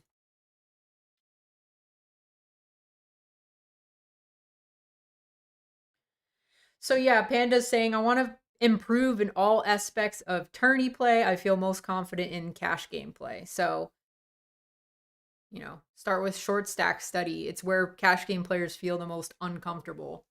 Like, give me 30 big blinds and I feel like I'm solid. Like, I know what to do in a lot of different scenarios. I know different, like, squeeze jam spots, light 3-bets, what I'm supposed to be peeling from all different positions. But sometimes when you give a person with like 150 big blinds stack, typically in their session, 30 big blinds, they have no idea. And they're leaking chips in spots they didn't know. So pre-flop is probably going to be your best place to start, just on the short stacks, if you don't already have some study in that area. If Jesse's still in the chat, I'm sure he'll give you some tips, but sometimes he doesn't hear it until I call him out specifically. So Jesse, help out the chat.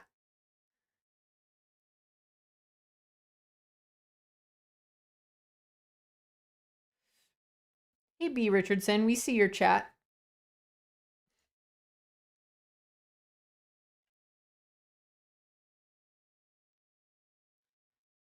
Sorry. Definitely pretty tight in my neck. Neck and shoulders.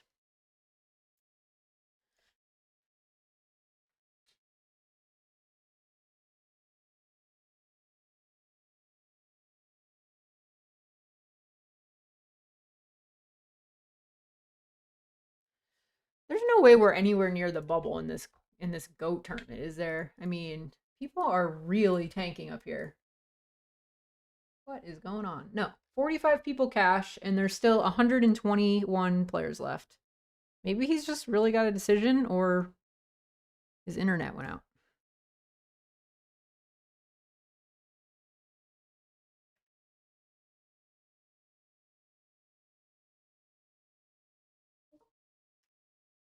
Great, well, we're folding. You got it through, man. You got it.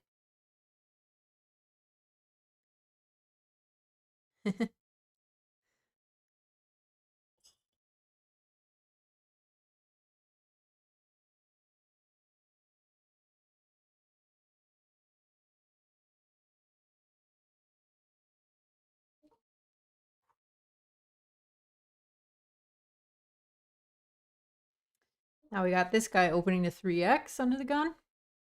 So yeah, I mean, he's opening 3x. There's all these stacks that can just shove on him. So he'll be losing an extra big blind per hand that he doesn't call off the all-in with.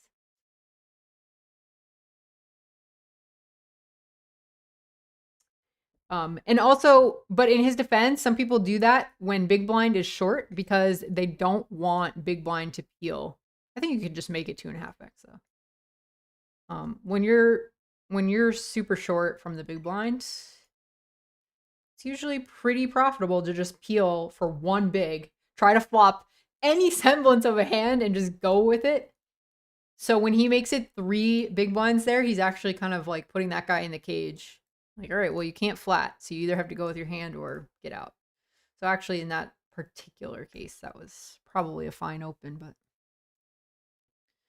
since we were talking about it earlier, just wanted to point it out. King, queen suited 3 ways. We flop top pair, backdoor flush draw.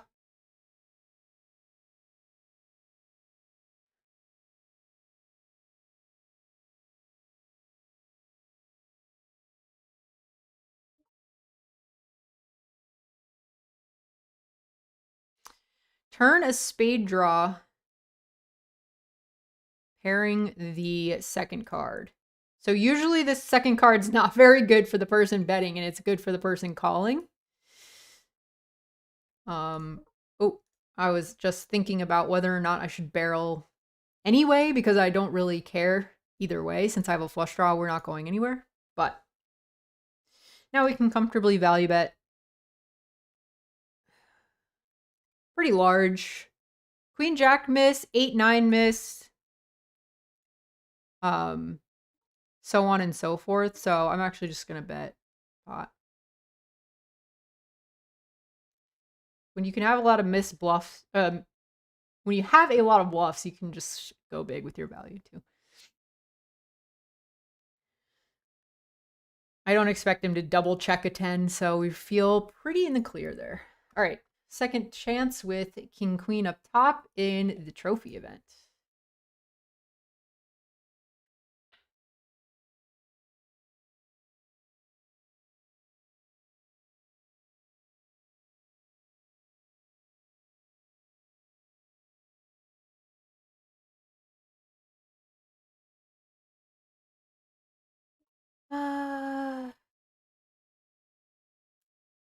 This tiny little 3-bet. So annoying with this hand.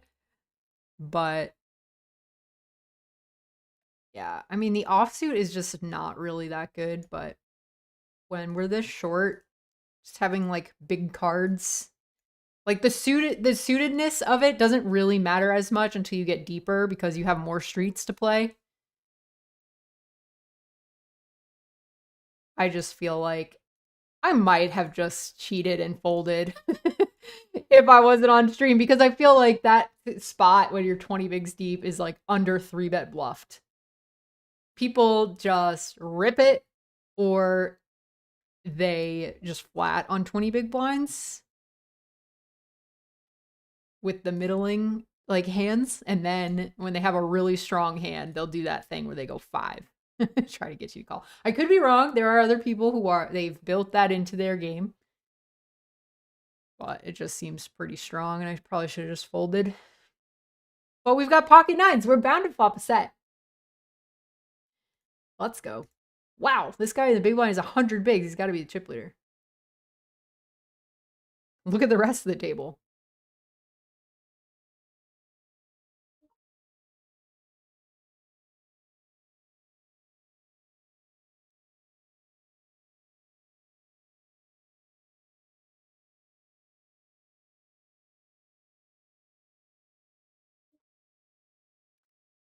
Not a set. We do still have second pair here.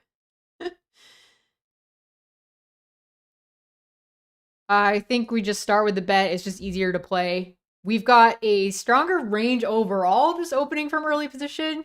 So I don't feel bad about just making our lives easier, starting with a C bet so we can represent strong hands later on if we need to. But with this turn, I think easy check back. Open-ended. We've got showdown. Oh, man. This is going to be painful.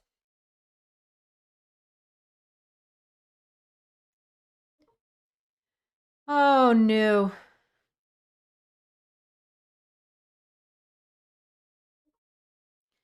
He's got to be bluffing with like a 4. I mean, everything. This river is just not good. I'm gonna fold. Down here we've got ace king. Tell me what you guys think about that fold. We checked flop like we normally do on these ace high boards. This guy bet small. And we raise. I could see an argument for just flatting since we've got the board so locked up, actually. That was me just rushing. I should have slowed down and just called it that ace king of spades. We have the board just so locked. Missed opportunity there, I think.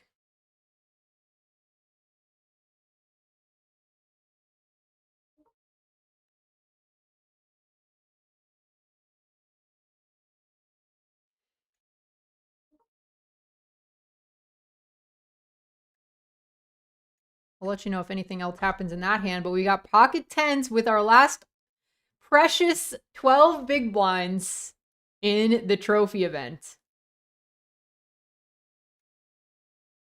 So, what's gonna happen? Nothing at all. Oh my gosh, so boring. Okay, everybody just folded. If it folds to me, we'll jam this one too.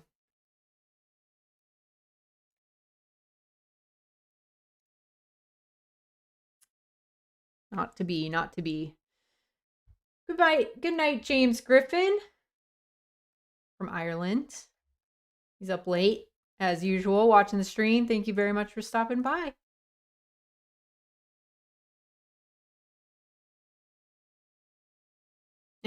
Aditya, damn, this is a long stream. We're only 3 hours in. What do you think? It was going to be a hit and run, 2 hours?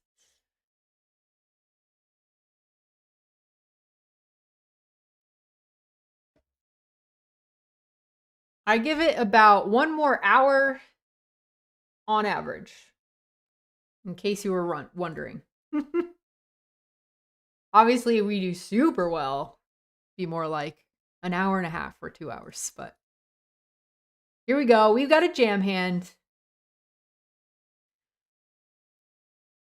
And look at all these baby stacks. 6, 4, 5 blinds. I mean, it's just crazy.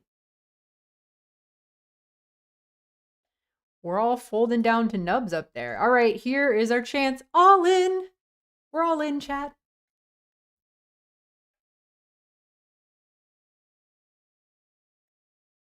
Ace jack against ace jack. All right. Chop it up.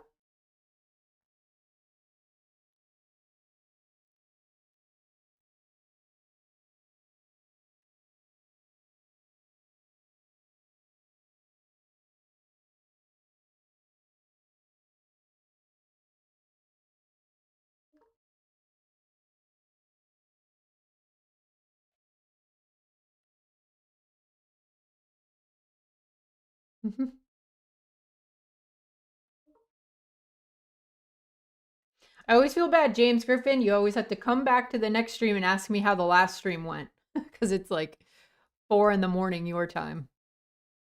But I appreciate you sticking around to the wee hours of the morning.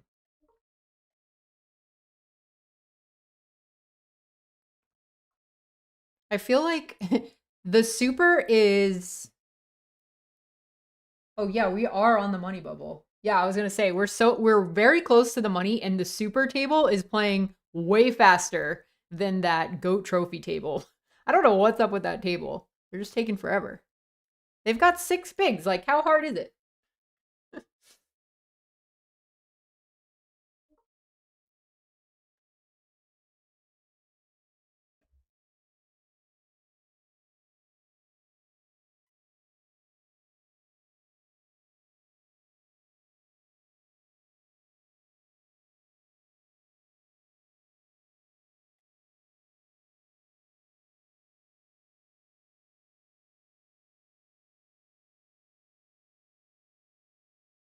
Tens against ace 6. Tens holds. Battle of the shorties in that one.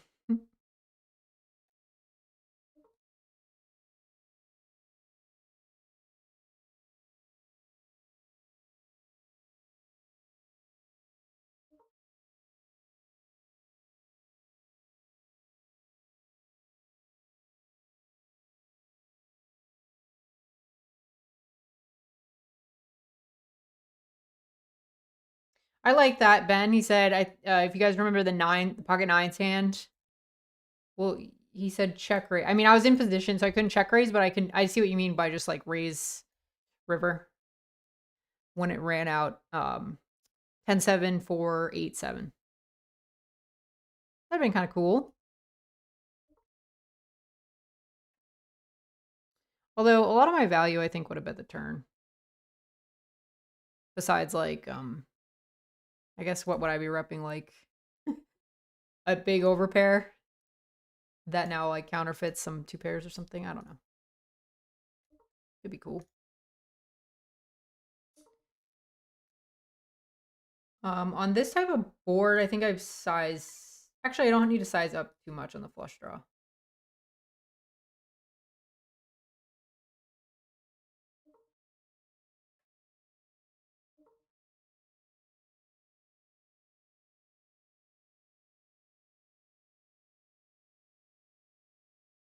Lame.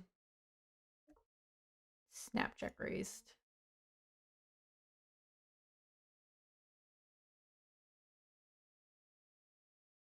Doomgata says, I wish you and Jesse could teach me. There's still a couple of old live streams if you guys want to check out. I remember there was one that was like 3-bet pots out of position or something. If you search in the live stream archive playlist, sorry, I don't have better directions, just on my channel somewhere, it's the live stream archive. There's only a few in there. It should be pretty easy to find, but if you guys missed those coaching streams live, you can check them out there. Top pair and second up flush draw. No action. I think this one's close between opening and just going all in. I think I'm just going to go all in because there's so many shorties and I'm opening into the big stack in the big blind, who will be incentivized to just, you know, play pots with me if I'm in raise. But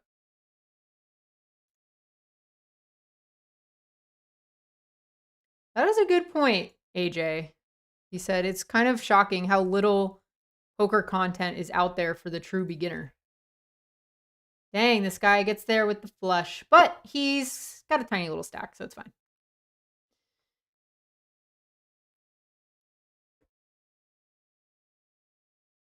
I know. I thought about making a video one time for my YouTube channel, just how to play poker. Here are the rules of Texas Hold'em. Like, just here are the basics, and here are some extra bonus things that could happen when you play live that wouldn't necessarily happen at your home game when you go to a casino.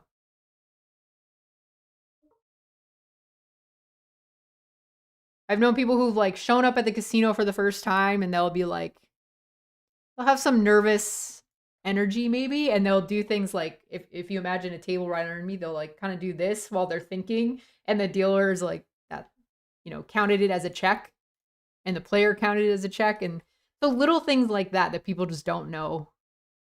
Like, all right, when action is on you, just don't do anything with your hands. Just like, good rule of thumb, just keep your hands still when you're just starting. Because there are a lot of random things that you do involuntarily that could mean a check. Unless your table is super nice and understand it.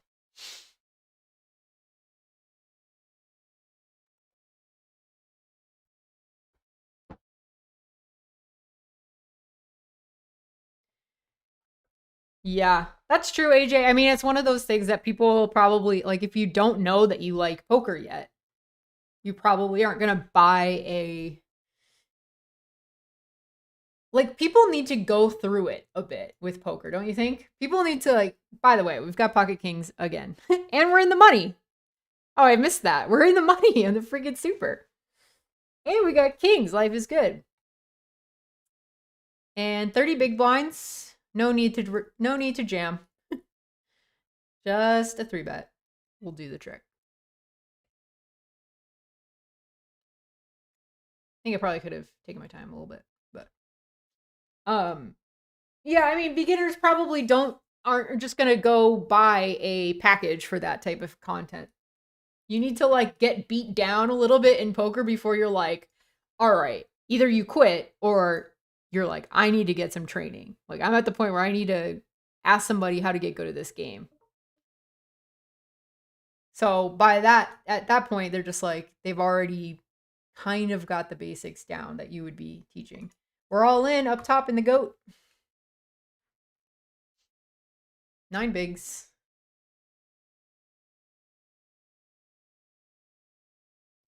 You know what, Panda? That's a really good idea, having a Discord group. I've actually thought about that in the past. I know some other people have Discord groups where you could just throw in some hands and people are there to give you feedback. No promises, but I will definitely consider that. I would just ask around. I want to ask around to a couple people to see if there's any potential like drawbacks that you don't think about when that happens. When things,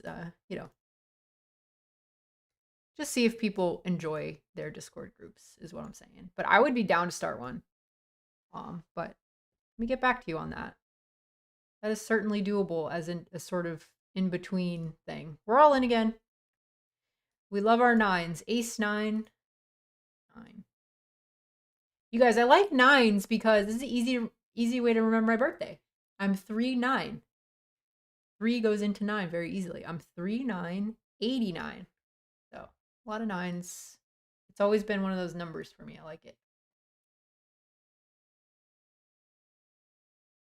Trucker, good question, man. Everybody asks us that. Maybe next year? And if you ask me next year, I'll say the same. This guy is essentially all in. He raised a 3 off of 11 big blinds. So would I call if he had jammed? I think yes. We're still like pretty far away. This is another one where it's like kind of on the line, but yeah, we're all in. Think long, think wrong, just go with it.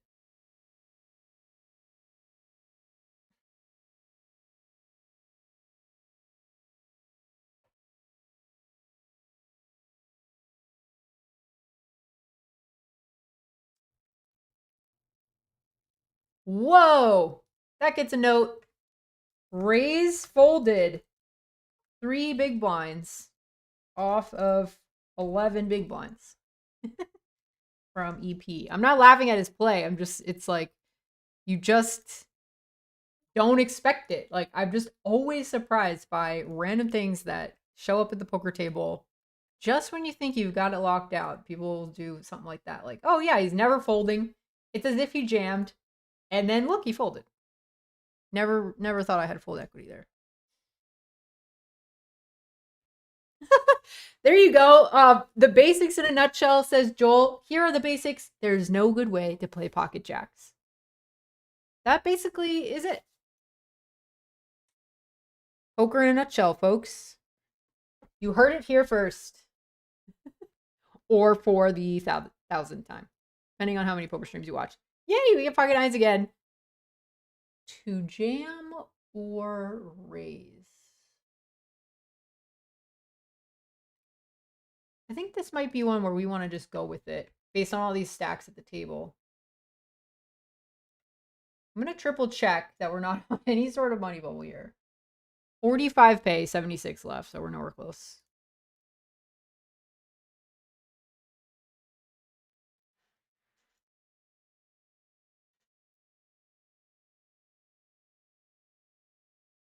Yay, Jamie. Oh my gosh. Okay, you guys, Jamie in the chat, she was in the ladies event vlog. I doubled up through her in one hand on my second bullet, and when I panned the camera over to her, she's just smiling and waving like the best sport ever. So, hi Jamie, thanks for stopping by to say hi. And good meeting you and playing with you this summer. So refreshing to play with people that are just like bright spirits. Happy to be there, you know? Very nice.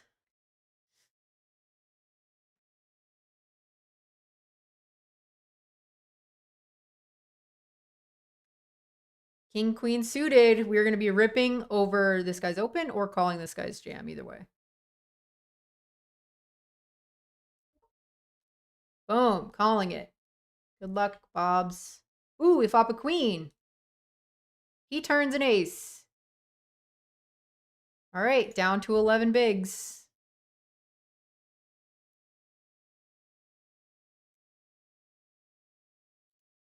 Let's spin this baby back up, make an exciting little finale here towards the end of the stream.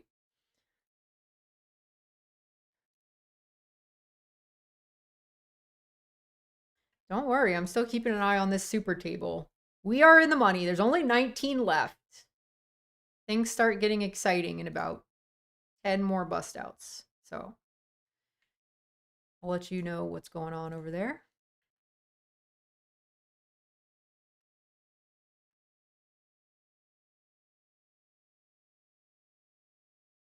It's just hitting me again that it's been the first stream in forever. Now that we're 3.5 hours into it, we've gotten the groove, all the tables have gotten sorted, and we've had a Shiva sighting.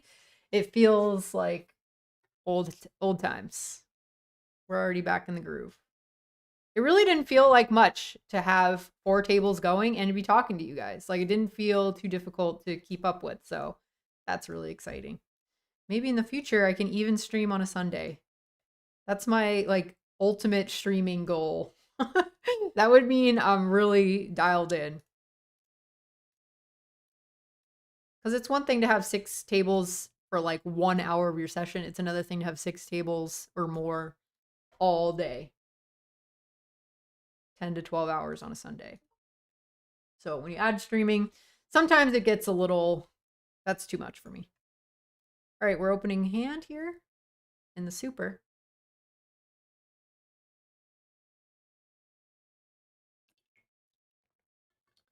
JD Feist wants to know if chat can get an invite to the wedding.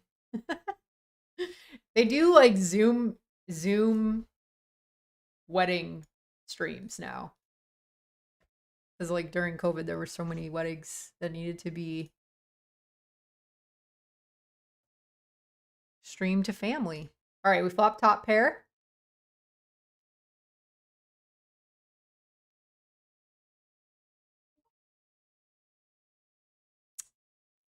Get raised. Interesting. Well, I think I want to keep in the bluffs, and this is sort of squarely right in the middle of what we would hope to get 20 big blinds in with. So I think that means we're going to call.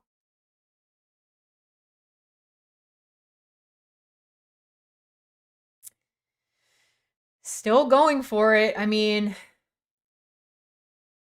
could have ace jack or king jack, but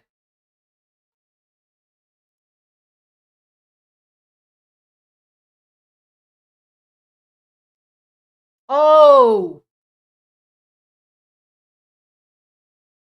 Oh. I hope you have ace jack or king jack now. Let's go. Oh, queen jack. I think that was maybe I'm just being a little nitty in that spot, but do you guys I think that was kind of overplayed on their part. Like what the when I say overplayed, I'm saying that if he's raising there and then barreling huge on that turn and I wasn't feeling great. I mean, I didn't fold, but I wasn't feeling great about it with queen jack and he has queen jack, like he's trying to get value from worse in my hand. So maybe against other people he would be getting value from, but like against me in particular, he's maybe overplaying. He's probably gonna run into better a lot with that line. When I say these types of things, I hope you guys don't take it as like, oh, I'm critiquing people's play, like they should play differently. But as what my coach would say in chat, he wants to hear me say my thought process out loud because it'll make me a better player. One of my own leaks is that I tend to just how do I phrase this?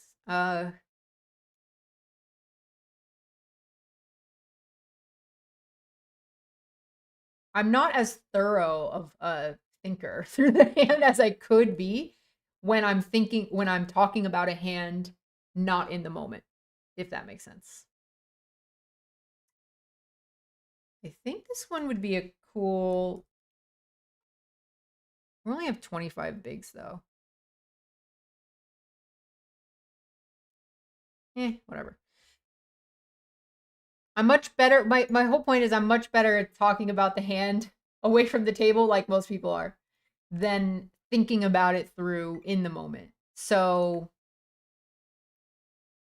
I gotta get better at that because you have to have a solid thought, or I've been told you have to have a solid thought process in the moment, obviously. That's what we're trying to do here, make good decisions. 9 blinds, we've got a pair. It's not the best or the prettiest, but we're gonna make it work for us. We're all in. Hello, Christian. Hello, good night.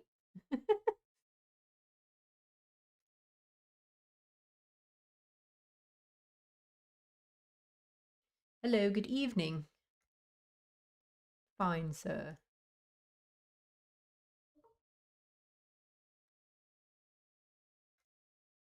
Once again, this goat table is just in the tank.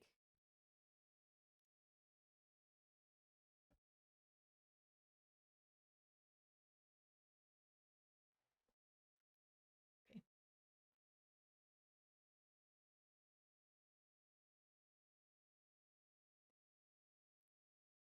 Oh my goodness, you guys.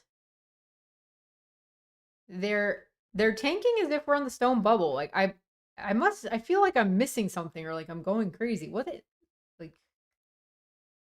we're still 22 people away from the money and the player field was only 274 people. All right, we got a call. No. All right, we did our best. We did our best. No goat trophy this evening, but we could still win $3,125 in this super. 17 left right now, so we're probably guaranteed. We're still at a min cash, 135. That's how Global keeps a very healthy ecosystem. $99 buy-in and one table is going to get $135. The next jump is 163. So you see they pay out a lot of people, but you're getting like 1.5 extra buy-in, kind of like the WSOP does for the main event. That way they keep their site healthy. A lot of people can min cash and get out of there, but we're not looking for min cashes around here. We're trying to go deep. 16 left. We're 11. So we just got the little pay jump, little baby jump.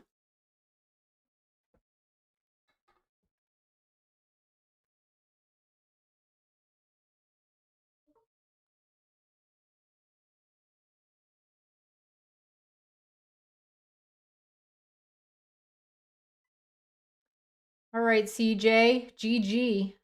See you next time. Veggies, I seriously don't know how you stream and play. Could never do it, or I'd totally ignore chat. It's not too bad when there's only a couple of tables. If I had 6 tables going and one of them was super deep into the money or it was like a really big buy-in, I would definitely have to read chat a little less. But if I was going to read chat super infrequently, I would just not stream. That's the whole point of streaming, is to hang out with you guys. So just how I view it. Thank you, Juggo Punch. Very nice message.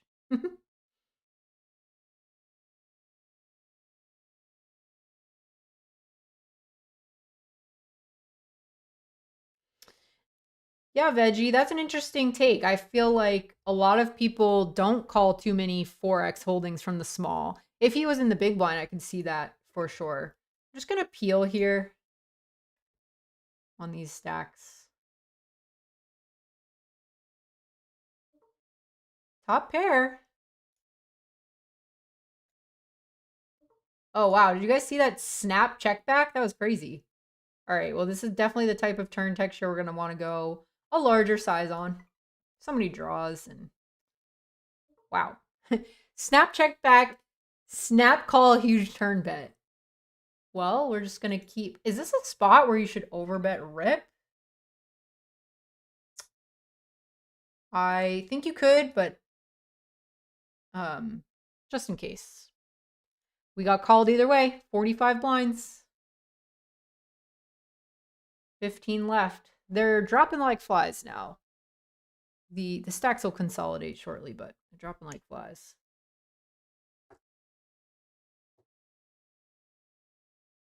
Exactly, John Robertson. Well said.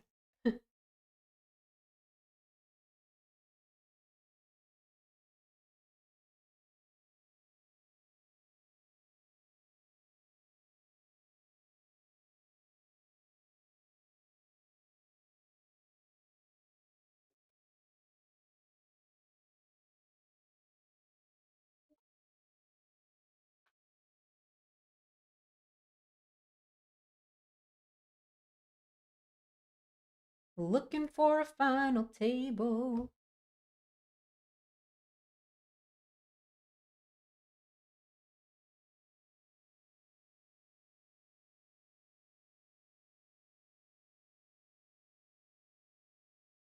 Yeah. Yep, got it right, John. Everyone is better away from the table, but by doing it, you get better at doing it at the table. Exactly. Very well said. I think I put too much pressure on myself to have already gotten it at this point, if you know what I mean. To already be very comfortable pulling the trigger at the table with stuff that I'm just learning, stuff that I'm just incorporating into my game. So that's really what I'm working on is letting go of just being like, okay, you have to nail down every single concept that you've learned in game. Impossible. Rubbish.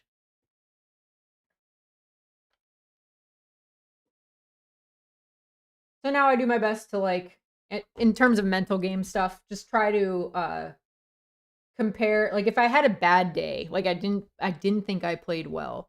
One of the greatest tips from Mental Game of Poker, the book, is compare your worst day to your other worst day.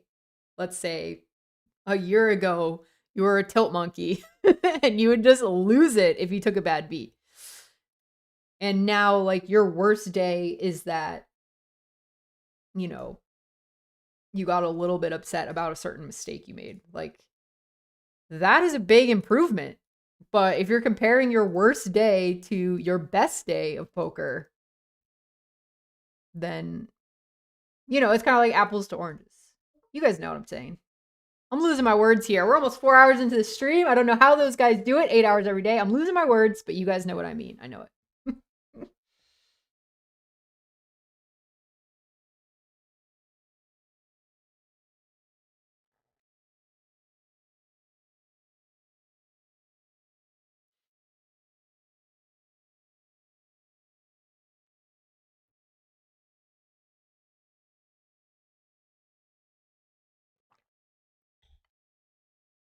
Lost another one. Down to 14. 5 more people till we got our first FT.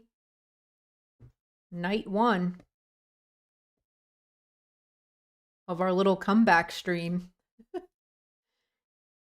Call it the comeback stream.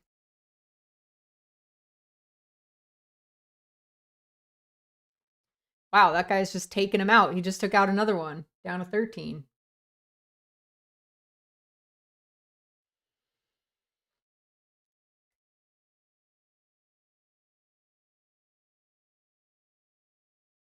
There's a couple of short stacks at the other table. We're talking 5 big blinds apiece. So you can certainly see some... Couple more bust outs, and then it will slow down a little bit right before the final table.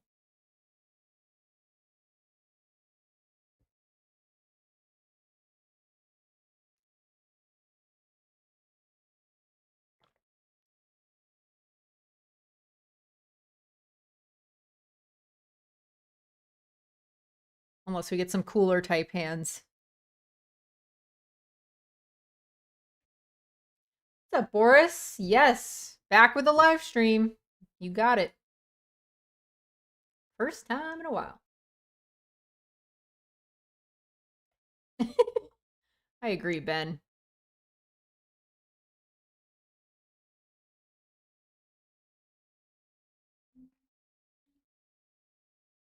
Nice, CJ.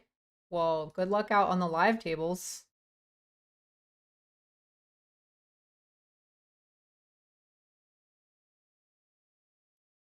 I mean, if that's what you're truly doing, like training online, playing a bunch of tables, and listening to streamers for a live MTT, I think you're doing it right. So keep it up. Although be prepared to adjust to live players playing a lot differently than their online counterparts.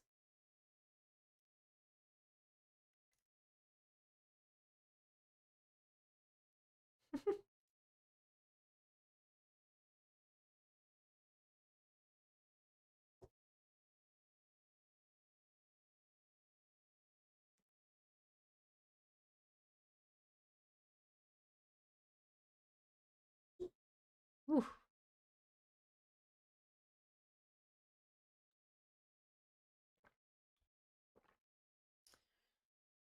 Nice. We got a healthy little chat going on. Thank you guys all for showing up. I always appreciate this chat because you guys help each other out. It's not like, you know, a trash talk fest in there. And that's the only reason I would show up. If it started to devolve into that, I would just be like, all right, live streaming's not for me. But you guys are really friendly, super nice to each other, and super nice to me too. So very, very appreciative of that.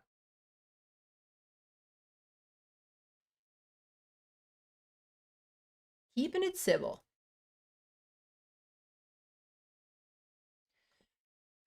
Our very friendly corner of the internet. Oh, that needs to stretch. If anybody's a Vegas local and has a good masseuse they want to recommend, drop it in the chat for me. Please.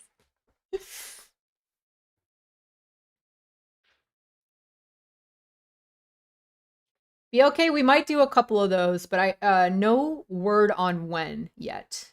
We might do some of those in September. For now, I've got a pretty full plate.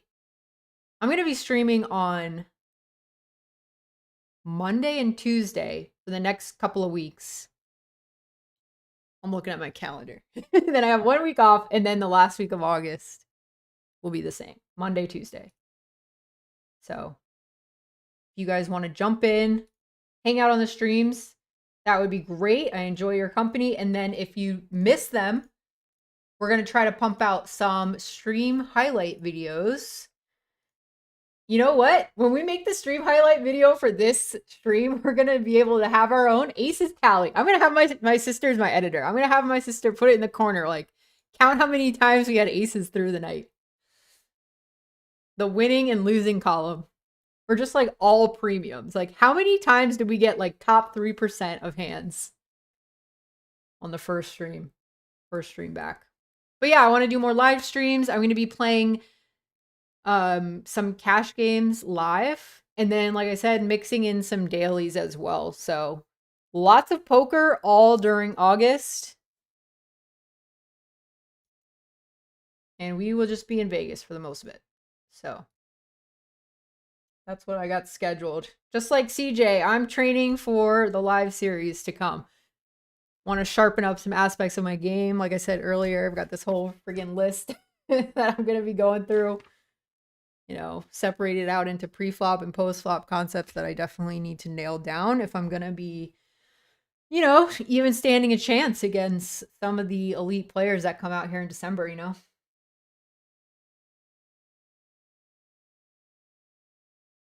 11 left, you guys. 2 more until the final table. Then it's game on.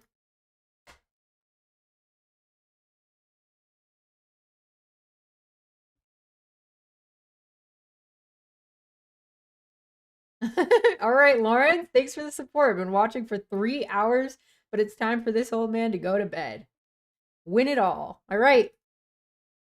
We're going to win it all in your honor, Lawrence. Thank you for being here tonight. Good night.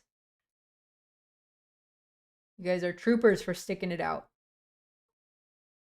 It must be weird for you guys to see mostly 15 to 20-minute videos of mine and then to just be sitting here for like 3 hours of content.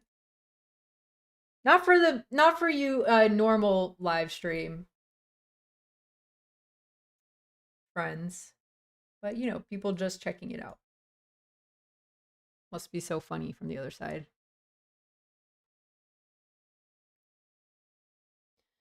Raising this up. I gotta start paying attention to some stacks here. Looks like we're right at average. 6 out of 11.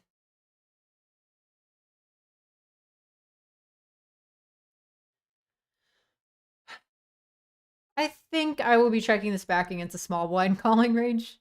They're gonna have a lot of broadways. They're gonna have a lot of pocket pairs, suited aces, and yeah, just probably not getting a lot of folds. Just gonna sadly take it to showdown, I guess, or fold to his overbet. That works too.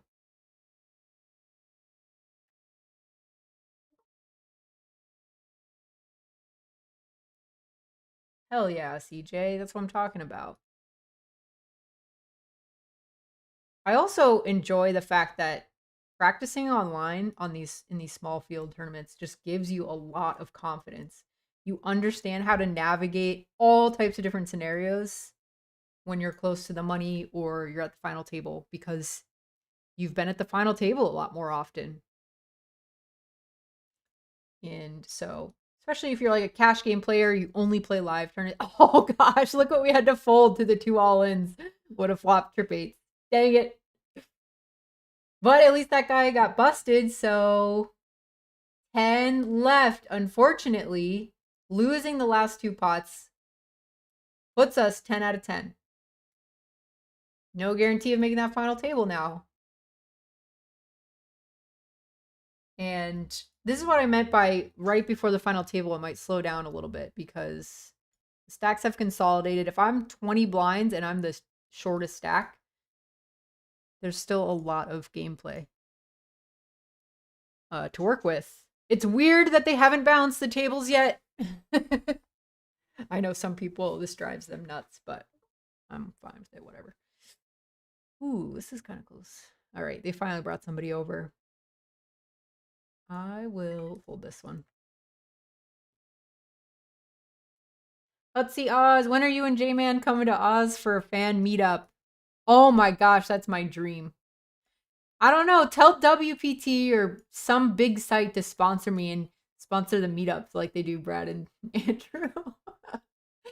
Then I'll come out to Oz. Actually, I would just go out there. Is there a casino or tournament director that you know of, or cash game floor man or woman that you think would be interesting in hosting a meetup game from some random American girl in Vegas?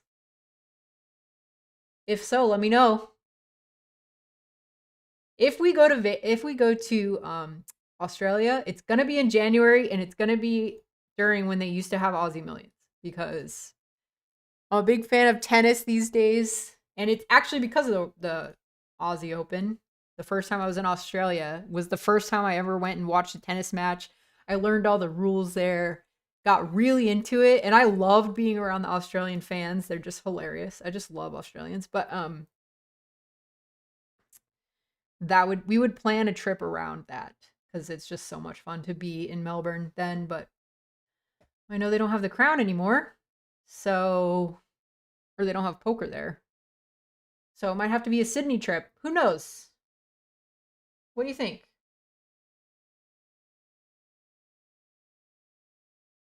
Boogie said, why don't you play Bovada or Ignition? In Nevada, you cannot play on those sites. You have to be out of state to play those. Okay. This is another spot with Ace Queen. Jesse, if you're watching, I need help with Ace Queen post flop. All right. It is a better board for us. We got a gutter.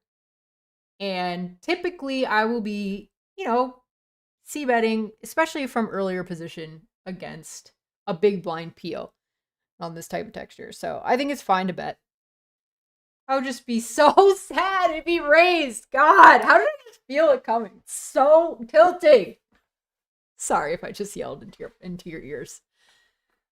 God, because I feel like, what are we gonna do? Just peel and freaking A. These spots are so uncomfortable. I hate them. You couldn't tell by my outburst.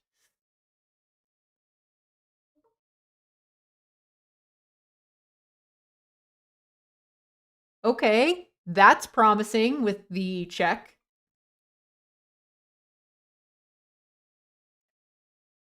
I'm in no man's land, you guys. I've got no idea what's going on in this spot.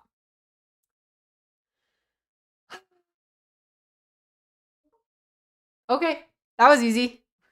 Just have to hope we win against his bluffs that shut it down. Yay! That wasn't so bad. Sorry, I threw a fit. I'll be right back after the break. Hopefully, we'll be at the final table. Thanks for hanging out, you guys.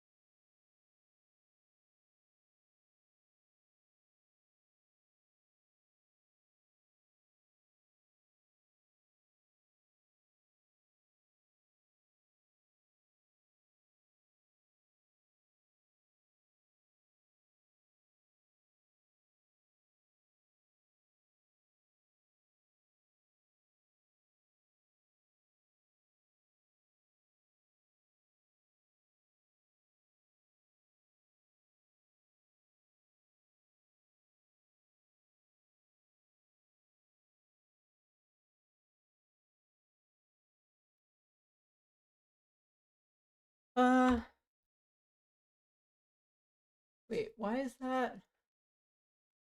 Oh, excuse me. I was like, wait, we lost our table. Okay. Sorry, just like, went and grabbed a snack real quick.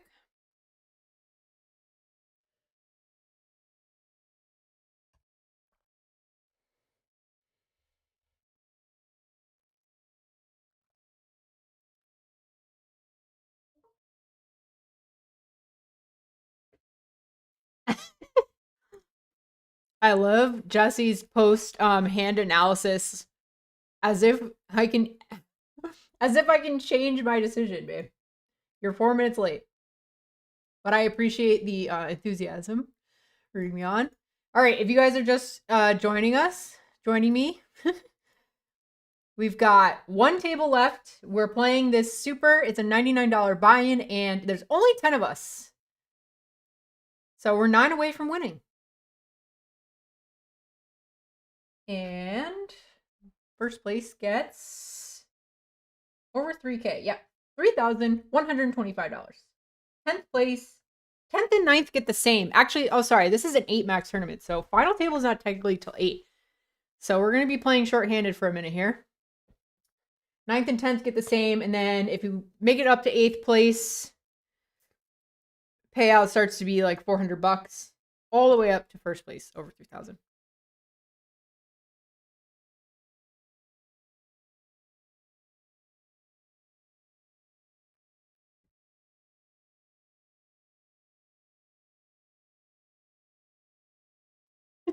AJ.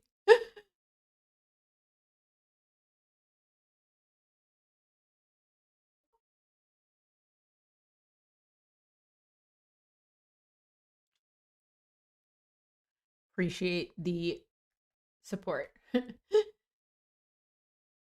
I just had to throw a tantrum in that hand right before break because I could feel the check raise coming. Like this how he thought about it. I was like, oh, can't be folding the gutter there, I guess. Worked out because he had the worst gutter. I think part of it too was like, man, I have the queen. So some of the gutters on that King 10X board are missing. But he had it. It's all good. We're still in. Gonna try not to panic. The one good thing about playing online is you could just like panic freely for all of you guys to see. And you don't have to have a poker face. I always love that, like, in person, Jesse is the nicest person you'll ever meet. He's a sweetheart.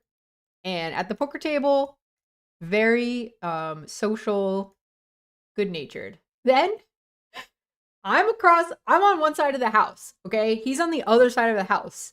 And through all of the hallway, through this and that, and then on the other side towards our bedroom, I can hear him playing and like smashing things and like freaking out in his room when he takes bad beats for like the 5th hour in the row. And he's just like a totally different person. Like, it's kind of good. You could just let that out, babe. You don't have to be like a nice guy right now. You could just, let the poker gods know how you feel.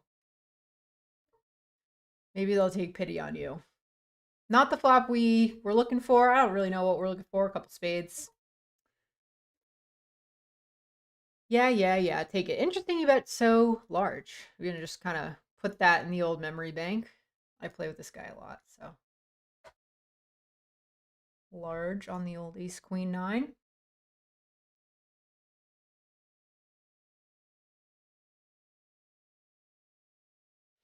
All right, CJ, happy to hear that. Sticking with us until first place. All right, I think then we've got some run good coming. This is the type of hand I think we just want to rip it in.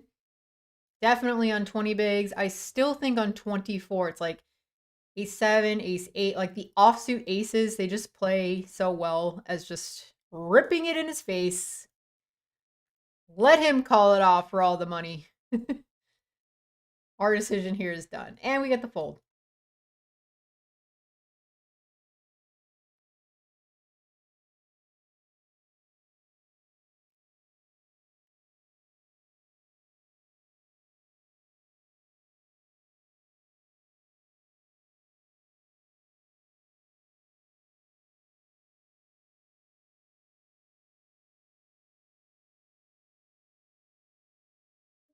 Conan, I think that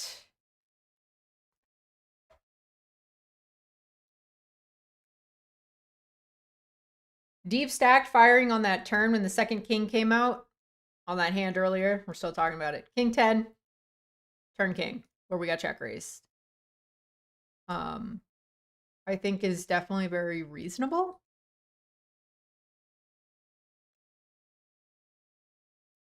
I don't expect to get check raised twice in a row.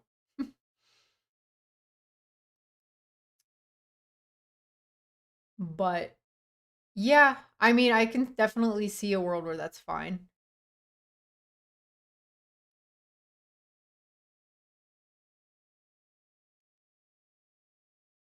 I'm trying to think of hands that would check raise flop that still have like some showdown on the river that also check turn. You know, not like a 10 isn't doing it. Nobody's check raising a 10 on King 10x for the big blind. So yeah, I think unless he's getting tricky trappy with a king, that is probably fine.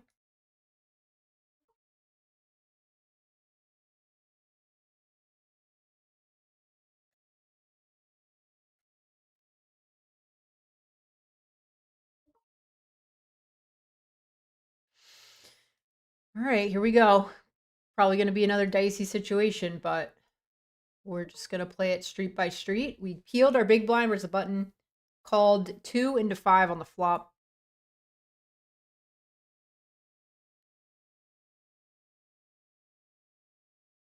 The problem with this spot is that, God, this is annoying. I think I I think I just have to fold this turn. Yeah, for like most of my stack here. The problem with this spot that I could already see that I was like dreading from the flop there is the fact that I started the hand with 20 big blinds from the big and did not go all in or put more money in the pot free, which means it's pretty unlikely that I'll have like the very best hands on that board texture. So if he's like good and he's, you know, thinking about all of that, he can just apply pressure at will. um, but whatever. We had second pair, we had a straight draw. Once you only have 15 bigs and he bets 5 of your 15 bigs on the turn, it's time to make a decision. Ah! I was going to jam this if that guy did not open, but we're out of there.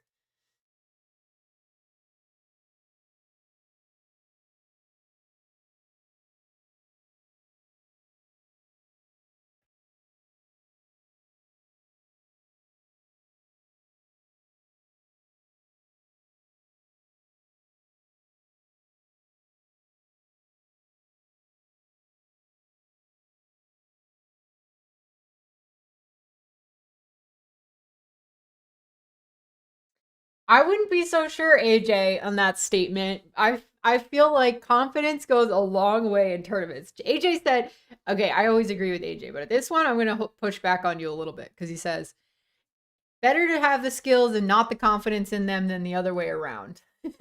Saying, like, you know, sometimes he thinks I'm making the correct play, but I'm not very confident in them. In these sort of trivial, like, okay, whatever spots, I agree with you. But in big moments where you have to like really put on your hero call like cape, or I don't know, I think that confidence goes a long way in trusting your read or like to bluff in huge pots or against really good players. Like I think you just have to you've got to have a lot of confidence to do that stuff. Um so in certain aspects, like I get what you're saying. In other aspects, I would rather take the confidence, at least for like the people and the way they play or the way they like live their day after they bust the tournament. They probably have very happy lives afterwards. But I do too, so whatever. All right, we're all in. Eighth queen. It's gonna be a lot of this caginess until we burst the final table bubble, quote unquote. It's not really that big of a bubble. It's $100. But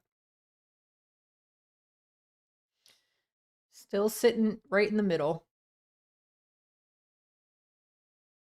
I mean, we're in the middle of the pack, but chips wise, we definitely are on the lower end compared to everybody else.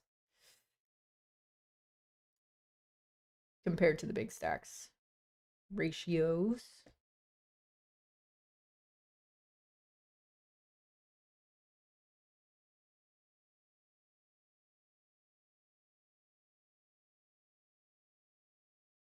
All right, chat is off the rails talking about investments and stuff. I'll leave you to it.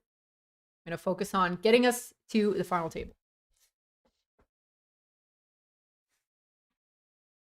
This guy went all in over the open. Nope, he's out.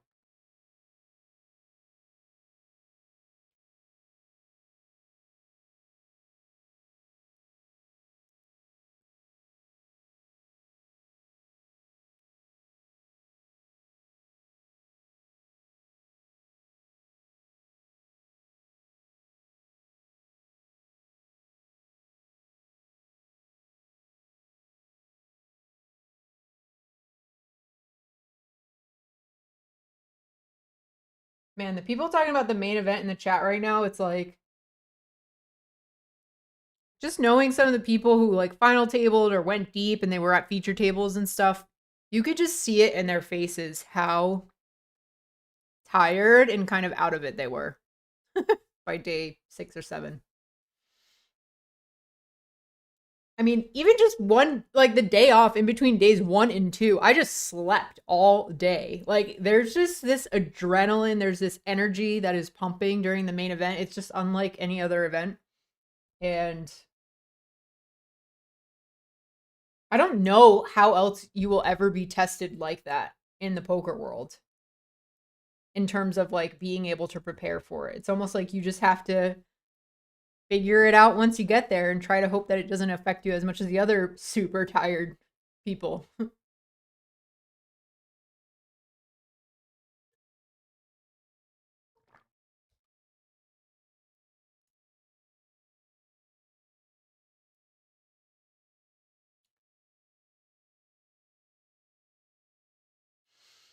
Taking a look at the stacks at the other table, the shorties have 13 and 12 bigs. So they're on the ropes, but not quite out. I mean, so are we. We've only got 16 bigs. So. Oh, this is an annoying one. I think it's pretty close. I think I'll just open it. I was tempted to shove it, but I think it's not too bad to just open. This drive a texture. This guy's been check raising some from the big, so it's kind of frustrating. I think it'll just be one of those things where I go on the bigger side for a C bet.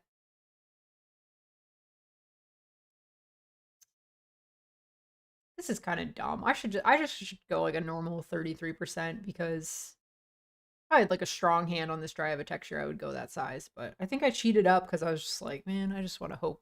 I just want to get this guy to not check raise. I should think about that a little more because I'm on my stack size. What is he gonna do? Make it 5? Should just 33% next time.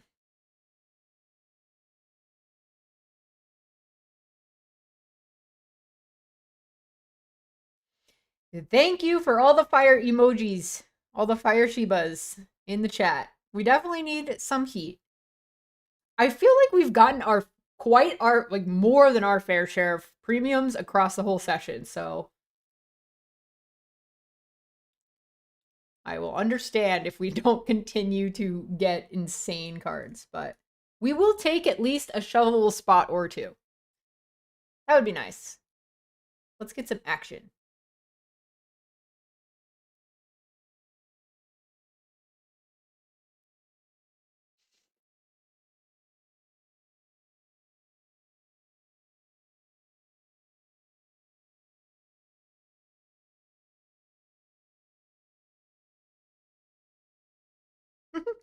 It's funny that you say that, Boris. I went to college in Pennsylvania, but grew up in Florida.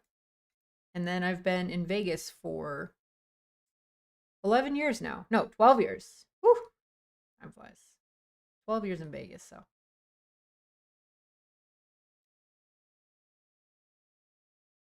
I always assumed I just didn't really have an accent.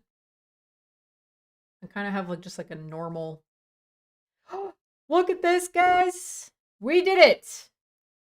Final table.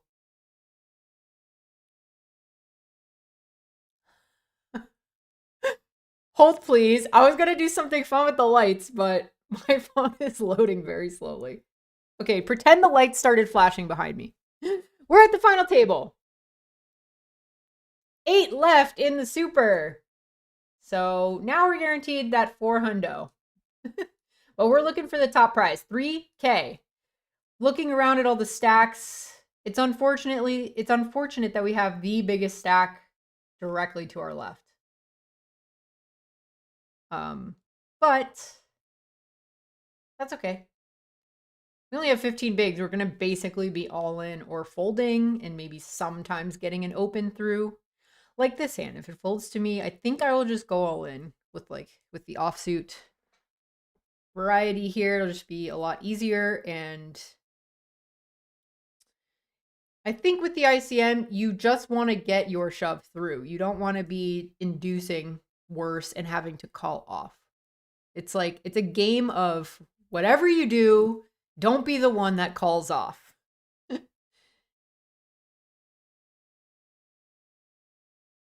Just things that I've studied about ICM. It's if you're 1 pip wrong in either direction when you call off, it's a way bigger monetary mistake because your stack is at risk, right? Sounds pretty obvious. If you're 1 or 2 pips off with your shoves, can never be too bad. But we've got jacks. Just in time, we've got the premium. This one we will be happy to call off. We're raising. Min. Go ahead and try to put your final table pressure on, Fenris. Go for it. Or Dongs. God. Gotta love poker screen name.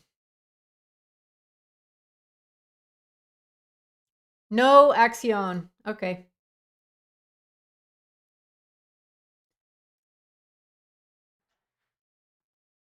Whatever.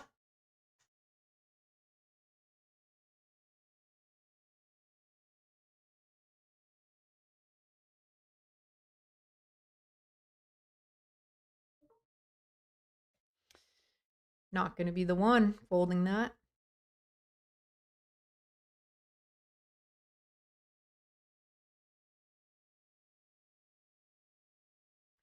Boris, I I haven't played on ACR in years, plural. So I have no opinion about it really. I don't have any idea how the website is these days.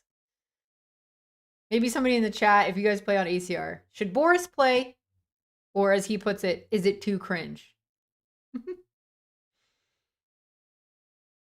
I'm so happy to be out of the loop on ACR. That site drove me, like, there's always one site I feel like for every poker player, but like that site drove me nuts.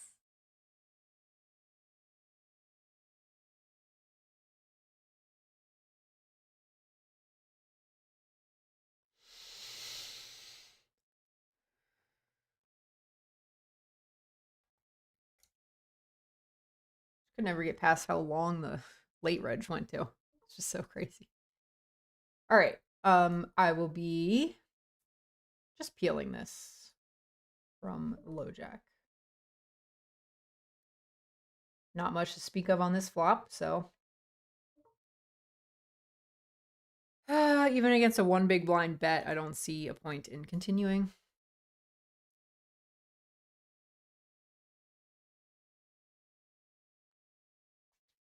Seven out of 8 players.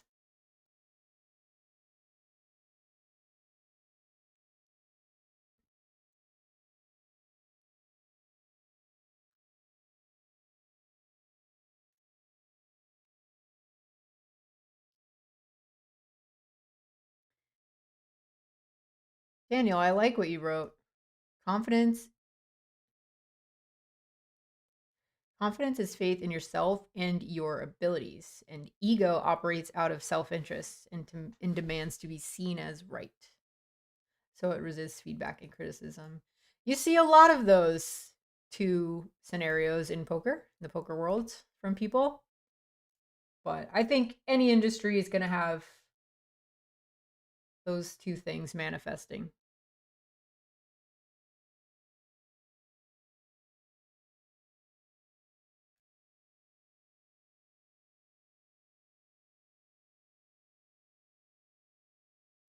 But yeah, I appreciate all of that.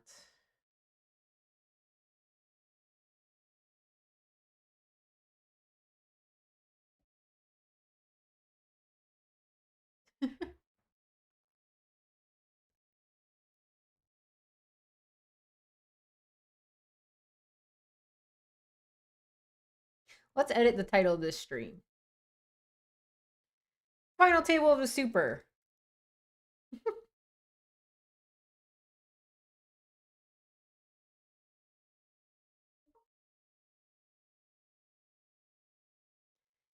And then we shall jam. Let's go, chat. All in. We're not messing about. Oh no! Chip leader called. No! Queen! Queen! GG's to us. 8th in the tournament. What did that get us? Like $400? $408 for that. So let's check out these results real quick. That was the super. We took 8th. Only cash of the night, but you know what? That was a pretty decent one. I'm not going to be too sad about that. Buy-ins, 710. Cashing for 407 means we lost 300 across the night. Not too bad. Our biggest buy-in was 218, so we basically lost most of that in one bullet of this. So, yeah, not too shabby for our first night back, you guys, in the live stream streets. Thanks for joining. Let's see. What can I add here? Come back on Monday and Tuesday. Thank you guys all for hanging out. Thank you to the mods. I'm so excited to see everybody that's stuck with me through all the vlogs and all the live streams. And I hope to see you guys next Monday and Tuesday. Catch you guys then. Thanks for watching, and I'll see you next time.